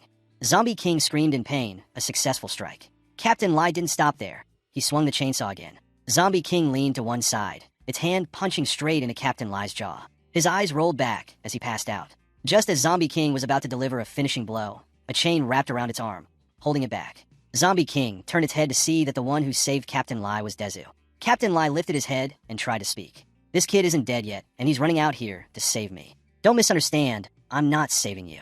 I'm keeping you alive for revenge. You scumbags disregard human life, using us as bait for Zombie King and forcing us into human meat shields. Once I deal with Zombie King, I'll take you on solo. If you don't die, then fine, you're as good as I thought. So, wait until I finish off this Zombie King, then I'll settle things with you. So the two, one in front of the other, joined forces against Zombie King. On the other side, a trembling arm reached out. The man who was still alive murmured, "The gold vault, I must reach the gold vault. After the apocalypse, I always lived a half-life, neither human nor ghost. It's hard to transform, I must succeed. Looking back now, I've never succeeded at anything before. After graduation, I always used drawing comics as an excuse to stay home playing games and chatting, wasting time. Before I knew it, I became a 40-year-old uncle, thinking it would be like this for the rest of my life. Unexpectedly, the apocalypse had arrived. Old man, what are you trying to do? Isn't it just asking for a little money? Is it necessary to go this far? Don't come over here." The man panicked, closing his eyes. Just then his mother stepped in front of him. Son, quickly go. You have to take care of yourself in the future. Be realistic, I can't take care of you anymore. Recalling past memories, he couldn't help but cry out, "I will listen to you, Mom. I will definitely try my best to live on and live well. I will definitely continue living." At this moment, Wong Bo walked up to him and shouted, Hey, you're still alive, my friend. That's great. Is there really gold from the Gene family in that vault? If not, my bread will be wasted. Quickly tell me, is there gold or not? Wong Bo nodded. Yes, there are over 60,000 pounds of gold inside. Your bread isn't wasted. Luckily the guy didn't deceive me. Mom, have you seen? Finally, I succeeded in doing something. With these words, he breathed his last breath, and Wong Bo looked sad. Even at this moment, I remember helping the Gene family get the gold just because of a little leftover soup that the Gene family left behind. I don't even know his name. Indeed, when even life cannot be protected, dignity and principles are just a joke. Though I don't know your name, I will help you bring down the Gene family. On the other side, Dezu was knocked down by Zombie King. Zombie King rushed forward with a punch, while Captain Lai stood aside, hacking and tearing at its flesh to rescue Dezu. What about the Zombie King? Stop being so arrogant and look at me dealing with you. The Zombie King turned and delivered a straight punch to Captain Lai's chest. With a loud thud, Captain Lai spat out blood. At this moment, Deja rushed forward, grabbing his sign and thrusting it into the Zombie King's hand. The Zombie King cried out in pain, opening its palm to grab Deja tightly, using force. The sound of bones breaking echoed from Deja's body, and he quickly lost consciousness, his hands slackening. Suddenly, something rushed in at an incredible speed, and the Zombie King sensed it and turned its head. It was Wong Bo. Approaching at a certain distance, he leaped toward the Zombie King, both hands unleashing the great strength of a drop palm. I was almost killed by you just now. Now I'm back for revenge. A heavy Buddha's palm descended, overwhelming the Zombie King, which couldn't resist and was forced down. Wong Bo grabbed Dezu and leaped outside. Deza, how are you? Hold on a bit longer, he said. Deza's voice trembled. Bo, I'm okay. Run quickly. The Zombie King, I think I'm done for. My sister asked you to take care of me. Why are you saying such nonsense? I'll make it easy for my teammates to die. Have this candy. After swallowing the magical bean, Dezu stood still, silent. Wong Bo laughed and asked, feeling better now? Wow. After eating that candy, I no longer feel out of breath. My legs don't hurt anymore, and even the wound's gone. Bo, what did you give me to eat? Deza chuckled. You don't need to worry about that. Just wait here for me. I'll deal with that monster. Wait a moment, Bo. I'll go with you. One more person needs more strength. I don't want to take care of an injured member alone. If you come along, it'll distract me. After finishing his words, Wong Bo immediately leaped away, while Deza shouted, Bo, be careful. Deza stared at Wong Bo's agile movements with wide eyes and remarked, being able to wield weapons and exhibit such astonishing agility. I think I know what Bo's true identity is. Bo is a magician. As the Zombie King threw away the sign, Wong Bo jumped behind it and said, almost got me gutted earlier. Let's see if I can return the favor this time. Wong Bo wondered, system. Even after upgrading, you still can't look up information about the Zombie King. The system replied, sorry, even though it has been upgraded, the level is still not enough to retrieve information about the Zombie King. The system can only show the current damage and attributes. The system open 1 was a tribute panel. Max level of 1 grand skill increased. Agility attribute increased to 153 points. Strength points increased by 6 due to great strength Vagapalm. Current stats, strength 50 plus 12. Agility 52 plus 101. Stamina 55, spirit 45. Maximum capacity of spiritual power increased. Spiritual power consumption increased to 15 points. Player's damage increased to 202 points. 1 grand skill efficiency increased by 100 points in agility attribute. Body is light as a feather, capable of walking on water. One step covers 30 meters. Jump height of 20 meters per second. Consumes 15 internal energy points. Current internal energy is 450 points. Skill upgrade condition using upgrade props. Great strength, Vajrapalm skill level 4, dealing 140 damage points with one strike, plus 62 damage attribute points. Upgrade requires killing 100,000 zombies. Wong Wall was stunned. This is too cruel. My spirit points have only increased to 450. That means I can only maintain the full state of one grand skill for 30 seconds. I have to deal with this zombie king within 30 seconds. The system explained. You've miscalculated because you used a skill just now. So now you only have 330 internal energy points left. Wong Bo shouted. You have the nerve to say that? Isn't it because of those damn question marks? The system continued without explanation. Furthermore, you don't have any defensive skills, which means if someone hits you once, you're done.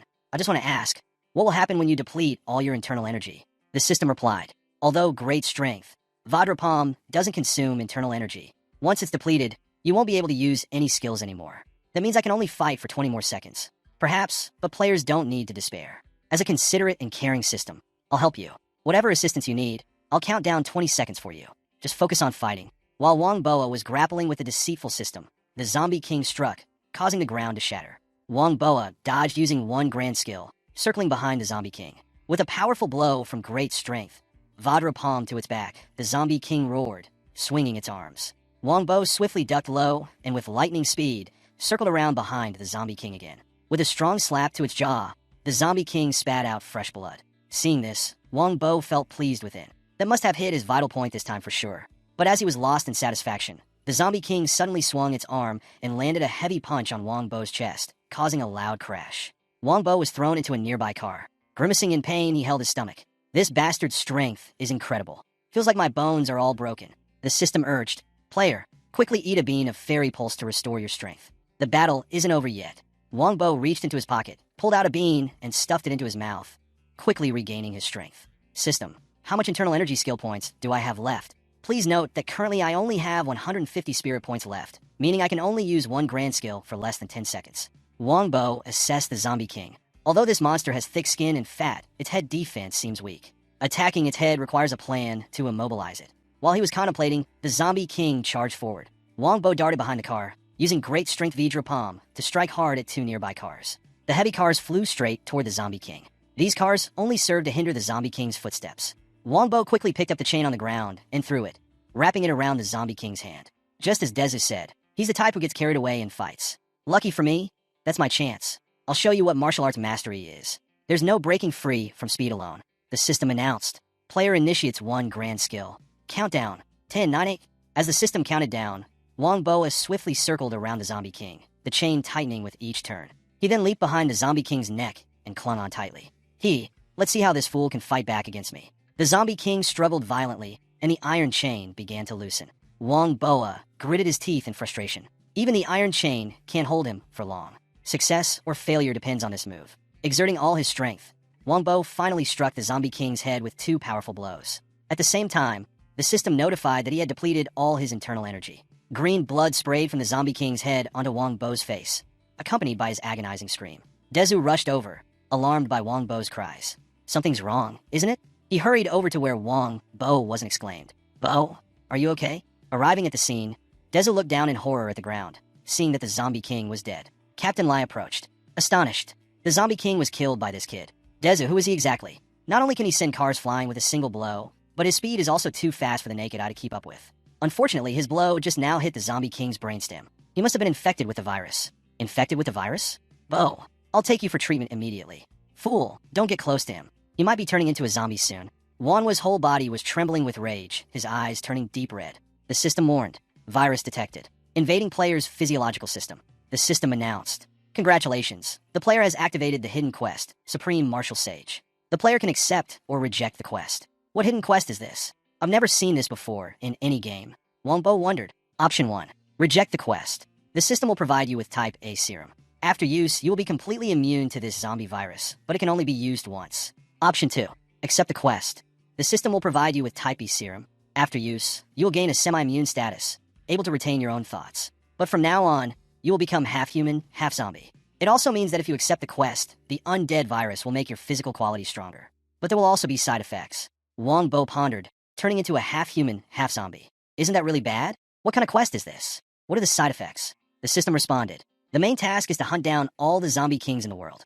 The stronger the zombie king you hunt, the more experience points and rewards you'll receive. So, when will the hunt for all the zombie kings end? The system continued. Until all the zombie kings in this world are completely eradicated, then the mission will be considered completed. After accepting the mission, players will acquire all the skills of a zombie. The main side effect is that as you level up, your desires will also increase. From now on, your attribute bar will include an anger point, allowing you to use zombie skills. If you choose to reject, you won't have the opportunity to interact with zombie skills anymore. Players, please note that the virus has started to take effect, and your remaining time is limited. So please make your choice quickly. Internally, Wong Bo has struggled. Damn it. Is this a sudden career change decision? But who wants to become such a monster? But if I don't quickly become stronger, then what if I encounter such monsters again, and not just one or two, but a horde, relying solely on my current abilities? Will I be able to withstand them? The further I go, the more terrifying this apocalypse seems compared to what I imagined. Wong Bo remembered Xiaoyu, remembered Officer Miao, and everyone else. If not for this, then how will I protect them when the time comes? Let's not talk about going elsewhere to find gold. Players don't need to be confused, just focus on completing the mission. One of the rewards is type of serum, and at that time, you can choose whether you want to remain human or not. Why didn't you say this earlier? The system replied, you didn't ask. So don't blame the system for not reminding you. Players should think carefully. If there's still a chance to return to being human, then there's no need to hesitate anymore. Even fools know what to choose. I choose to accept the mission. As he finished speaking, a red light surrounded Wong Bo fiercely. Captain Lai said, look, I told you he's about to turn into a zombie. Dezu ran over anxiously, shouting, Bo, calm down. Xiaoyu and Officer Miao are still waiting for you to come back. At this moment, there were sounds of shuffling footsteps. Captain Lai glanced over, saying, why are there suddenly so many zombies? Dezu, is your brain broken? Hurry up and leave. He's about to turn into a zombie. Do you want to die here? This Captain Lai wasn't worried about Dezu's life or death. Without Dezu, he couldn't leave on his own. Dezu retorted, I'm not the cold-blooded scum like you. If you want to leave, then leave. I won't abandon Bo. If you dare to insult me, if you don't listen to me and leave, I'll kill you. Dezu, infuriated, turned directly to face Captain Lai. Then shoot, Lai and Dezu. I'm not like you. I won't abandon my friends. Bo brought me here. Bo, who saved my life, I can't just abandon him like that. If he really turns into a zombie, I'll own it all myself. You've gone mad, truly inviting death upon yourself. Wong Bo suddenly patted Dezu's shoulder. I didn't expect you to be so ruthless, talking about wanting the handle of yourself, but it's also really heartfelt. I didn't misjudge you. Seeing Wong Bo still able to speak, Dezu's face brightened. Don't worry, I'm fine. The system spoke up, congratulations. The player has successfully unlocked a new mode, and your attributes have been raised. Your current anger points are 420 out of 1,000. Wong Bo glanced at the attribute panel and muttered, so where are the new zombie skills? Show me. The list of skills appeared. First passive skill, satiety. Fresh meat will provide attributes for oneself, with unlimited attributes. However, as the attribute points increase, the required type of meat also increases and hunger sensation will also increase. Eating zombie flesh doubles effectiveness, adding 1 to all current attributes. Second passive skill, virus resistance. The virus in the body will cause the body's flesh to harden, acting as a defense and understanding how to move extremely flexibly. The virus will increase with the advancement of the skill, the number of times being attacked, with each attack consuming 20 anger points. Reading these two passive skills, Wong Bo began to contemplate. In his mind, Wong Bo cursed. These passive skills are quite powerful, but no matter what, I'm not going to eat zombies. Just thinking about it makes me want to vomit. Next were the active skills. The first skill was supervision, a passive night vision ability unaffected by fog or smoke. After use, it could clearly see up to 300 meters, consuming 100 mental points per use, with a duration of 5 seconds. The upgrade condition was killing zombies, with an upgrade progress not exceeding 1,000. The body enhancement skill increased defense points by 50 and strength by 30 upon use, consuming 100 anger points per use, with a duration of 20 seconds. The upgrade condition was also killing zombies, with an upgrade progress not exceeding 1,000. The zombie mind control skill could control 2 zombies, share vision, and even receive memories before and after zombification. Each use consumed 200 anger points, with a duration of 5 minutes and a control range not exceeding 500 meters. The upgrade condition was the number of uses, with an upgrade progress not exceeding 10. The system explained, additional zombie skills cannot be learned through experience books, but they can be enhanced as players level up and kill zombie kings. Keep up the good work. Weinbao nodded in satisfaction. Gut, thank you. Captain Lai exclaimed in surprise. Looks like nothing's happening to this kid. Well then, hurry up you two. Hurry up and get me out of here. More and more zombies are coming. They're surrounding us, and you don't want to die. Do you? Dezu felt strange. Why aren't they attacking us? Why are they just standing there like that? Is it because they're afraid? Afraid of what? Their leader was just killed by me, so they're afraid of me. Now, in their eyes, I'm the new zombie king. Dezu, alarmed, ripped Wong Wa's shoulders tightly. Bo, wake up. Are you affected by the Zombie King's brain damage? I'm very awake. It seems you still don't believe it, so I'll demonstrate it for you. Wong Bo closed his eyes and activated the zombie mind control skill. Two zombies nearby were manipulated by Wong Bo to approach them. Dezu, startled, exclaimed, Bo, what are you doing? There are two coming over here.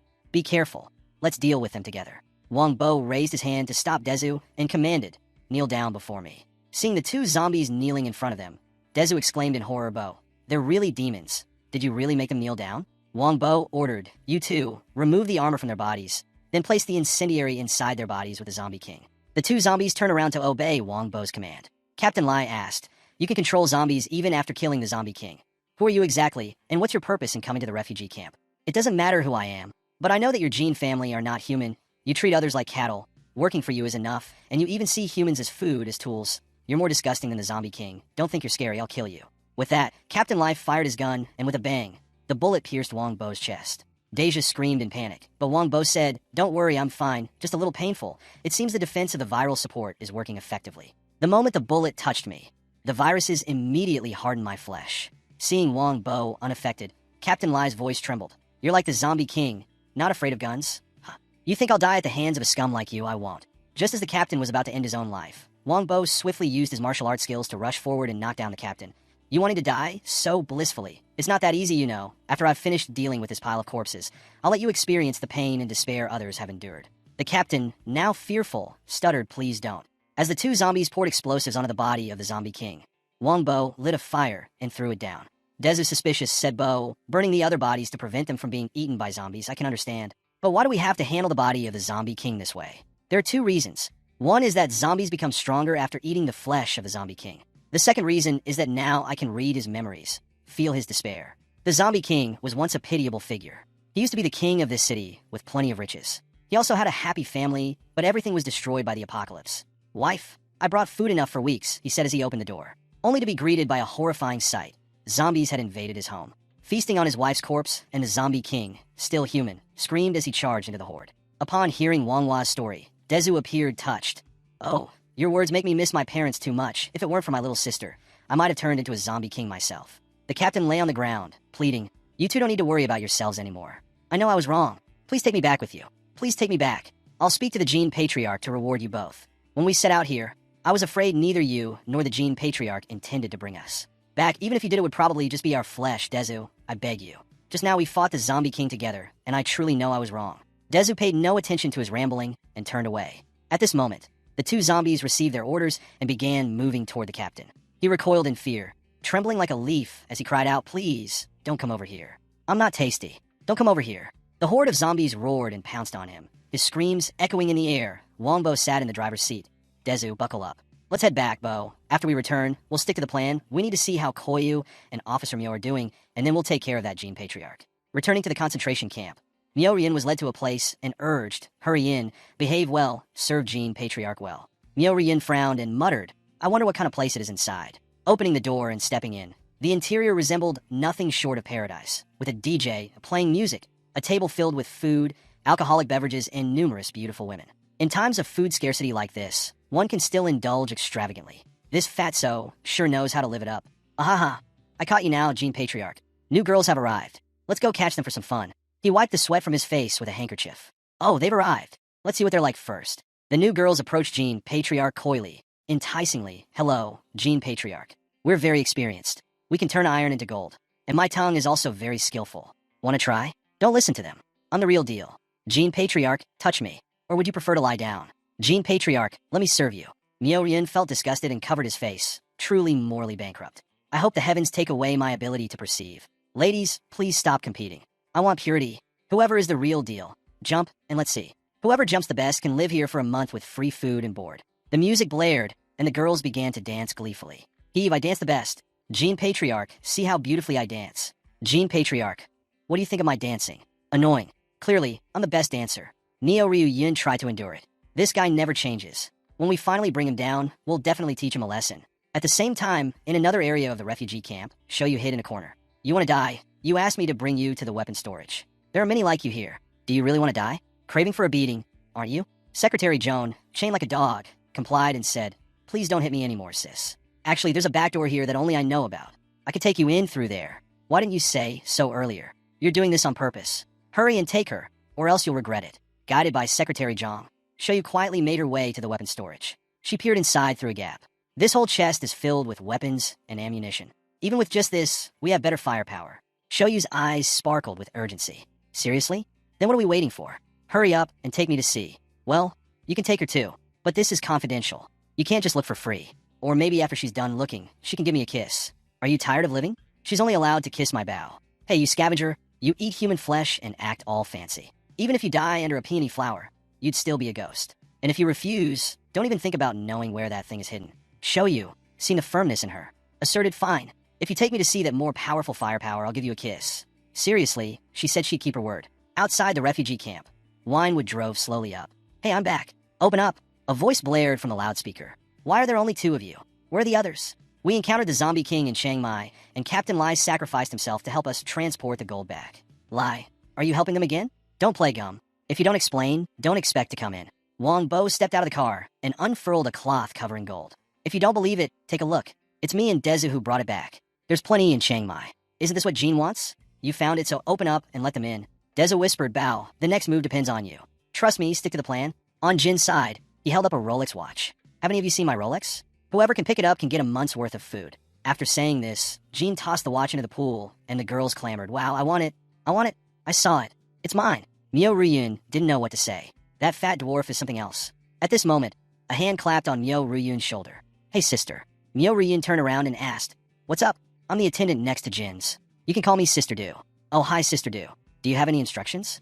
Not really, actually. I've noticed you since you stepped in. I feel like you're different from the other meek ones who came here. Myo Ryun thought to herself, not good. Maybe she's starting to suspect my motive for coming here. The girl continued, you're more trustworthy than those low lives. They just want to get close to Jean and use short-term benefits. I need someone to help me grasp Jin's trust firmly. Once you've had Jin's favor, you don't need to worry about anything in the apocalypse anymore. You'll be guaranteed good food, nice clothes, and ultimate comfort. So, why become my ally? Seeing the girl inching closer, Myo Ryun blushed and pushed back. Sister Do, we don't need to talk so closely. Of course, I want to support.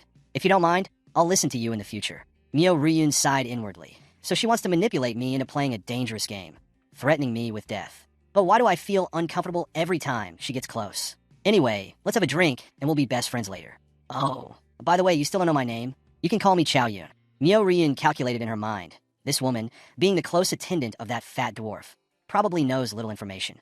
I have to find a way to get her to take me to where Jean keeps the gold. The fat woman, who was enjoying herself with Jean, was annoyed when called out. Of all times to come, interrupting us while we're having fun with Jean. Wong Bo asked, we took a risk to bring back the gold. Jean, you won't refuse to reward us, will you? The fat woman nodded and waved her hand. Suddenly, everyone aimed their guns at the two.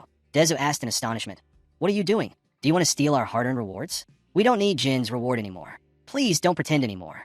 Jean already knows your true identities. Since the beginning, when you entered the city, Jean unintentionally recognized you and the girl. Back then, when Jean stood on top of the car and looked over, he saw that beautiful policewoman who used to arrest him. Didn't expect her to come knocking at his door. Let's see if I can play you to death this time.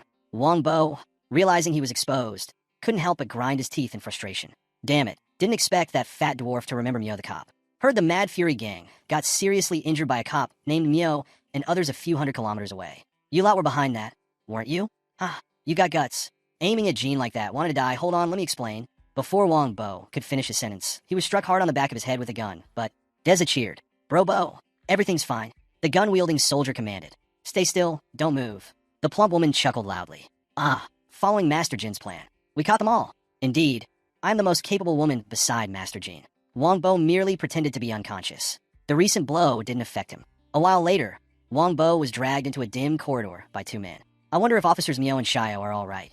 Officer Myo still doesn't know that Master Jean has recognized her. This is troublesome. How could this place be the residence of that fatso, without even a single guard? It looks quite run down. One of them remarked. Wong Bo was tossed in front of a door by the 2 men before they departed. What if he tries something? Don't worry what Sister Do here. It's very safe. Let's go quickly. One of them said. Wong Bo muttered to himself angrily. They dare to throw me on the floor. Let's see how I deal with them later. Soon, 2 heavily disguised figures approached, carrying Wong Bo inside and seating him on a chair before tightly binding him. Wong Bo squinted. Why tie me up here? What do you want to do? The light flickered on, and the plump man walked over, laughing. The game begins. Back in the days when I was in business, I often encountered many thieves from outside, not knowing their intentions towards me. You guys saw my fat belly and thought I was as dumb as a pig. not realizing my intentions. When it comes to cunning, you guys are far behind me. Stop pretending and listen up. He swung the whip hard at Wong Bo, who screamed in pain. Luckily, I've toughened up my flesh with a viral reinforcement. Otherwise, I'd be eating dirt by now, but it still hurts like hell. Wong Bo questioned, if you knew my purpose, why not just kill me directly? Want to collaborate with me? Collaborate? Are you trying to make me laugh to death? What collaboration with a piece of meat on the chopping board? So why tie me up? I already found my way back. It's been a while since I've had some excitement. Now that someone's come to challenge me, of course I have to play with you. Someone switched on the lights with a click, and the room became illuminated. Now Wong Bo could see his surroundings clearly. Nearby, Myo Rei-yun was hanging somewhat dazed. Wong Bo shouted excitedly, what do you want? Don't rush. I just want to have a deep conversation with Officer Myo. Who are you? The two masked individuals earlier removed their outer coats, revealing seductive lingerie, with whips in hand. Disgusting. Injuring Officer Myo like this. Bullying women like that. What kind of man are you? If you want some action, come at me, one of them exclaimed. The plump man turned back, saying, you must cherish Officer Myo. Don't harm her.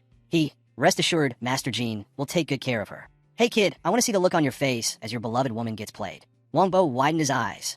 So, it's an old pervert, he muttered. Meanwhile, on Dezu's side, he was led away by several soldiers to a certain place. This time it's over. Bo's plan has been disrupted. With Jin's character, he probably won't let us die easily. He will definitely torture us. And we can only adapt to the situation. Deza thought, don't even mention Bo. Right now, it's difficult for me to ensure my own safety. They must have thought they could kill the zombie king, which is why they sent 4 people to escort me. I wonder how they intend to deal with me. In this situation, one can only resign to fate, but I'm really worried about my sister. What should I do? Suddenly, the wall ahead was smashed into. The soldiers exclaimed, who opened this thing? Secretary Zhang had a tank barrel pressed against his throat, crying out desperately. Help! Save me! It's me! Don't just stand there. Save me! The soldiers panicked. Run! Run quickly. Be careful not to get shot. Secretary Zhang trembled with anger. You dare not save me. When I get back, I'll have Gene kill all of you. From inside the tank came a voice. Dezu, why are you here? Upon hearing this sound, Dezu joyfully shouted. Xiaoyu, is that you? Where's Brother Wong? Why didn't you come with him? We've hit the jackpot. They've been taken by Old Man Gene. Let's hurry to rescue him. Xiaoyu couldn't help but be astonished. On Wong Bo's side, the blonde girl held a stimulating drug in her hand, pointing it towards Moyun, saying, hey little sister, this is good stuff. Wong Bo exclaimed, hey stop it right now. Aim at me if you must. Don't harm the police officer, Myo. During the fight with the zombie king, I've exhausted all my inner strength. Even the great strength Vajrapam is unusable now. Can't escape. The chubby guy with a mouth retorted. What's all the noise about? The kid here is worried about others. Should worry about your own situation instead. Do you know, before the apocalypse, no matter how strong the protection was, nobody dared to play excessively. At most, it was just to get through the addiction. But after the apocalypse, I can play with you guys as I please. I really love this apocalypse. Wong Bo's eyes twitched. So, this fatty was a pervert, a social deviant, daring to toy with others' lives at will, utterly disgusting. You're just my 18th male toy. These days I'll cherish you dearly. As he spoke, he began to nibble on Wong Bo's earlobe. Wong Bo's entire body tingled with goosebumps as he yelled out, you damn pig. I'll tear you apart into 1,000 pieces for sure. The aphrodisiac was injected into Myo Rivian's body. The white-haired girl closely observed her reaction, saying, Sister Du, this drug works really fast. Look at her face. Of course, this is a potent elixir. It can even cure your cold demeanor. Others might not even have the chance. So let me try it first. The white-haired girl grasped Myo Rivian's face, then licked and nibbled on her earlobe. Myo Rivian's voice trembled. Please don't. I beg you. The girl didn't respond. Instead, she ran her hand over Rivian's ample chest, while the blonde girl reached down to stroke Rivian's groin. Rivian shivered, pleading desperately. Please, I beg you. Wong Bo, save me. Beside Wong Bo, the chubby guy couldn't bite Wong Bo's ear properly and complained uncomfortably. Is your ear made of leather? Why can't I bite it? Wong Bo pondered inwardly, system. While it's true my internal strength points are depleted, shouldn't the anger points still be usable for zombie skills? Why isn't the body strengthening reacting when there were clearly 400 anger points before? Yet now, there are only 80. The system explained, player, anger points decrease to 0 according to emotional recovery. Although your current anger points may increase because you're under attack and the viral support is protecting you, your anger points are also deducted. Wong Bo was left speechless. This is excessively restrictive. I didn't expect skills to affect each other like this. Players, don't be disheartened. Think in a positive direction. Each of his attacks will boost your skills. The chubby guy swung the whip again at Wong Bo. Even though the passive skills are strengthened, the flesh and skin aren't harmed. But the pain sensation hasn't weakened at all. He enthusiastically continued to lash Wong Bo. This is exhilarating. To find someone who can endure my lashes without fainting is truly pleasurable. Neo Ryu-yun was drenched in sweat, feeling the heat all over her body. It seems like the effect of this drug is starting to work. The game is about to become more enjoyable. The blonde girl used a knife to cut through Neo Ryu-yun's skin, while Wong Bo watched attentively. What? What do they want to do with Officer Mayo? Ryun's skin was now cut all the way down to her feet. The game begins. The blonde girl excitedly shouted, then forcefully whipped Ryun's back. Little sister, are you ready? With a thud, Ryun cried out in pain. And seeing this, Wong Bo's body surged with anger, blood vessels bulging. Officer Mayo, these beasts. At this moment, Wong Bo's anger points increased to 90. The chubby guy swung his fist, landing a blow with a thud, and the system's voice echoed, activating viral support, deducting 20 anger points, advancing viral support progress by 1. The chubby guy panted in anger. You little brat, you're quite resilient. Let's see how long you can endure. He continued to unleash a flurry of punches. The system's voice incessantly resounded, deducting 20 anger points, advancing viral support progress by 1, deducting 20 anger points, advancing viral support progress by 1. Wong Bo felt frustrated continuing like this. Even immortality would be painful to death. What should I do? Outside the refugee camp, the tank kept firing, wreaking havoc everywhere. Shia pressed the gun barrel against the tank controller's head. That's right, shoot for me. Dezu stood on the tank, continuously firing the gun at the running figures ahead, while Secretary Zhang looked on, crying out, don't just think about yourself, hurry and help me. At this moment, several refugees approached. Dezu, where did you get the weapons? It must not be from Jin's arsenal, right? Are you rebelling? That's right. They don't see us as people. Let's rebel together. Rebel with me. As long as we unite, we can surely defeat the Gene family. In the background, a cannon shell was aimed at the tank, prompting a soldier to rush over to stop it. Hold on, Secretary Zhang, you're still on the tank. The soldier squinted, sneering, let's deal with these rebels first. Then that Zhang Dai can die. Then the top position will be ours, right? You make a good point, so let's kill them. What are we waiting for? Open fire, let them see what an Italian cannon can do. Hearing the commotion behind him, Deza swiftly turned around to see a group of people fighting. Damn it, don't you see us as human beings? I never like you lie anyway, let's kill them. As one of them was about to squeeze the trigger, some refugees rushed to intervene. Don't you dare shoot, you'll kill him. Seeing the scene unfolding, Dezu exclaimed excitedly, this is great.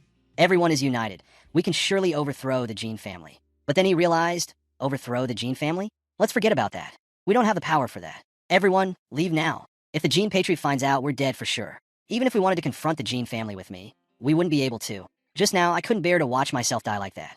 Here, as long as we work hard, we'll have food to eat. In the end, it's better than wandering outside. Indeed, our lives are as insignificant as flies and mosquitoes. There's no way we can stand up to the Gene family. But do you all know what meat we eat every day? Moreover, we're constantly oppressed by others. People like us will always be oppressed by others. It's better to live in humiliation than to die in glory. Indeed, even without the Gene family, there will be others to come and oppress us. Dez's heart sank. They're not wrong in their thinking. Even without the Gene clan, there would be countless other Gene clans emerging. These people aren't as fortunate as I am to encounter someone like Bo to aid them. All right then, I won't force everyone to stand against the Gene clan with me anymore. Best of luck to everyone. Xiaoyu peeked out and asked, Deju, can we leave now? Let's seize the time to rescue Wong. Xiaoyu, let's go. Xiaoyu nodded. If that old Gene dares to harm Bo, I'll make sure to finish them off. Back to Wong Bo's location. Mio Ruian's face was flushed with visible bruises on her back. The blonde girl remarked, seems like the effects of the medicine are starting to show. Whatever we do to her now, she'll only find it amusing. The white-haired girl nodded. Indeed, quite a rare specimen.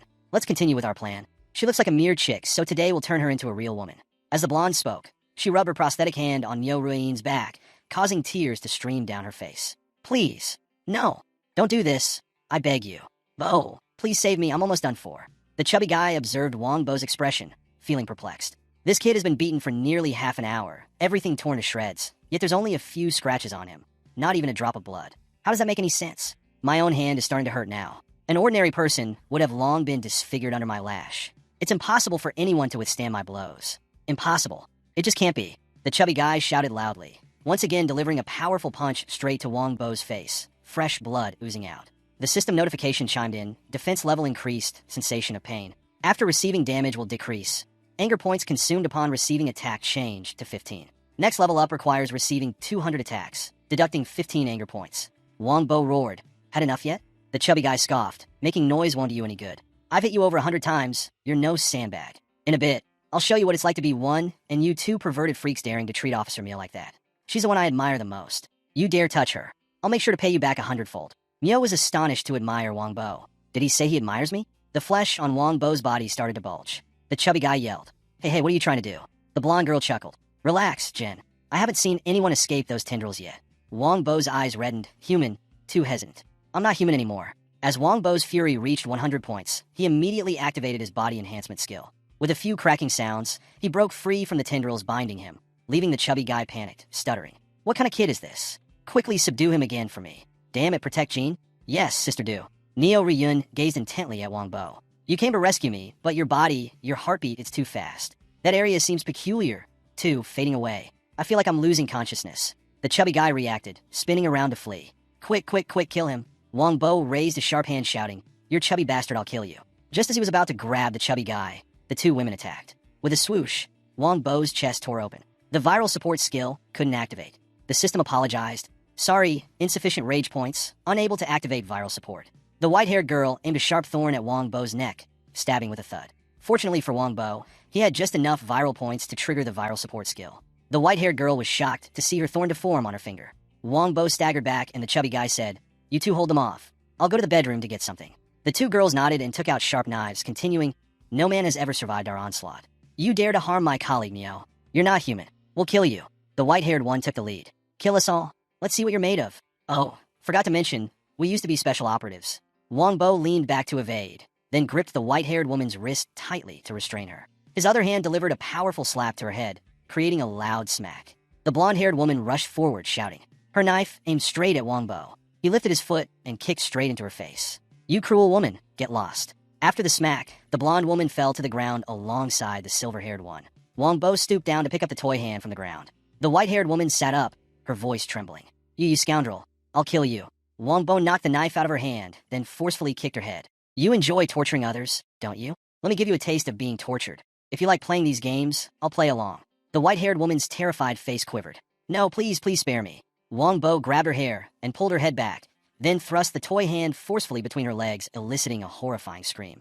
The blonde woman was completely petrified witnessing this scene. Wong Bo then slowly turned his head and smirked. "Now it's your turn." The anger points were continuously escalating. Outside the refugee camp, the Gene Clan soldiers were incessantly aiming at the tank to fire. Secretary Young, tied up at gunpoint, kept shouting, "Hey, you aim properly and don't shoot us. If you don't stop, I'll make sure to deal with you when I return." Xiaoyu and Dezu took cover behind the tank, unable to retaliate. Dezu said, "It's over. We're facing overwhelming firepower. Xiaoyu, leave it to me. I'll cover you. Climb up from that ladder there, and you can reach the Gene Clan. Dezu, can you really hold him off alone here? I'm not sure. Maybe, but rescuing Bo is more urgent. We have no other choice." Dezu, Bo sees people accurately. He's a trustworthy teammate. "Bo has helped me, and I'll definitely help everyone in return. Go quickly. I'll cover you." Meanwhile, Secretary Young continued to yell, "Hey, what are you fools still doing? Hurry up and save me." The Gene Clan soldiers saw no movement near the tank and thought Xiaoyu and Dezu were scared off. At that moment, Dezu, armed to the teeth, climbed onto the tank and shouted, "You idiots." With a roar, Dezu wildly fired 2 guns, scattering the others to find cover. "Listen up, everyone. Dezu here. I won't retreat. If you want to get through, you'll have to step over my dead." At the same time, Xiaoyu also dashed into the hallway. She cautiously glanced up at the second floor, where the guards, spotting an intruder, immediately opened fire. Xiaoyu ducked into the staircase corner, along with several others. In that momentary pause, she didn't know how to launch an attack, nor did she know the fate of her Bo and Officer Mio. Meanwhile, on Wong Bo's side, the blonde-haired man lay motionless on the ground, panting heavily. "You scoundrel, how dare you do this to me?" Wong Bo retorted, "Had enough yet? See if you'll dare to harm others in the future." In his heart, he thought, maybe I overdid it just now, but I can't control myself anymore. Never mind that, saving people is what matters. Wong Bo rushed to Mio Ryun's side, calling out, "Officer Mio, how are you? Hang in there for a moment. I'll get you out immediately." Mio Ryun opened her eyes, gazing fixedly at Wong Bo's muscular body, the aphrodisiac still affecting her. She caught the scent of manliness on Wong Bo, making her want to draw closer to him. Suddenly, the white-haired woman wielding a knife lunged forward. "I absolutely won't spare you." The chubby guy appeared at this moment. "Get out of the way. Let me handle this. I must personally kill this scumbag. You dare to defy me. Taste my wrath. You scum." Wong Bo turned back, visibly astonished. "A golden gun. He actually has this." The blonde-haired one exclaimed excitedly, "Gene, kill him quickly." The chubby guy activated the gun, and the 2 girls couldn't avoid it in time, immediately falling into a pool of blood dead. Wong Bo roared, "Beast, you even kill your own men? Huh, what kind of comrades are they? They're just my puppets, mere tools." Using such heavy-duty firearms consumed rage points several times more than before. Wong Bo's accumulated rage points were quickly depleting. If he continued like this, both he and Officer Mio would die here. He can only exert all his strength for one attempt. Wong Bo activated his body enhancement skill, deducting 100 rage points, then launched his ultimate skill, rushing straight towards the chubby guy. The chubby guy's face paled. He blocked the gun. "Come at me. Are you still human?" Wong Bo quickly closed in, swinging his fist to knock the gun aside, and the chubby guy's tears and snot streamed down as he cried out, "Ah, monster, is anyone coming to save me?" Wong Bo grabbed his collar and lifted him up. You chubby scum, don't even think about escaping. Beg for mercy if you want. I'll give you anything you want. Mercy for you. Do you think I'm a saint? You've been coercing others, forcing them to serve you, treating humans as commodities shields against bullets. Not only that, you even made Officer Mio drink that disgusting stuff, and you wanted me to drink it too. You're as good as dead. You're wrong, boss. Please forgive me. I won't do it again. Your chubby guy eats people without leaving bones, but I won't kill you right away. I'll toss you to the people outside. Let them slowly torment you, without power or resources to protect you.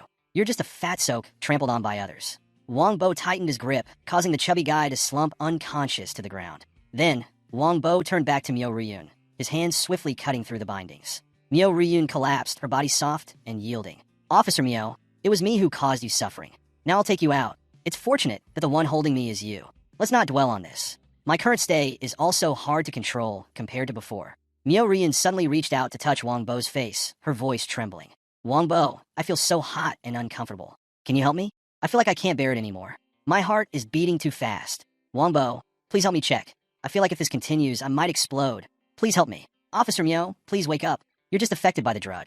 Don't be like this. I'm about to lose control. Myo Ryun said, then I'll follow my heart's instinct. Actually, this is what I truly desire. Come on, don't hold back anymore. As she spoke, Myo Ryun pushed her tongue out, wanting to caress Wong Bo's lips. The anger continued to rise. At this point, Wong Bo couldn't hold back any longer. He pushed Myo Ryun down, then tore off Ryun's clothes, starting to passionately kiss her. Outside, Dezu, wounded, huddled behind the tank. The Gene Clan soldiers smirked triumphantly. Ha!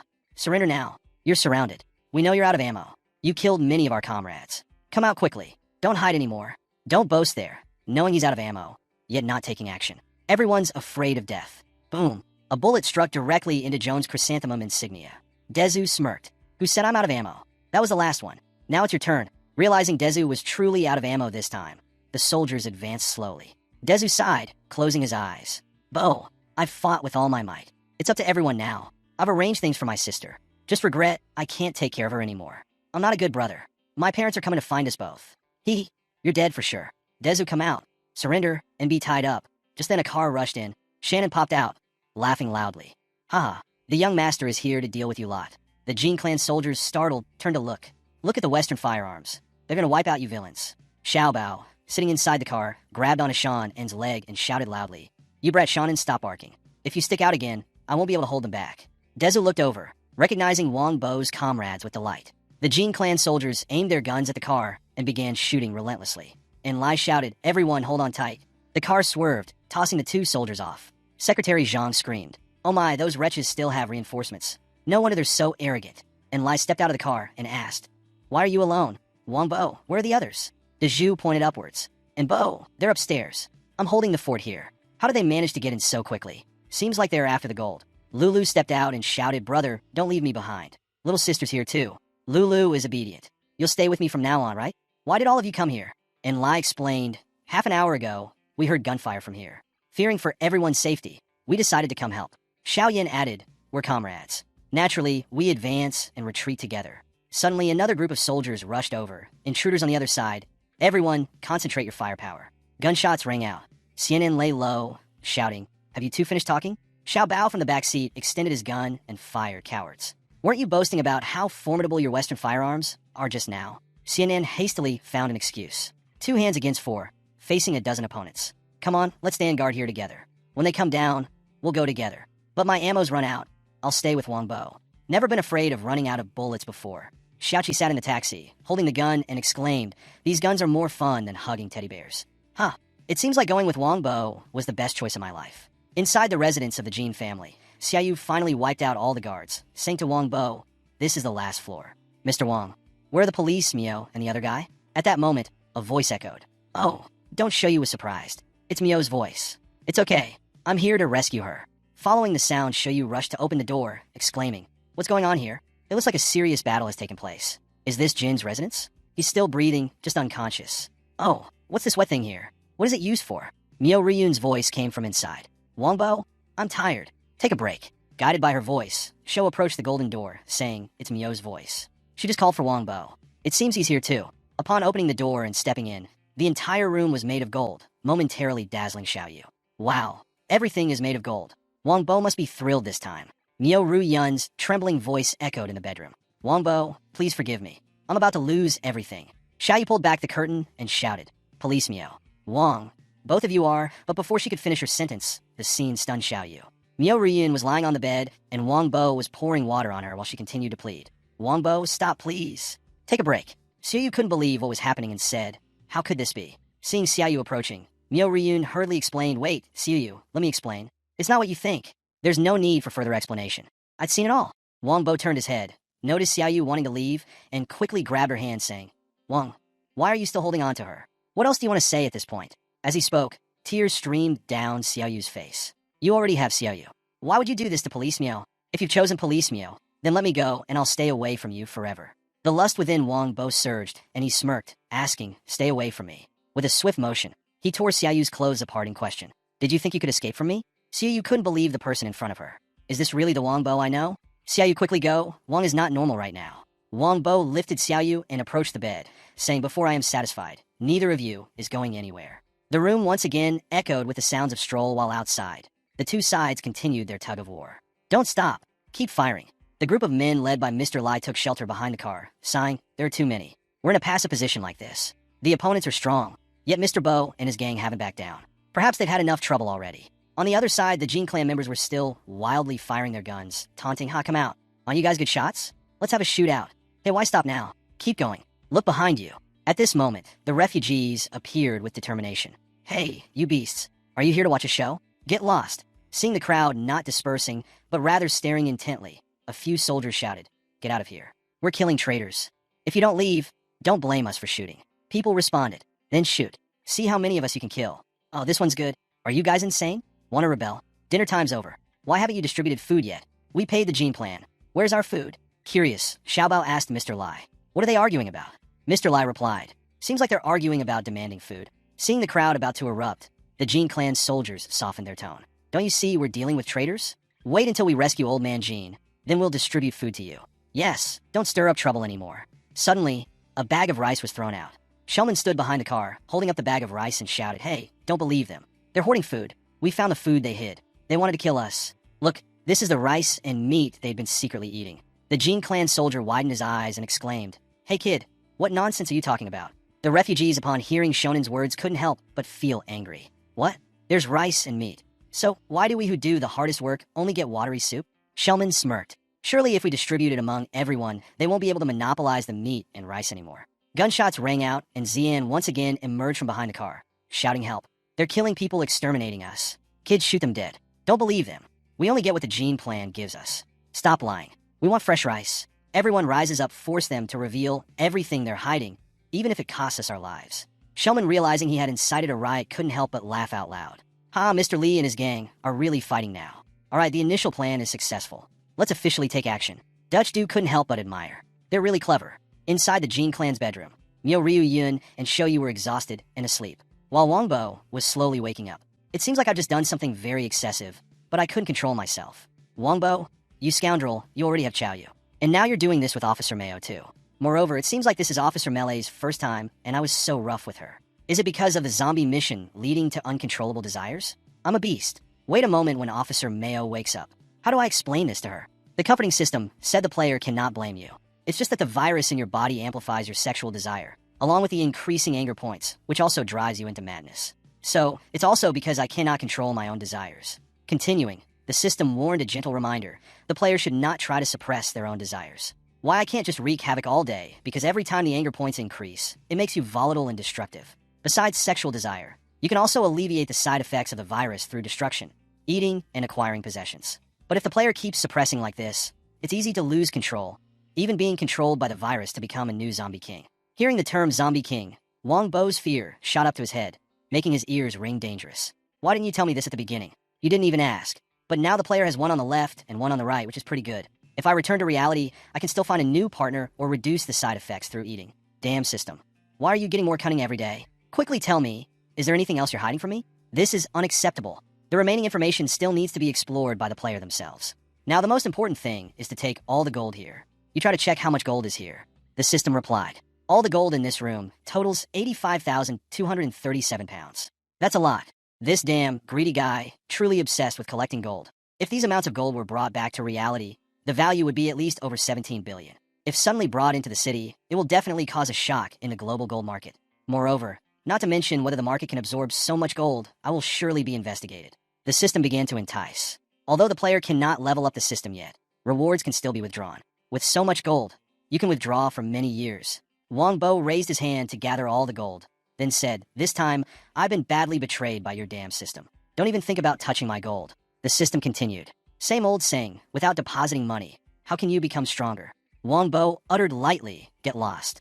A while later, Dezu and Xiao Nen came over. "Hey Dezu, look, isn't that one over there?" Wong Bo hugged Xiao Yu and Ruyan out. Seeing the two coming, he exclaimed, "Xiao Nen, Dezu, why are you two coming in here? We finished dealing with things outside, haven't we?" Xiao Nen curiously asked, "Wong, what happened to sisters Yu and Yun?" Wong Bo hesitated before explaining. "It's nothing serious. They just passed out temporarily." "Bo, have you found the gold? If so, it's best for us to take advantage of the chaos and leave." Wong Bo smiled. "Yes, we found the gold. Let's withdraw now." Inside the vehicle, Lai remarked, "Wong Bo, you seem remarkably calm. It's really commendable." Wong Bo nodded. "Luckily, you had your lighter. It was a great help indeed." Xia Yin looked at Xia Yu and Ru Yun, saying, "Wong, was the fight just now really intense? I saw both you and Yun completely exhausted. How could they sleep like that?" Wong Bo chuckled nervously. "Yes, the fight was intense. We'll be embarrassed when they wake up." Outside, the chaos persisted. "Quick, bring the provisions here. Let's finish off these guys." Xiao Bao and Xiao Nen looked outside the vehicle. It's surprising that just a few bags of rice and meat could cause such chaos. Using compassion to seek their help is useless. We have to let them fight for their own food. Lai glanced at the tank. "It's a shame we don't have anyone who knows how to drive that thing. Otherwise, we could have driven away by now." Hearing Lai's words, Wong Bo pondered, "Should I squeeze it into the storage space for items?" Deza said to his sister, "I'm sorry. We have to live a nomadic life again." Liao Lu smiled. "It's okay, brother. Wherever you go, my home will be there. Don't worry, Liao Lu. We've met Brother Bo. We don't have to live in hunger like before." Wong Bo chuckled. "But these are days of bloodshed and killing. Aren't you truly afraid?" Dezu firmly replied, "Bo, if I, Dezu, were afraid of death, I wouldn't belay Dezu.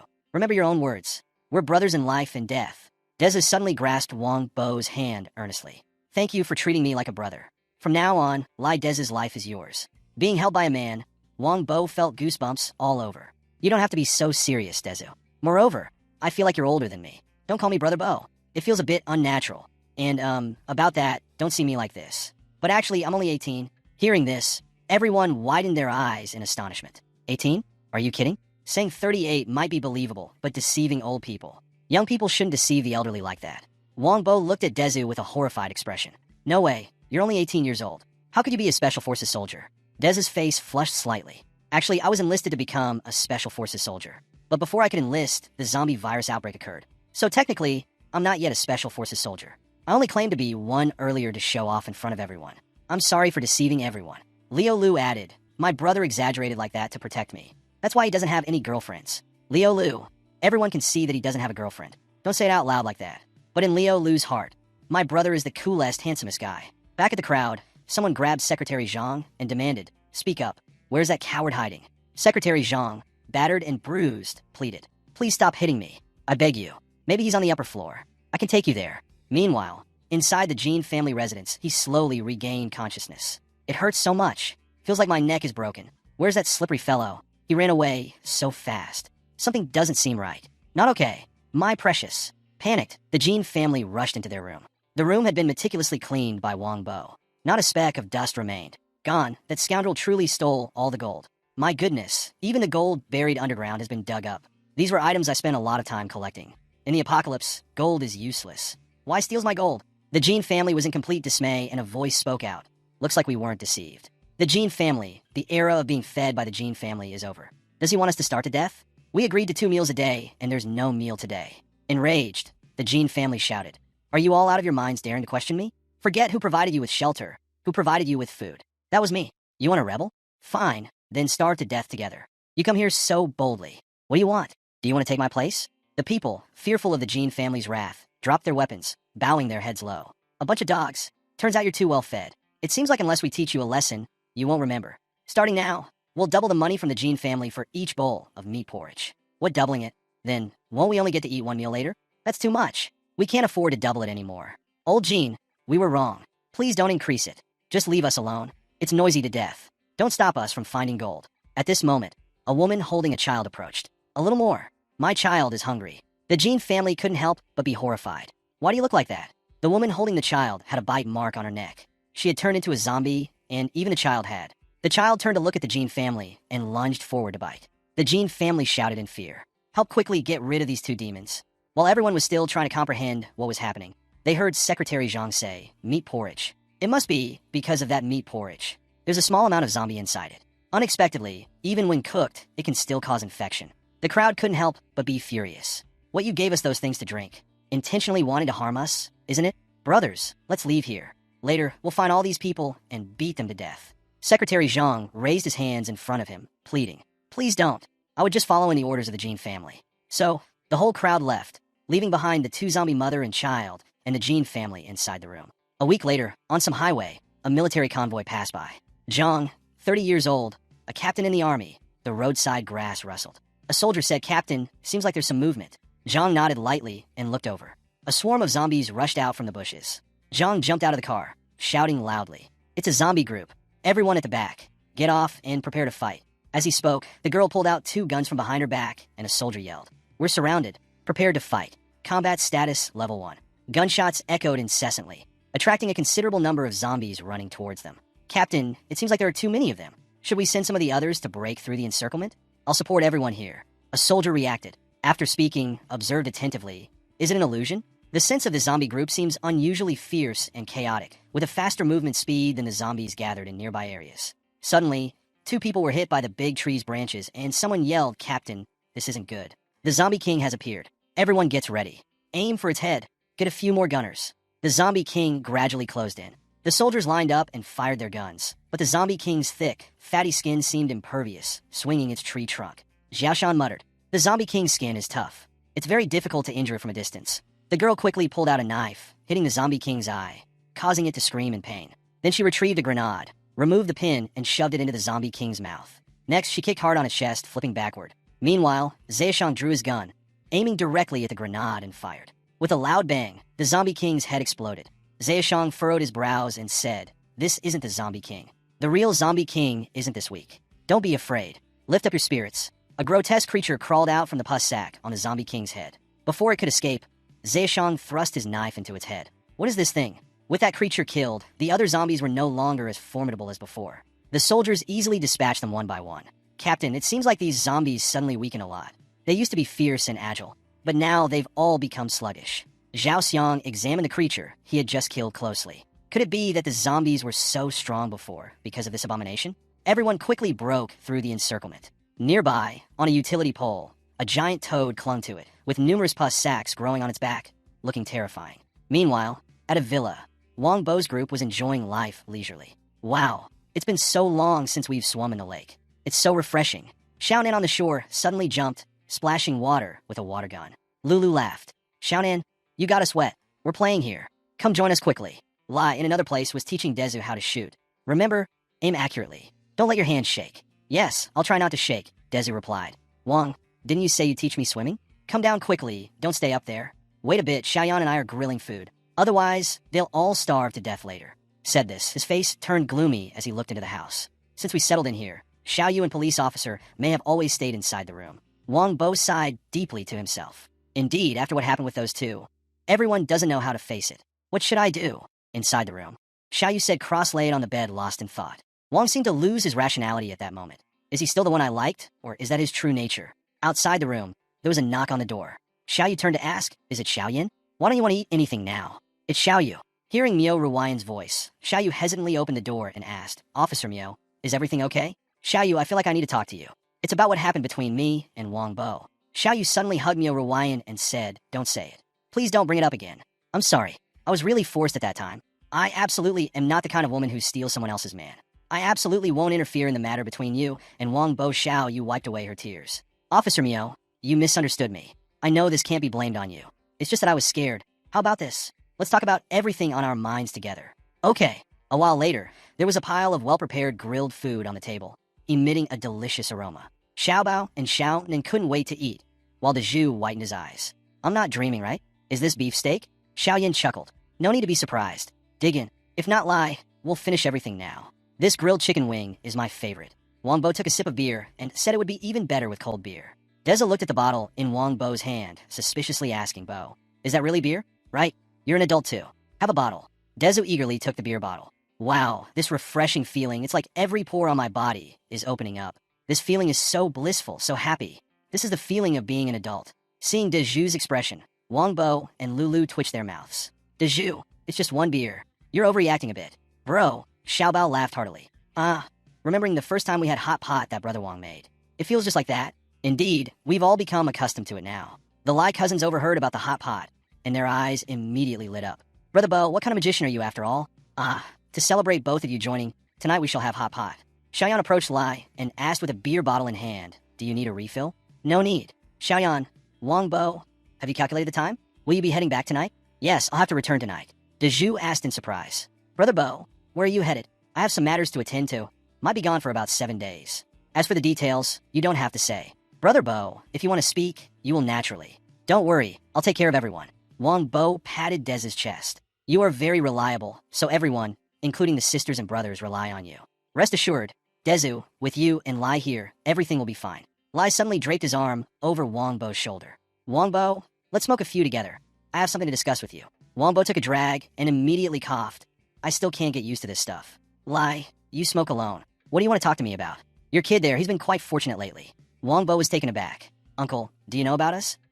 Of course, Brother Lai is experienced. How could these things escape your notice? Did I do something with Xiaoyan? Wong Bo knew we couldn't hide it. So he gritted his teeth and said, it's all because of what I did with her. I really acted like an animal. What's the big deal if young people have feelings for each other? Don't take it so seriously. If you want to blame someone, blame my irresistible charm. When you were young, you were the same.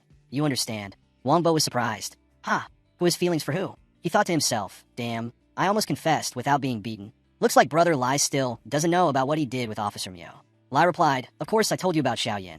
Although you see her as your student, you still consider her like your own daughter. Don't be fooled by her usual cold and distant demeanor. Deep down, she's very sensitive, gentle, and longs for care and love. But because of family reasons, fearing hurt, she always presents herself as tough and aloof. Until now, she hasn't experienced first love, right?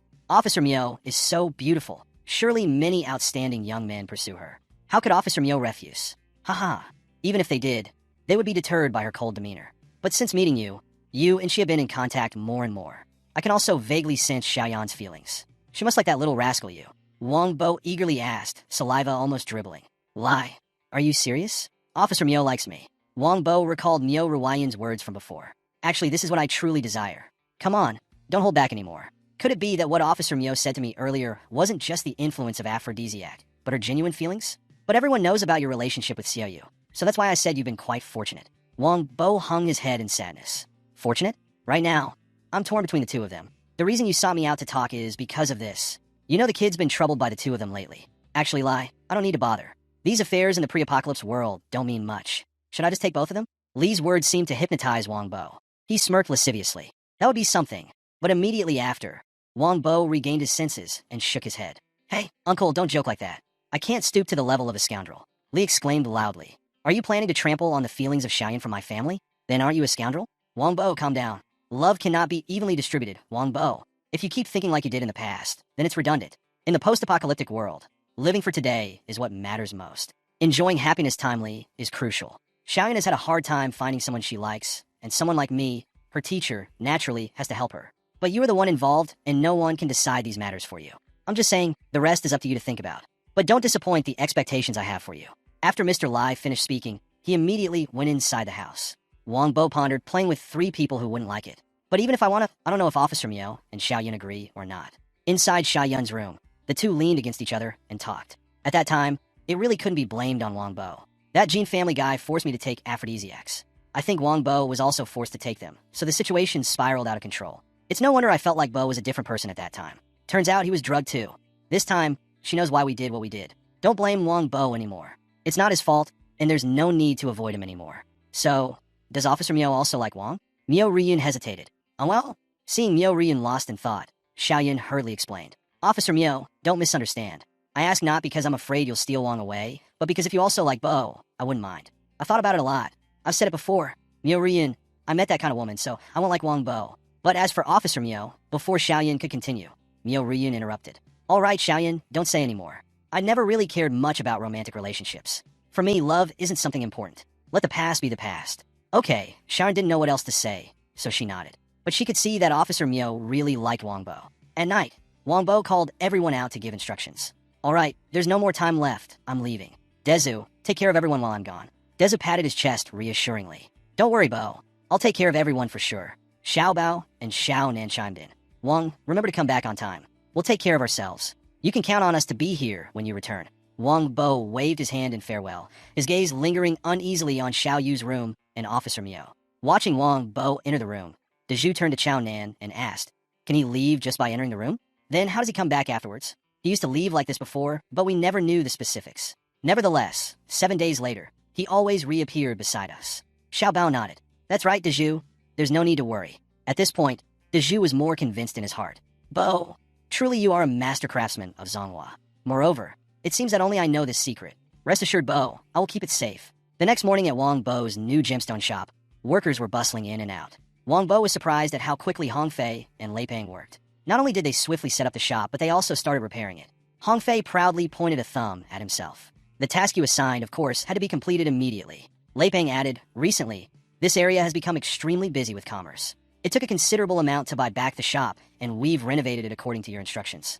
It shouldn't be too extravagant, but it must exude solemnity and respectability, making others feel trustworthy, even though it costs a bit more. Wong Bo seemed unconcerned about the expenses. Initially, investing a bit more capital is fine as long as we run the business uprightly with a brand and profits. It's just a matter of time. Feel free to spend. If there's not enough money, just let me know. Hong Fei handed Wong Bo a phone. Do you remember Wenqing, who drove with us last time? He called us to Xingu's house for a meeting, remember? But why suddenly call us like that? Do you know them? Yeah, I did some research. Turns out, they're not just your average rich family. Let me tell you about Wong Kong. He's a genius student, graduated from Harvard. After graduation, he started his business in Paris, developing several apps, one of which, a music app, was sold for $30 million. Lu Qinghua is even more impressive. His family is one of the top 3 clans in our city. He's like the male lead in a romantic comic book, excelling in both literary and martial arts. He's a specially favored student at Tsinghua University. This guy deals with gemstones and even has a mercenary team in Africa, all trained by his family, serving as guards for diamond mining. His life seems like a hack, doesn't it? Military force and Lu Qinghua. He has it all. Isn't it possible to buy some weapons from him? Wong Bo pondered for a moment before asking. From previous encounters with them, I felt they weren't ordinary young masters. Turns out their backgrounds are quite impressive. How did you become friends with them? Han Fei interjected. After the last meal, Li Ping found out that Wong King is a talented app designer, so he shamelessly asked him to help with a jewelry app project, and that's how we got close. Li Ping countered. What you mean by shameless? This is called networking with Wong King, you know? Anyway, since we're invited, let's just go. A while later, several cars sped along the highway to Lu Qinghua's mansion. Qinghua, accompanied by a maid, was already waiting. You're here, huh? I've been waiting for you for a while, he greeted. Wong Bo nodded in acknowledgement and glanced at the mansion behind Wong Kong. Indeed, they're not your typical wealthy family.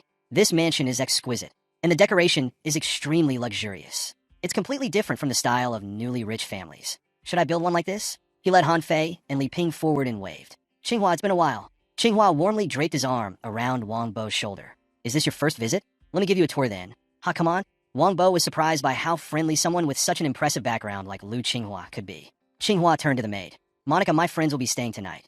Prepare the guest rooms and start preparing for the party as well. Yes, sir, Monica replied promptly. I'll go prepare right away. Monica courteously bowed her head, her twin peaks bouncing with each nod. Wong Bo watched it all, a surge of desire stirring within him. Sensing Wong Bo's unusual behavior, Qinghua turned to him and asked, Wong Bo, are you all right? Wong Bo tried to suppress his desire and covered his head. No, there's nothing wrong.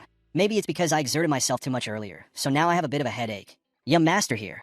Do you need me to take you to your room to rest? We have a private doctor who can help you check up. Wong Bo forced a smile. No, it's not necessary. I'll feel better after drinking some hot water later. He just prayed that the girl wouldn't come near him again. Otherwise, he wasn't sure if he could control his desires anymore. Xinghua extended his hand. All right, let's go in quickly. I'll have the doctor bring some headache medicine for you. Li Ping teasingly draped his arm around Wong Bo. Headache? I don't believe it. Couldn't it be from too much self-pleasure recently? Ah, that must be it. I'm running out of stamina myself. Wong Bo gritted his teeth, screaming internally. System, get out here. The system asked. Why is the player so aggressive? I'm always here. What an angry little monkey you are. The side effects of this virus are nauseating. Just a little stimulus. And you're like this. The system replied. It's been sent before. This virus will amplify the player's desires infinitely. If you're afraid you can't control yourself, then avoid some stimulating images. Isn't there any other way to suppress desires? Here everywhere are maids. How can you avoid it? The system said. Unless desires are satisfied, there's no other way. As they stepped into the mansion, busted maids bowed and greeted. Welcome, young masters.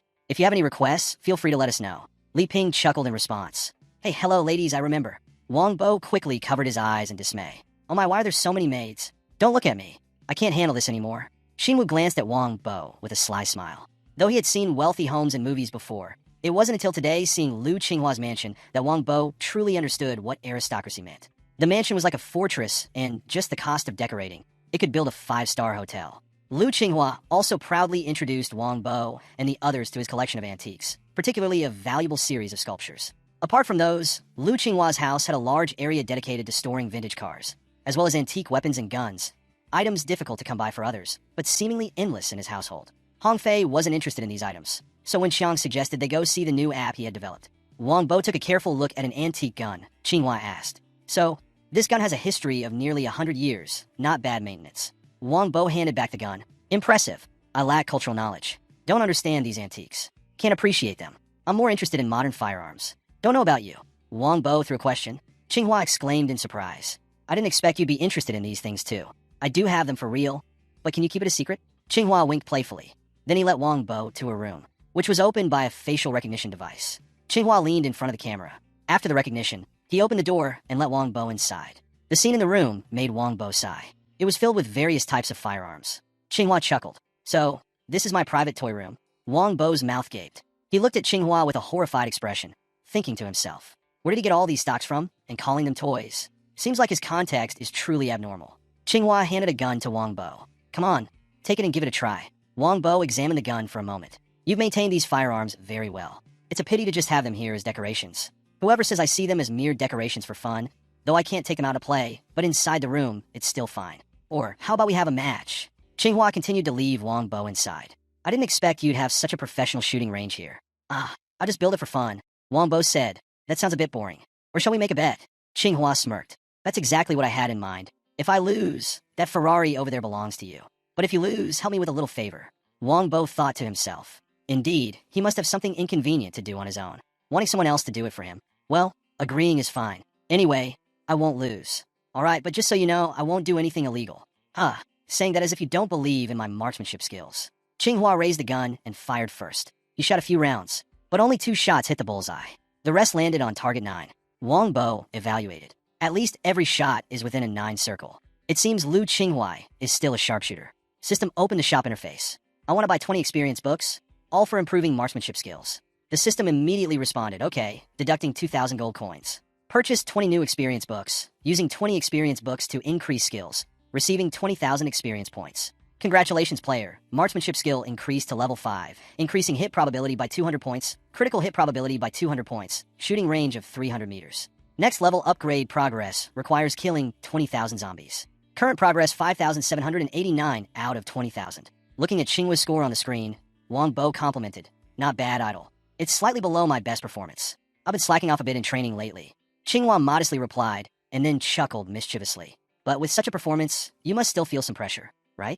"Indeed, there's a bit of pressure. It seems I need to be more serious." Wong Bo nodded with a hint of concern, but inwardly, he wore a smug expression. You're really impressive, but compared to my hacks, you're still far behind. Your Ferrari belongs to me now." As Wong Bo raised his gun, his eyes widened immediately. "Wow, this feeling is amazing. Just by raising the gun, my body automatically adjusts to the best shooting position. The view is extremely clear, as if there's a target placed right in front of the barrel. I can easily hit the target. Indeed, the feeling of hacking is still so satisfying. So, I won't hold back anymore." Wong Bo was now brimming with confidence. Qinghua smiled. "Your shooting stance seems quite professional. I wonder about your technique." The first shots rang out, and Qinghua felt that Wong Bo wasn't bad either. But soon after, his expression changed. Wong Bo turned to ask, "Well, did my score surpass yours?" Qinghua's face was incredulous. "No doubt, you must have surpassed me. But how did you do it? Shooting so accurately like that? Is it even scientifically possible? You're clearly a master. You were modest just now, making me secretly proud." Maybe it's because of my good mood today. So, I managed to perform well for once. That's all." Wong Bo quickly came up with an excuse, feeling a sense of panic inside. "Forget it. This hack seems excessive. If it continues like this, I'll definitely be suspected in the future." Qinghua sighed in admiration. "Indeed, there's always someone better. I'm no match for you. I admit defeat and surrender. The car belongs to you. You truly have the capability. It seems I haven't made a wrong choice in befriending you. If you're favored by friends like this, then it seems I need to help you with your matters. But this is a bit tricky. You probably want my help, right? You're my brother, and I'll agree to help with your matter. Tell me, let's see if I can assist you." I won't beat around the bush anymore. I want to borrow your hand to eliminate the Lee family / Wong Bo was stunned. The Lee family you're talking about, could it be? A while later, on when Kang sighed, he chuckled and asked, so how's the app one made? Hong Fei and Lai Peng stood by, constantly praising. It's amazing. It must have earned millions when sold. That's right. When Kong, you're so talented. Wong Bo and Xinghua sat on the floor conversing. I didn't expect you also have a grudge against that Lee family. Is it that young Master Lai? His grudge against me is merely because he's the son of that woman and that old man, without much real power. Occasionally, he uses some money from Gene by corporation to throw around. He hasn't earned the right to hold a grudge against me. The one who holds a grudge against me is his older brother, Li Ao, and their father, Li Deng, are the true bosses of Gene by corporation. Their enterprise not only includes real estate and transportation, but also involves shady financial ventures. Although I have the capability to deal with them, the cost is quite high. If not handled properly, it might lead to mutual destruction, being taken advantage of by other families when weakened. Wong Bo thought to himself, perhaps Li Qinghua has already thoroughly investigated him from the beginning, which is why he asked for his help.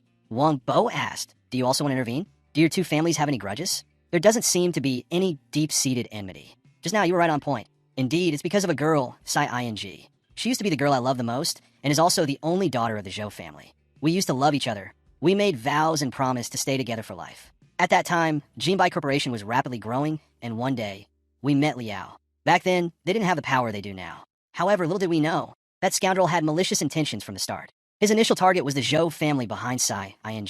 After several encounters, he and I started calling each other brothers. Once, Sai Ing and I had a misunderstanding and argued. That scoundrel took advantage of the situation and took me out to drown my sorrows. Perhaps he did something with the drinks, then arranged for Sai Ing to catch me in bed with another woman, right before her eyes. No matter how much I tried to explain, I couldn't get her forgiveness.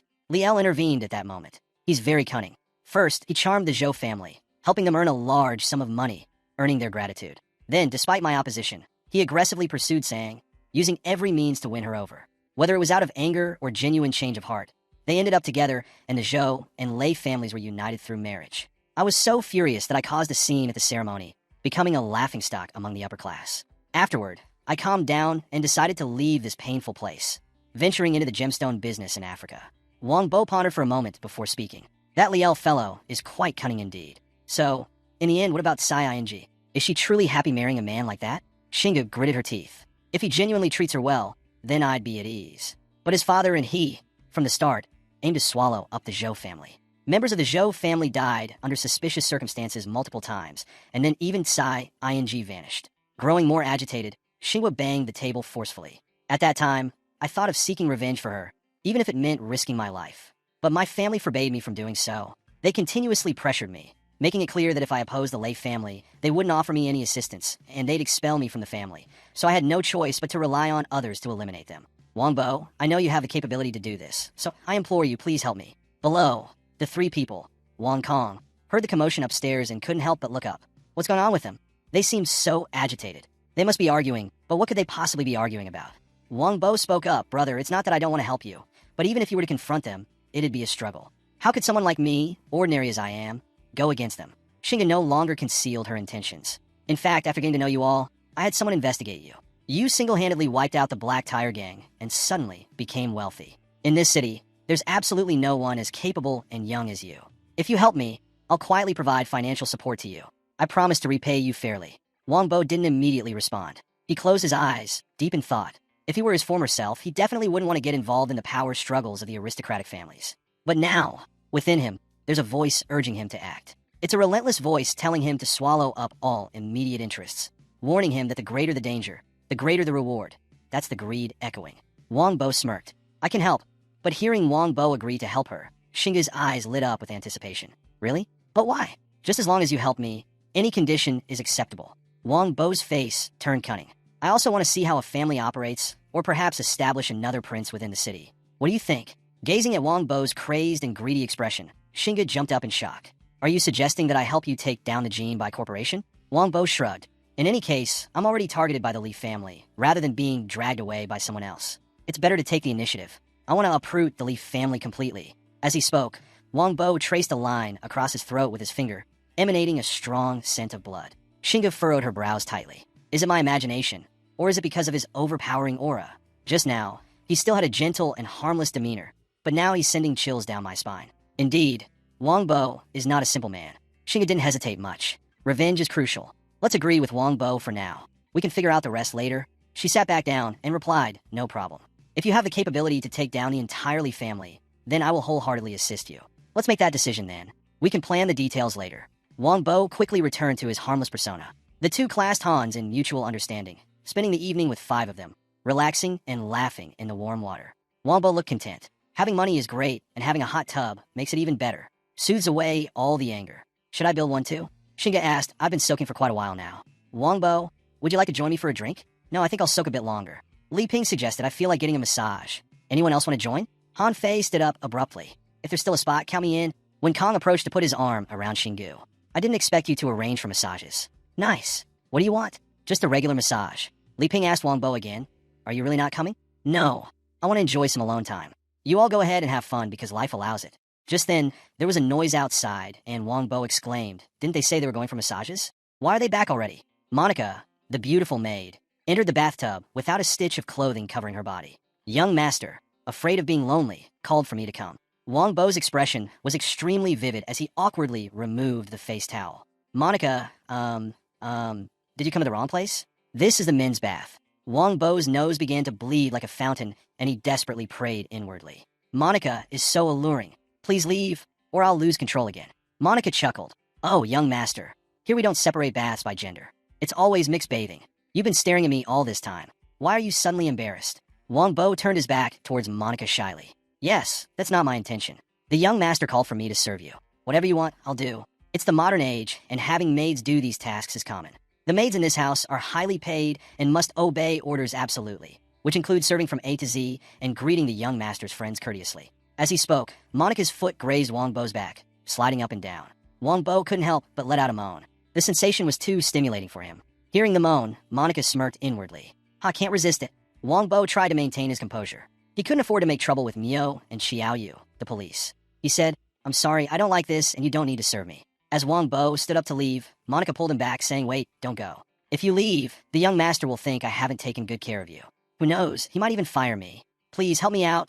Stay with me for a while longer, just until someone reports back to the young master. With Monica's face flushed and her mind racing, she pressed herself against Wong Bo's back, his face now showing signs of tension. He could hardly contain himself any longer, his desires surging. Wong Bo turned back with bloodshot eyes and shouted, You're forcing me. Suddenly, Wong Bo's attitude shifted 180 degrees, catching Monica off guard. She hesitated before yelling, wait. Wong Bo carried Monica into the bedroom, her voice trembling as she pleaded, please don't do this.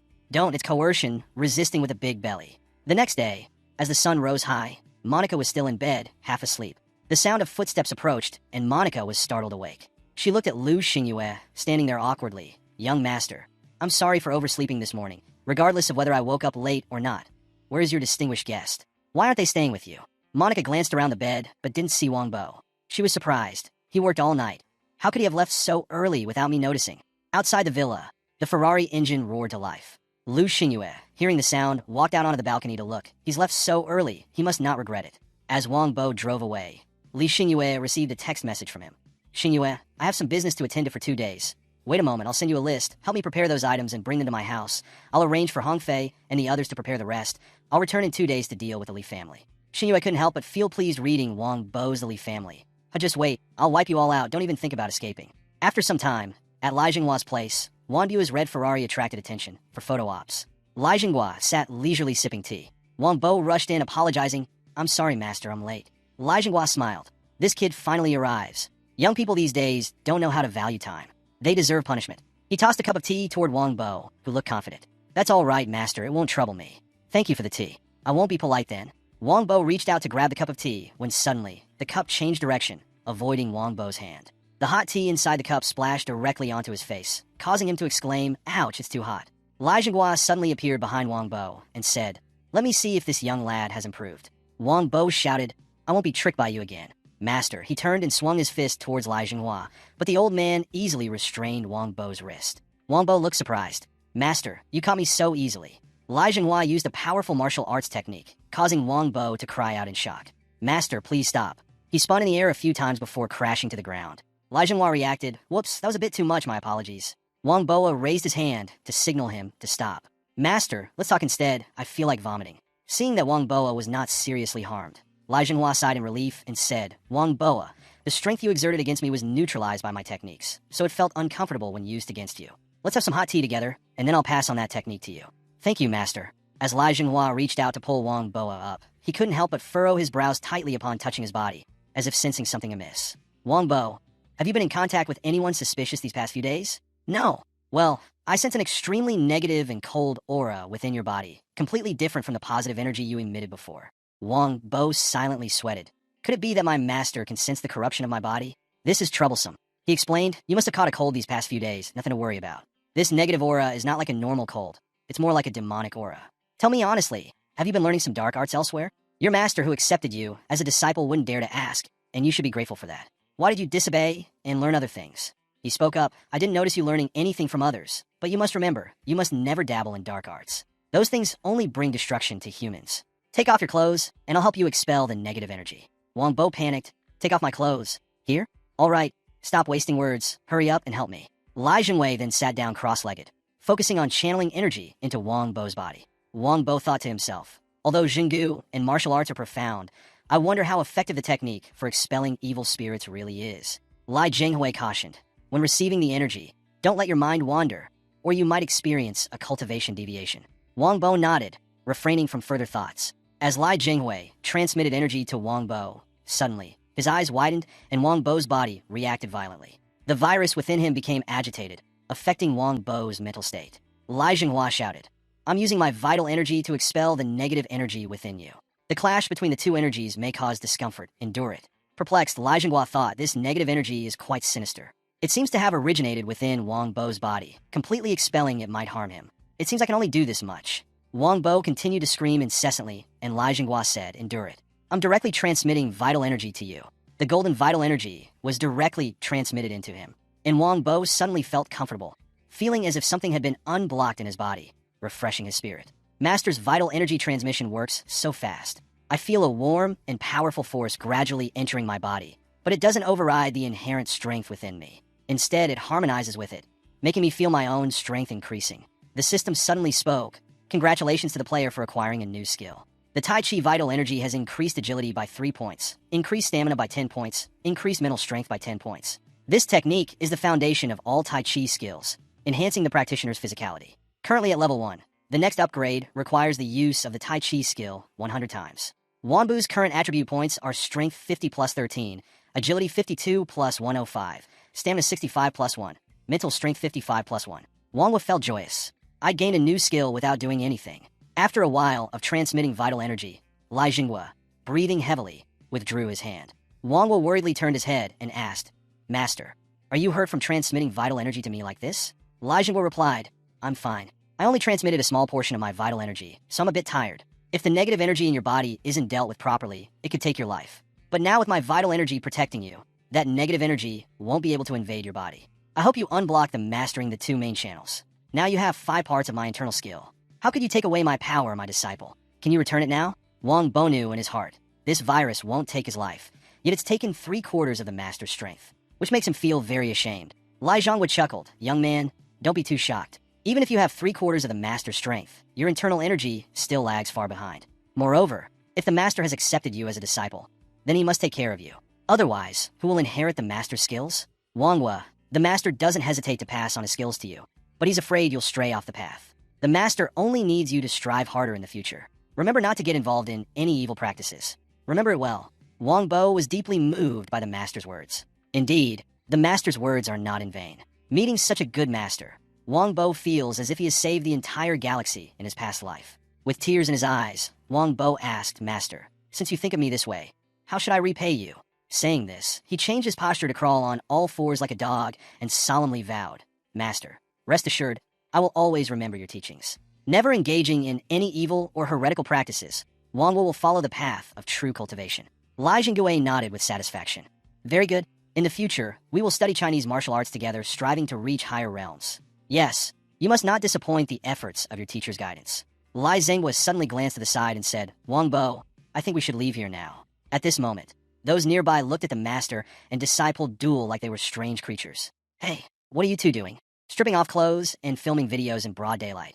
Or do you have some peculiar hobbies? Should we continue our cultivation under such circumstances? Of course. Let's go to the master's house where no one will disturb us. Upon arriving at the master's house, Wong Bo realized that he had such an imposing presence. The interior was decorated in a classical style, not extravagant, but the value of such a garden-like property was at least several hundred million. The master had learned martial arts since childhood, served in the military when young, participated in the wars against the United States and India, achieved great feats, and later served as a close bodyguard to important figures. He used his savings to buy this house, but despite its grandeur, it lacked any servants. The master explained, "I'm not used to having others serve me. After my wife passed away and my children moved out, I immersed myself in passing on my skills. I spend more time in the apocalypse than in reality. By focusing on these skills during this time, I can cultivate in the apocalypse, while in the real world, I progress rapidly. At the same time, I am aware that continuing like this may make me age faster than others. While others experience 1 day, I've already lived through 7 days. While others live for 10 years, I've lived for 20. While Wong Bo was lost in his thoughts, a sudden slap brought him back to reality. "Hey kid, snap out of it. What are you daydreaming about? A martial artist should have a clear mind. Now let's continue," his trainer said sternly. Wong Bo smiled in response, and time seemed to pass without notice. Returning to his mansion, he heard Qinghua's voice from the phone. "I've delivered the items you've asked for to the basement of your house." "Yeah, I've seen them, but with these thin clothes, even though they can withstand beast bites, can they really withstand bullets?" Qinghua affirmed. "Of course, although this is still an internal research laboratory in the practical combat of mercenaries, we've achieved extremely good experimental results. While getting shot will still hurt, it significantly reduces the chances of life-threatening wounds. It took quite a bit of effort to establish these connections, so don't let this information leak." Wong Bo replied, "So this outfit is really impressive. You never disappoint." "Thanks, buddy. Oh, I just asked for a bulletproof vehicle, and you brought such a massive one. Is this a military vehicle? Seems a bit extravagant, isn't it?" "No, it's for safety. There's nothing better than an armored vehicle for bullet protection. I'll head out now. We'll meet when I'm done." "All right, I'll wait for you to finish your task, and then we'll deal with the Lee family together." Wong Bo muttered as he picked up his phone. First, satisfy the hunger, then deal with the post-apocalyptic world. Ever since being infected by the virus, his cravings had become abnormally terrifying. His stomach a bottomless pit that could never be filled. What's more frightening is that now he seemed to have become like a beast, relishing the scent of fresh blood. Yet for now, he can only sell for specially prepared Japanese beef, hoping it could temporarily satisfy his other cravings. Returning to the post-apocalyptic world, Wong Bo stepped out of his large shelter room, announcing, "Hello everybody, I'm back." In response, he was met with a silent space, leaving Wong Bo startled. "Where's everyone? They would usually greet me upon my return. Something must be wrong. Ah, there's a letter here. Perhaps they left it for me. It seems to be from Xiaoyu. It looks like she may have forgiven me." Wong Bo opened the letter and read aloud. "Dear Wong, by the time you read this, we will have already left. It wasn't intentional to leave you behind, but we encountered the organized human military. They come from the safe zone, and their objective is to relocate survivors to safety." Furrowing his brows, Wong Bo muttered, "Safe zone. That's not where we were aiming for. When their team was on the way here, they discovered us. They demanded we join them in moving to the safe zone. We refused, waiting for you. So, Officer Mio declined their request. However, they insisted due to the recent surge in zombie activity. Waiting here was no longer safe. They forcibly took us, especially their superiors who were extremely adamant. We couldn't risk exposing our arm strength, so we couldn't confront them. We had no choice but to comply. If you read this, please come find us immediately. The team is heading towards Nanfang. With love, Xiaoyu." Wong Bo set the letter down and stepped out onto the balcony. "Nanfang. Haha, if they brought a vehicle, they must be catching up quickly. Xiaoyu, Officer Mio, I'll catch up to both of you soon." Outside on the streets, the rumble of an engine echoed, causing the nearby zombies to turn their heads. Wong Bo mounted a large motorcycle halting in front of a group of zombies. Although the noise attracts many zombies, it seems they sense the power of the zombie king within them, so they dare not approach. Wong Bo shouted, "Come here anyway. I need to hunt more zombies to level up my skills." With that, a zombie sprinted towards him at incredible speed, showing that even powerful zombies were willing to engage him in battle. Wong Bo aimed his gun, taking down the approaching zombie with precision. Dealing with this group was as easy as turning his hand. Afterward, Wong Bo maneuvered the vehicle along the road, arriving at the military's gathering area. Vigilance surrounded the perimeter. Inside the gathering area, people lined up to receive lunch. Xiaoyu's group congregated together, chatting happily. Xiaoyan fed Xiaoqi, while I gave a thumbs up, praising. "Xiaoqi is amazing. Used to be picky, but now eats everything so well. Everyone should learn from Xiaoqi."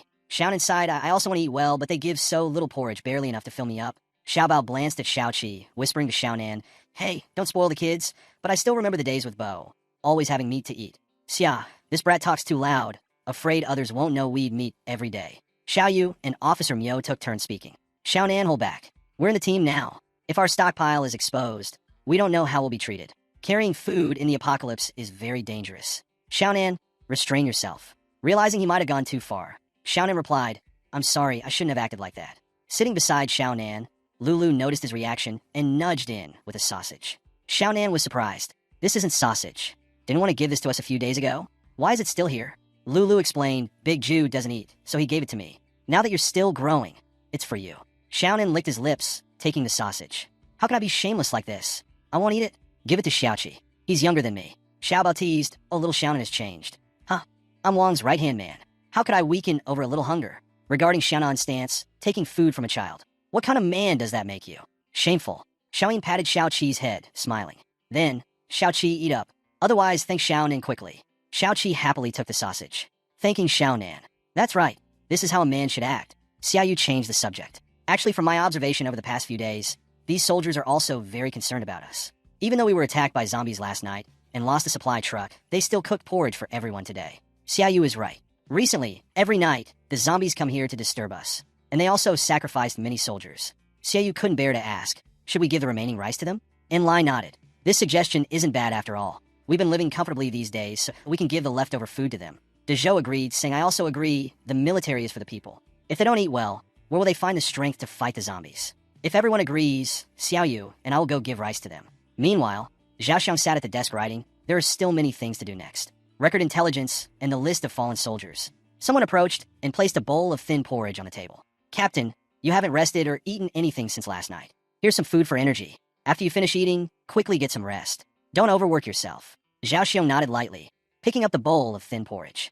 All right, it's my body. I know it well. Thank you for the porridge. Although I'm a bit tired, seeing these crossed-out names, I really can't close my eyes. I don't understand why the zombies have become so aggressive lately. Since we started, we've lost more than 20 soldiers. Although sacrificing for the people is our responsibility, the intelligence isn't reliable at all. Otherwise, we wouldn't have lost so many comrades. Xiaoyu and Police Officer Miao approached, saying, Officers, we have something to offer. Seeing everyone not having enough to eat like this, we have a little white rice to give away to everyone. Inside, there's also some dried provisions. Please take them. The team members, surprised, pointed and said, Captain, look, it's rice. Zhao Xiang asked, did you find these provisions yourselves? Yes, Captain. We noticed that most people have already shared their provisions with each other, so we brought these for you. There isn't much food here, but for better or worse, we can temporarily solve the problem. Please take them, the team member replied. Jia Xiong raised his hand to stop them, saying, thank you for your kindness, but we can't accept these things. Police Officer Miao, surprised, asked why not. It's not easy for you to find provisions, let alone us being military personnel. We can't take things from civilians. Even if we're hungry, we still have the duty to protect everyone's safety. That's our mission. Sergeant Liu, give the rice back to them. We're military personnel. Hearing this, Sergeant Liu reluctantly returned the bag of rice to Xiaoyu, saying, Miss, you've heard it too. Please take the rice back. Police Officer Miao nodded. Indeed, we didn't think much about it, but we still hope everyone can accept these provisions. While everyone was hesitating, on the other side, a sinister-looking figure glared in their direction, muttering, damn it, it's rice in such a large bag at that. At the gathering spot, a group of hoodlums were gathered playing cards. Take it easy, sweetheart, four of a kind. Isn't that sweet? You're gonna lose. All of you. Even if the three of you gang up against me, you won't stand a chance. The guy in the green shirt sitting nearby flattered. Big brother, you're really good. The guy in the red shirt who rushed over earlier exclaimed, Big brother, there's something going on. The leader grumbled, what's the fuss about? Can't you see I'm playing cards? Anyway, just now, I noticed they had a lot of food in their hands. What's up with that? Let's go, guys, follow me. Officer Mio from this side said, actually, I used to be just like you all, serving as a police officer for the people. It seems everyone's mission is the same. Turns out, but being so generous with all this food, it's not related to our profession. You guys are truly generous. Take this food and distribute it to the people. They've worked hard to gather it. Who knows what they might have to go through later. So, on behalf of the people, I thank you. Sergeant Liu will take charge of the food, then distribute it to everyone. Sergeant Liu chuckled, and just as he received a bag of rice from Xiaoyu, the gangsters noticed him. That guy was right indeed. No wonder the porridge this morning was so watery. They were hiding it all for themselves. What kind of public service is that? You guys have been hoarding all the rice for yourselves. Sergeant Liu shouted, what basis do you have to say that? We haven't had anything to eat for a long time, so everyone can have breakfast. Officer Mayo furrowed his brows and asked, what's up with these people? They see rice, and their eyes light up, causing trouble right away. Zhao Xian explained, the ringleader is from the notorious gang in the small gathering area, always causing trouble along the road. The other guy pointed to the bag of rice in Sergeant Liu's hand. If you claim you haven't eaten anything, then what's in that bag you're holding? Dirt? Moreover, why are you holding onto the food instead of giving it to the people? It should be given to us to distribute to the people. The group of subordinates chimed in, exactly if you guys eat it all. Then we'll have nothing left to eat. It's not fair. Officer Mio muttered, this guy is trying to stir everyone up. If we don't shut him up, he'll easily sway others. Zhao Xian said solemnly, it's not easy to shut him up. Xiaodu snorted with indignation. I hate those useless gangsters. She couldn't help but draw her concealed gun and shout, mind your own business with the rice. Who you want to give it to is your business. When it comes to you guys talking nonsense and forcing us, I'll shoot you dead right now. Sergeant Liu was taken aback, surprised that Xiaoyu had a weapon on her. The other gang leader wasn't one to stay quiet either. Oh, you dogs still using a gun to threaten me? None of my guys carry weapons. Beside him, his cronies immediately brandished their cold weapons, striking a rather intimidating pose. We have plenty of folks here. Little lady, how many bullets do your toy gun hold? If you dare, go ahead and shoot us all. Let's see how you explain that to your superiors. You think you wouldn't dare? You have plenty of bullets. Shoot me first. Xiaoyu was about to retort when Zhao Xian pressed her hand down gently. Put the gun down. Girl, let me handle this. If I remember correctly, you're Taiyu, right? If your head is as hard as you say, you can go out and shout as loud as you want, but I bet you have the ability to protect the food just like us. Tenjin pointed at his own face and said about that, whether my head is hard or not. You can try kissing me and find out. Inside, he chuckled. This girl, if it weren't for the scar on her face, she'd be a real beauty. His cronies immediately echo with laughter. That's right, officer. Just give her a kiss and you'll see. Stop blabbering. Let's see if you guys come out of this intact. These scoundrels here are all bark and no bite. Let's see if you'll actually shoot us dead. Officer Myo softly advised Xiaoyu. Stay calm, Xiaoyu. Let the officer handle this. We've seen this drama before. These reckless fools are poking the bear again. Let's just sit back and enjoy the show. As soon as the fight broke out on this side, everyone gathered around to watch. Zhao Xinhong spoke up. If you're so confident, why don't we settle this with a little competition to see who's better at protecting the food? Instead of calling for a fight, wouldn't that make people laugh at me for bullying women? You don't have to treat me like a woman. Let's settle this without weapons. Mano a mano. Whoever knocks the other down first can keep the rice. Fair and square. Tito was taken aback. Is it really that simple? He chuckled inwardly. Hey, a wrestling match. Isn't that a bit risky for me? But if I lose, wouldn't it be a huge loss of face? While he hesitated, one of his blonde-haired cronies cheered. Boss, go for it. What are you afraid of? With your imposing presence. Knocking her down will be as easy as pie. Then the food will be ours. Tata pondered for a moment and then agreed. All right, let's wrestle. But don't complain later if I don't hold back. If you get hurt, I'll apply some medicine. With that, he extended his hand towards Josian's chest. Josian leaned to the side to evade, jabbing her elbow straight into Tata's stomach, causing him to cry out in pain. Not stopping there, Josian grabbed Tata's arm, using her shoulder as leverage to forcefully throw him to the ground with a loud thud. Tata, with blood oozing from his mouth, groaned in pain. Ouch, it hurts so much. The younger members were amazed and exclaimed, is this some kind of legendary technique? I couldn't even see the moves clearly. Suyu and Officer Myo exclaimed excitedly, wow, that was amazing. Zhao, you wiped them out completely. Sergeant Liu, with a fearful expression, felt a chill down his spine just by watching.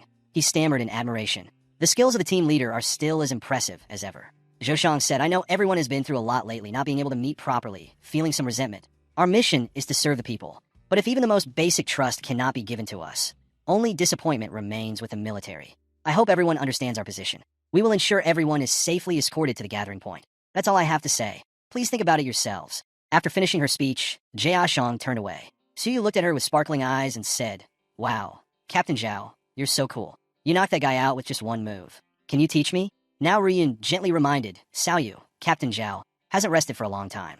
Let's not bother her. We'll talk to her after she's rested. If I'm not mistaken, both of you are quite skilled. Zhou Shan quickly responded, I wonder how you two would like to be addressed. You are Guan Xiaoyu, and you can just call me Xiaoyu, while I am Ryun. At night, near the bridge, a mutated frog was standing facing 3 other zombies. These zombies were trembling all over. The frog opened its mouth, its tongue tightly wrapped around the neck of the zombie in the middle. Then it reached behind its back and pulled out a sack, which contained its eggs. As the sack was brought close to the other zombie, it opened its red eyes. Its mouth widened, and it bit firmly into the zombie's neck. After a while, the mutated frog released the zombie. The zombie began to swell up, becoming sturdier. The eggs also stuck to the body of the zombie to control it. The mutated frog grinned in satisfaction, a chilling smile. At the military refuge, on the rooftop of a building, a weary soldier stretched and yawned. Guard duty is exhausting. If I could just have a HIV Tien Lang's opium now, that'd be great. What do you think, buddy? You Vietnamese guys are probably lucky. Even rice is scarce now, let alone opium and Xin Lang. Oh well, just dreaming because life allows it. But if it were to become reality, what then? At that moment, a zombie appeared slowly on the street, making a clattering noise. This zombie was pierced through the head by a candy. Not bad. Agile moves. Quite beautiful. Gotta say, hitting the mark every time, that's something. Inside the building, Zhao Xiang was resting when Nyo ran and shouting loudly. Captain, emergency situation. There's a horde of zombies coming this way. People couldn't help but panic at the sound of the shouting. What? A horde of zombies approaching. We won't die, will we? Please no, I don't want to die. What should we do? Nyo Ryun suspected. Zombies again. How come they appear right after nightfall? Zaoshang led the deputy team leader Lu outside and asked, "What's the situation now? When did you first notice?" "Report to our captain. We just detected it and now it's approaching the first defense line." "From an aerial view, how many zombies are there approximately?" "Estimated around 1,000. Deputy team leader Lu was astonished. "What? 1,000 of them? That's too many." Zhao Xiong instructed, "You lead teams 2 and 3. Protect the civilians. Evacuate them to another place. I'll lead team 1 to hold the line here." Deputy team leader Lu stood up to command. "Everyone evacuates. Follow me. Don't get separated from the group." Inside the crowd, discussions erupted. "What's happening? We have to leave our homes again. We shouldn't worry too much. Anyway, just follow the military. I wonder how many young people will have to sacrifice this time." Deza went outside with everyone. He looked around to assess the situation and noticed that people were moving very calmly. "It seems that such evacuations have become quite normal here," said Lai. Lai wondered, so it doesn't seem right. Compared to sitting quietly in the city and accepting the dominance of the Gene clan forces, perhaps leaving here would be a better choice. "Lai, why aren't Mio police and Xiaoyu coming with us?" "They said they stayed behind to help other soldiers stop the zombie advance." Dezhu was surprised. "Why would they do that? Even if they stayed, it should be me." Deza thought for a moment and said, "They can probably take care of themselves. Moreover, going through so much together, they can become closer to each other." In the defensive line outside, Zhao Shuang stood in command. "As soon as the zombies breach the protective wall, shoot for me immediately. Be careful not to waste ammunition." The person with brown hair responded, "Yes, Captain." The zombies began to climb over the fence and sneak inside. The soldiers started firing, and the brown-haired person cautioned, "Remember to aim accurately at the zombies before shooting them down to the ground." Zhao Xiong silently observed, "As long as we have enough ammunition, we can persevere until the majority of people evacuate. Then, we can retreat safely." On the zombie side, mutated individuals began to appear. Zhao Xiong immediately warned everyone, "Be attentive. Superclass entities have appeared in the zombie horde." Inside the zombie horde, there were several specimens with large, captivating bodies. They had prominent boils on their bodies, which were the mutated 2 warts implanted by the other mutated toad. A zombie advanced, crouched to gain momentum, and leaped forward, disregarding the bullets fired at it. It collided forcefully with the steel fence, creating a hole. Soldiers exclaimed, "The steel mesh is broken by its impact and bullets have no effect on it." "Don't panic. Focus firepower on it. Aim at the meaty cluster on its body, not its head." On another side, a breach had also occurred. A soldier, incapacitated by a mutated entity, was being attacked, and other zombies began fighting over tearing apart. The agonized cries of that individual echoed, and the zombie horde started pouring in. Zhao Xiong said, "Stand your ground at your positions.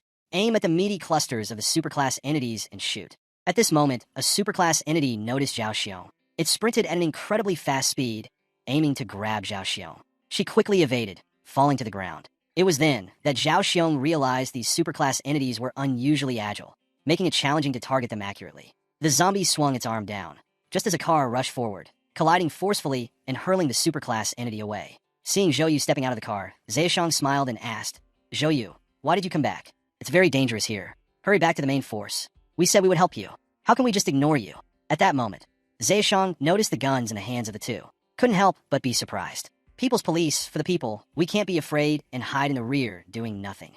Now a horde of zombies rushed towards them. Xiaoyu and Officer Miao fired frantically, clearing out numerous zombies. Zhao Xiong, witnessing this, couldn't help but be astonished. "Xiaoyu, you shoot like that without fear of running out of bullets? No need to worry. We're used to it, and we have plenty of ammo." Zhao Xiong observed the situation around and shouted, "Continuing like this is too bad. We shoot while withdrawing. Got it?" The group followed the order, shooting while moving back, the defensive line narrowing and the zombie horde gradually surrounding them. Seeing the superclass entities charging, Zhao Xiong gritted her teeth. Annoying. Without eliminating the superclass entities, the other zombies remain as aggressive. At the breached steel fence, a cannonball was fired, creating a loud explosion. Zhao Xiong, surprised, asked, "Is this heavy artillery? Who did this?" Xiaoyu glanced and immediately knew who it was. She turned to Officer Miao with a cheerful face. "Wong is back." Officer Miao nodded slightly, somewhat awkward. At this moment, a vehicle slowly approached. The one Lu Xingyue had prepared for Wang Bo. "So many zombies, daring to surround my woman. I'll run over all of you." Wang Bo stepped on the gas, and the vehicle surged forward, mowing down the zombies in front. At this moment, 2 superclass entities appeared, attempting to block the vehicle. Wang Bo squinted. "This zombie is massive. Could it be the Zombie King? What'd it do this time?" The frenzied superclass entity attacked the vehicle aggressively. Wang Bo furrowed his brow, continuing like this. "Sooner or later, the vehicle will be destroyed by them. First, use the zombie brainwave to control them. Let's see what they really are." Wang Bo sent the zombie brainwave to the nearest superclass entity, the image unfolding beneath the bridge. As the toad inserted mutated toad warts into 3 zombies, Wang Bo realized it seems that the Zombie King toad has buffed these zombies, leading them to grow this large.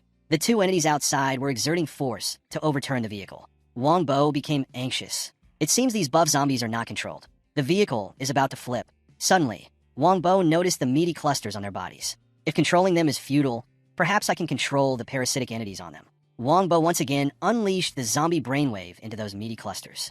On the other side, Shoyu saw Officer Myo running away and couldn't help but ask, "Officer Myo, where are you going? Quickly come back. It's very dangerous over there." Officer Myo hurriedly replied, "Wong Bo is in trouble. I'm going over to help him." Just as Officer Myo approached, a bizarre scene unfolded. The two superclass entities, in the midst of lifting the vehicle, suddenly lowered their hands. Officer Myo looked puzzled. "What's happening? Why did they stop attacking?" Wong Bo shouted, "You all get up, kill the other zombies." The two superclass entities received the order and immediately turned to slaughter the other zombies. "Captain, I didn't make a mistake. They are attacking their own kind. It's incredible. While they are in chaos, let's quickly kill them." Wong Bo accelerated the vehicle, swerving it horizontally. The door opened, and Wong Bo extended his hand, saying, "Get on the car." "Officer Myo, you can use the machine gun on the vehicle to clear out these zombies." Officer Myo turned her face away in disdain. Wong Bo hesitated. "Oh well, seems she's still mad at me. Women can hold grudges." Later, Officer Myo grabbed his hand and got on the car, her expression cold as she asked, "Where is the machine gun?" Wong Bo awkwardly pointed upwards. "I agree to talk to you, not representing anything. Let's go back, and I'll explain everything clearly to Sioyu." Wong Bo sighed in his heart. It seems I can't escape from this mess." On the other side, the zombie horde continued its frenzied attack. Their guns seemed ineffective against this horde. At that moment, powerful penetrating bullets came from behind. Zhao Xiong looked towards the front of the vehicle in amazement. "I didn't expect heavy weaponry here. Is it reinforcements from the Central Command? With such strong support, we could surely resist." Wong Bo directed the other superclass entity towards the other zombies. It grabbed the meaty cluster on another zombie's body and forcefully tore it apart. The toad in its hand struggled, while the other entity exerted pressure, crushing it. Losing control, the superclass entity fell to the ground dead. The zombies, seeing this, began to turn and flee. Observing this, Zhao Xiong speculated, after the leader zombie died, these ordinary zombies also panicked and fled. Could it be that they gathered because of these leaders? Once the zombies had all fled, Wong Bo directed the other two entities to self-destruct by pounding onto their own meaty clusters. Zhao Xiong furrowed her eyebrows. Why did those two commit suicide? This is unprecedented. Record all of this. Let's report it to headquarters. At this moment, Xiaoyu's voice caught Zhao Sun's attention. "Wong, I didn't expect you to find us so quickly." Wong Bo embraced Xiaoyu. Without knowing what to say, "It's great that I caught up with you. With me here, you can rest assured. Xiaoyu, there's something I want to clarify with you. Before, with Officer Myo, I don't need to say anymore. Officer Myo has explained everything to you. Both of you were affected by the Gene clan's aphrodisiac. That's why things happened the way they did. What happened with Officer Myo and me? We were out of control at that time. Please don't blame us." Wong Bo looked surprised at Officer Myo. "She said that to you. Officer Myo is indeed a good person. So touching. But I don't know why I feel somewhat disappointed. Wong, during the days you weren't here, I've thought about it carefully. As long as you have Xiaoyu in your heart, I shouldn't calculate like that. How foolish of me to think that way. It's clear that you hurt me and Officer Myo. So, Wong, do you like Officer Myo?" Xiaoyu suddenly asked this question, leaving Wong Bo momentarily unsure of how to respond. He hesitated and scratched his head. "Xiaoyu, why would you suddenly ask that? You know, I don't want to hurt Officer Myo. And Officer Myo also has feelings for me. So as long as you're in my heart, I won't pay attention to sharing with him." Xiaoyu clung tightly to him and replied, "Because I know you don't want to hurt Officer Myo. And Officer Myo also has feelings for you. So as long as you have me in your heart, I won't mind sharing with him." Hearing this, Wong Bo couldn't help but feel excited. "Xiaoyu, it's not a joy to have both you and Officer Myo in my heart." "Wait, calm down. If you still think that way later, the anger will increase." Zhao Xiong approached and asked, "Sorry to interrupt, but as military personnel from the base area, I am Zhao Xiong." Wong Bo turned and replied, "Hello, my name is Wong Bo." Xiaoyu whispered, "Wham, Captain Zhao. She is brave, resourceful, and also cares about the people." Hearing this, Wong Bo smiled and said, "In this apocalypse, meeting someone strong and kind like her really makes one feel safe. If you hadn't appeared in time to help us turn the situation around, my people would have suffered a lot. I would like to talk privately with you guys. If it's convenient, is it convenient? If so, let's sit down and talk." Wong Bo appeared calm on the surface, but he was wary inside. At this point, he still didn't know much about these people and didn't know what they wanted to discuss with him. He hoped it wouldn't affect his gold collection efforts in the apocalypse. After a while, they entered and began their conversation. Zhao Xiong bowed and said, "Thank you all for your help. You don't need to be overly polite. Protecting the people as a public security officer is also my duty. Having capable individuals like you assisting us is truly an honor and a privilege for our military. With people like you always ready to help, it's a great support for us. Captain Zhao, do you know how far we are from the gathering point now, based on the current progress? I estimate we still have over 400 kilometers to reach the gathering point." "Captain Zhao, Could you update me on the situation at the human gathering point? This is actually what I wanted to discuss with everyone. In reality, the gathering point we're preparing is just considered a large base. Currently, our country has 5 major gathering points: Xinjiang, Xingtang, Zhongyuan, Fuzhou, and Yuanhai.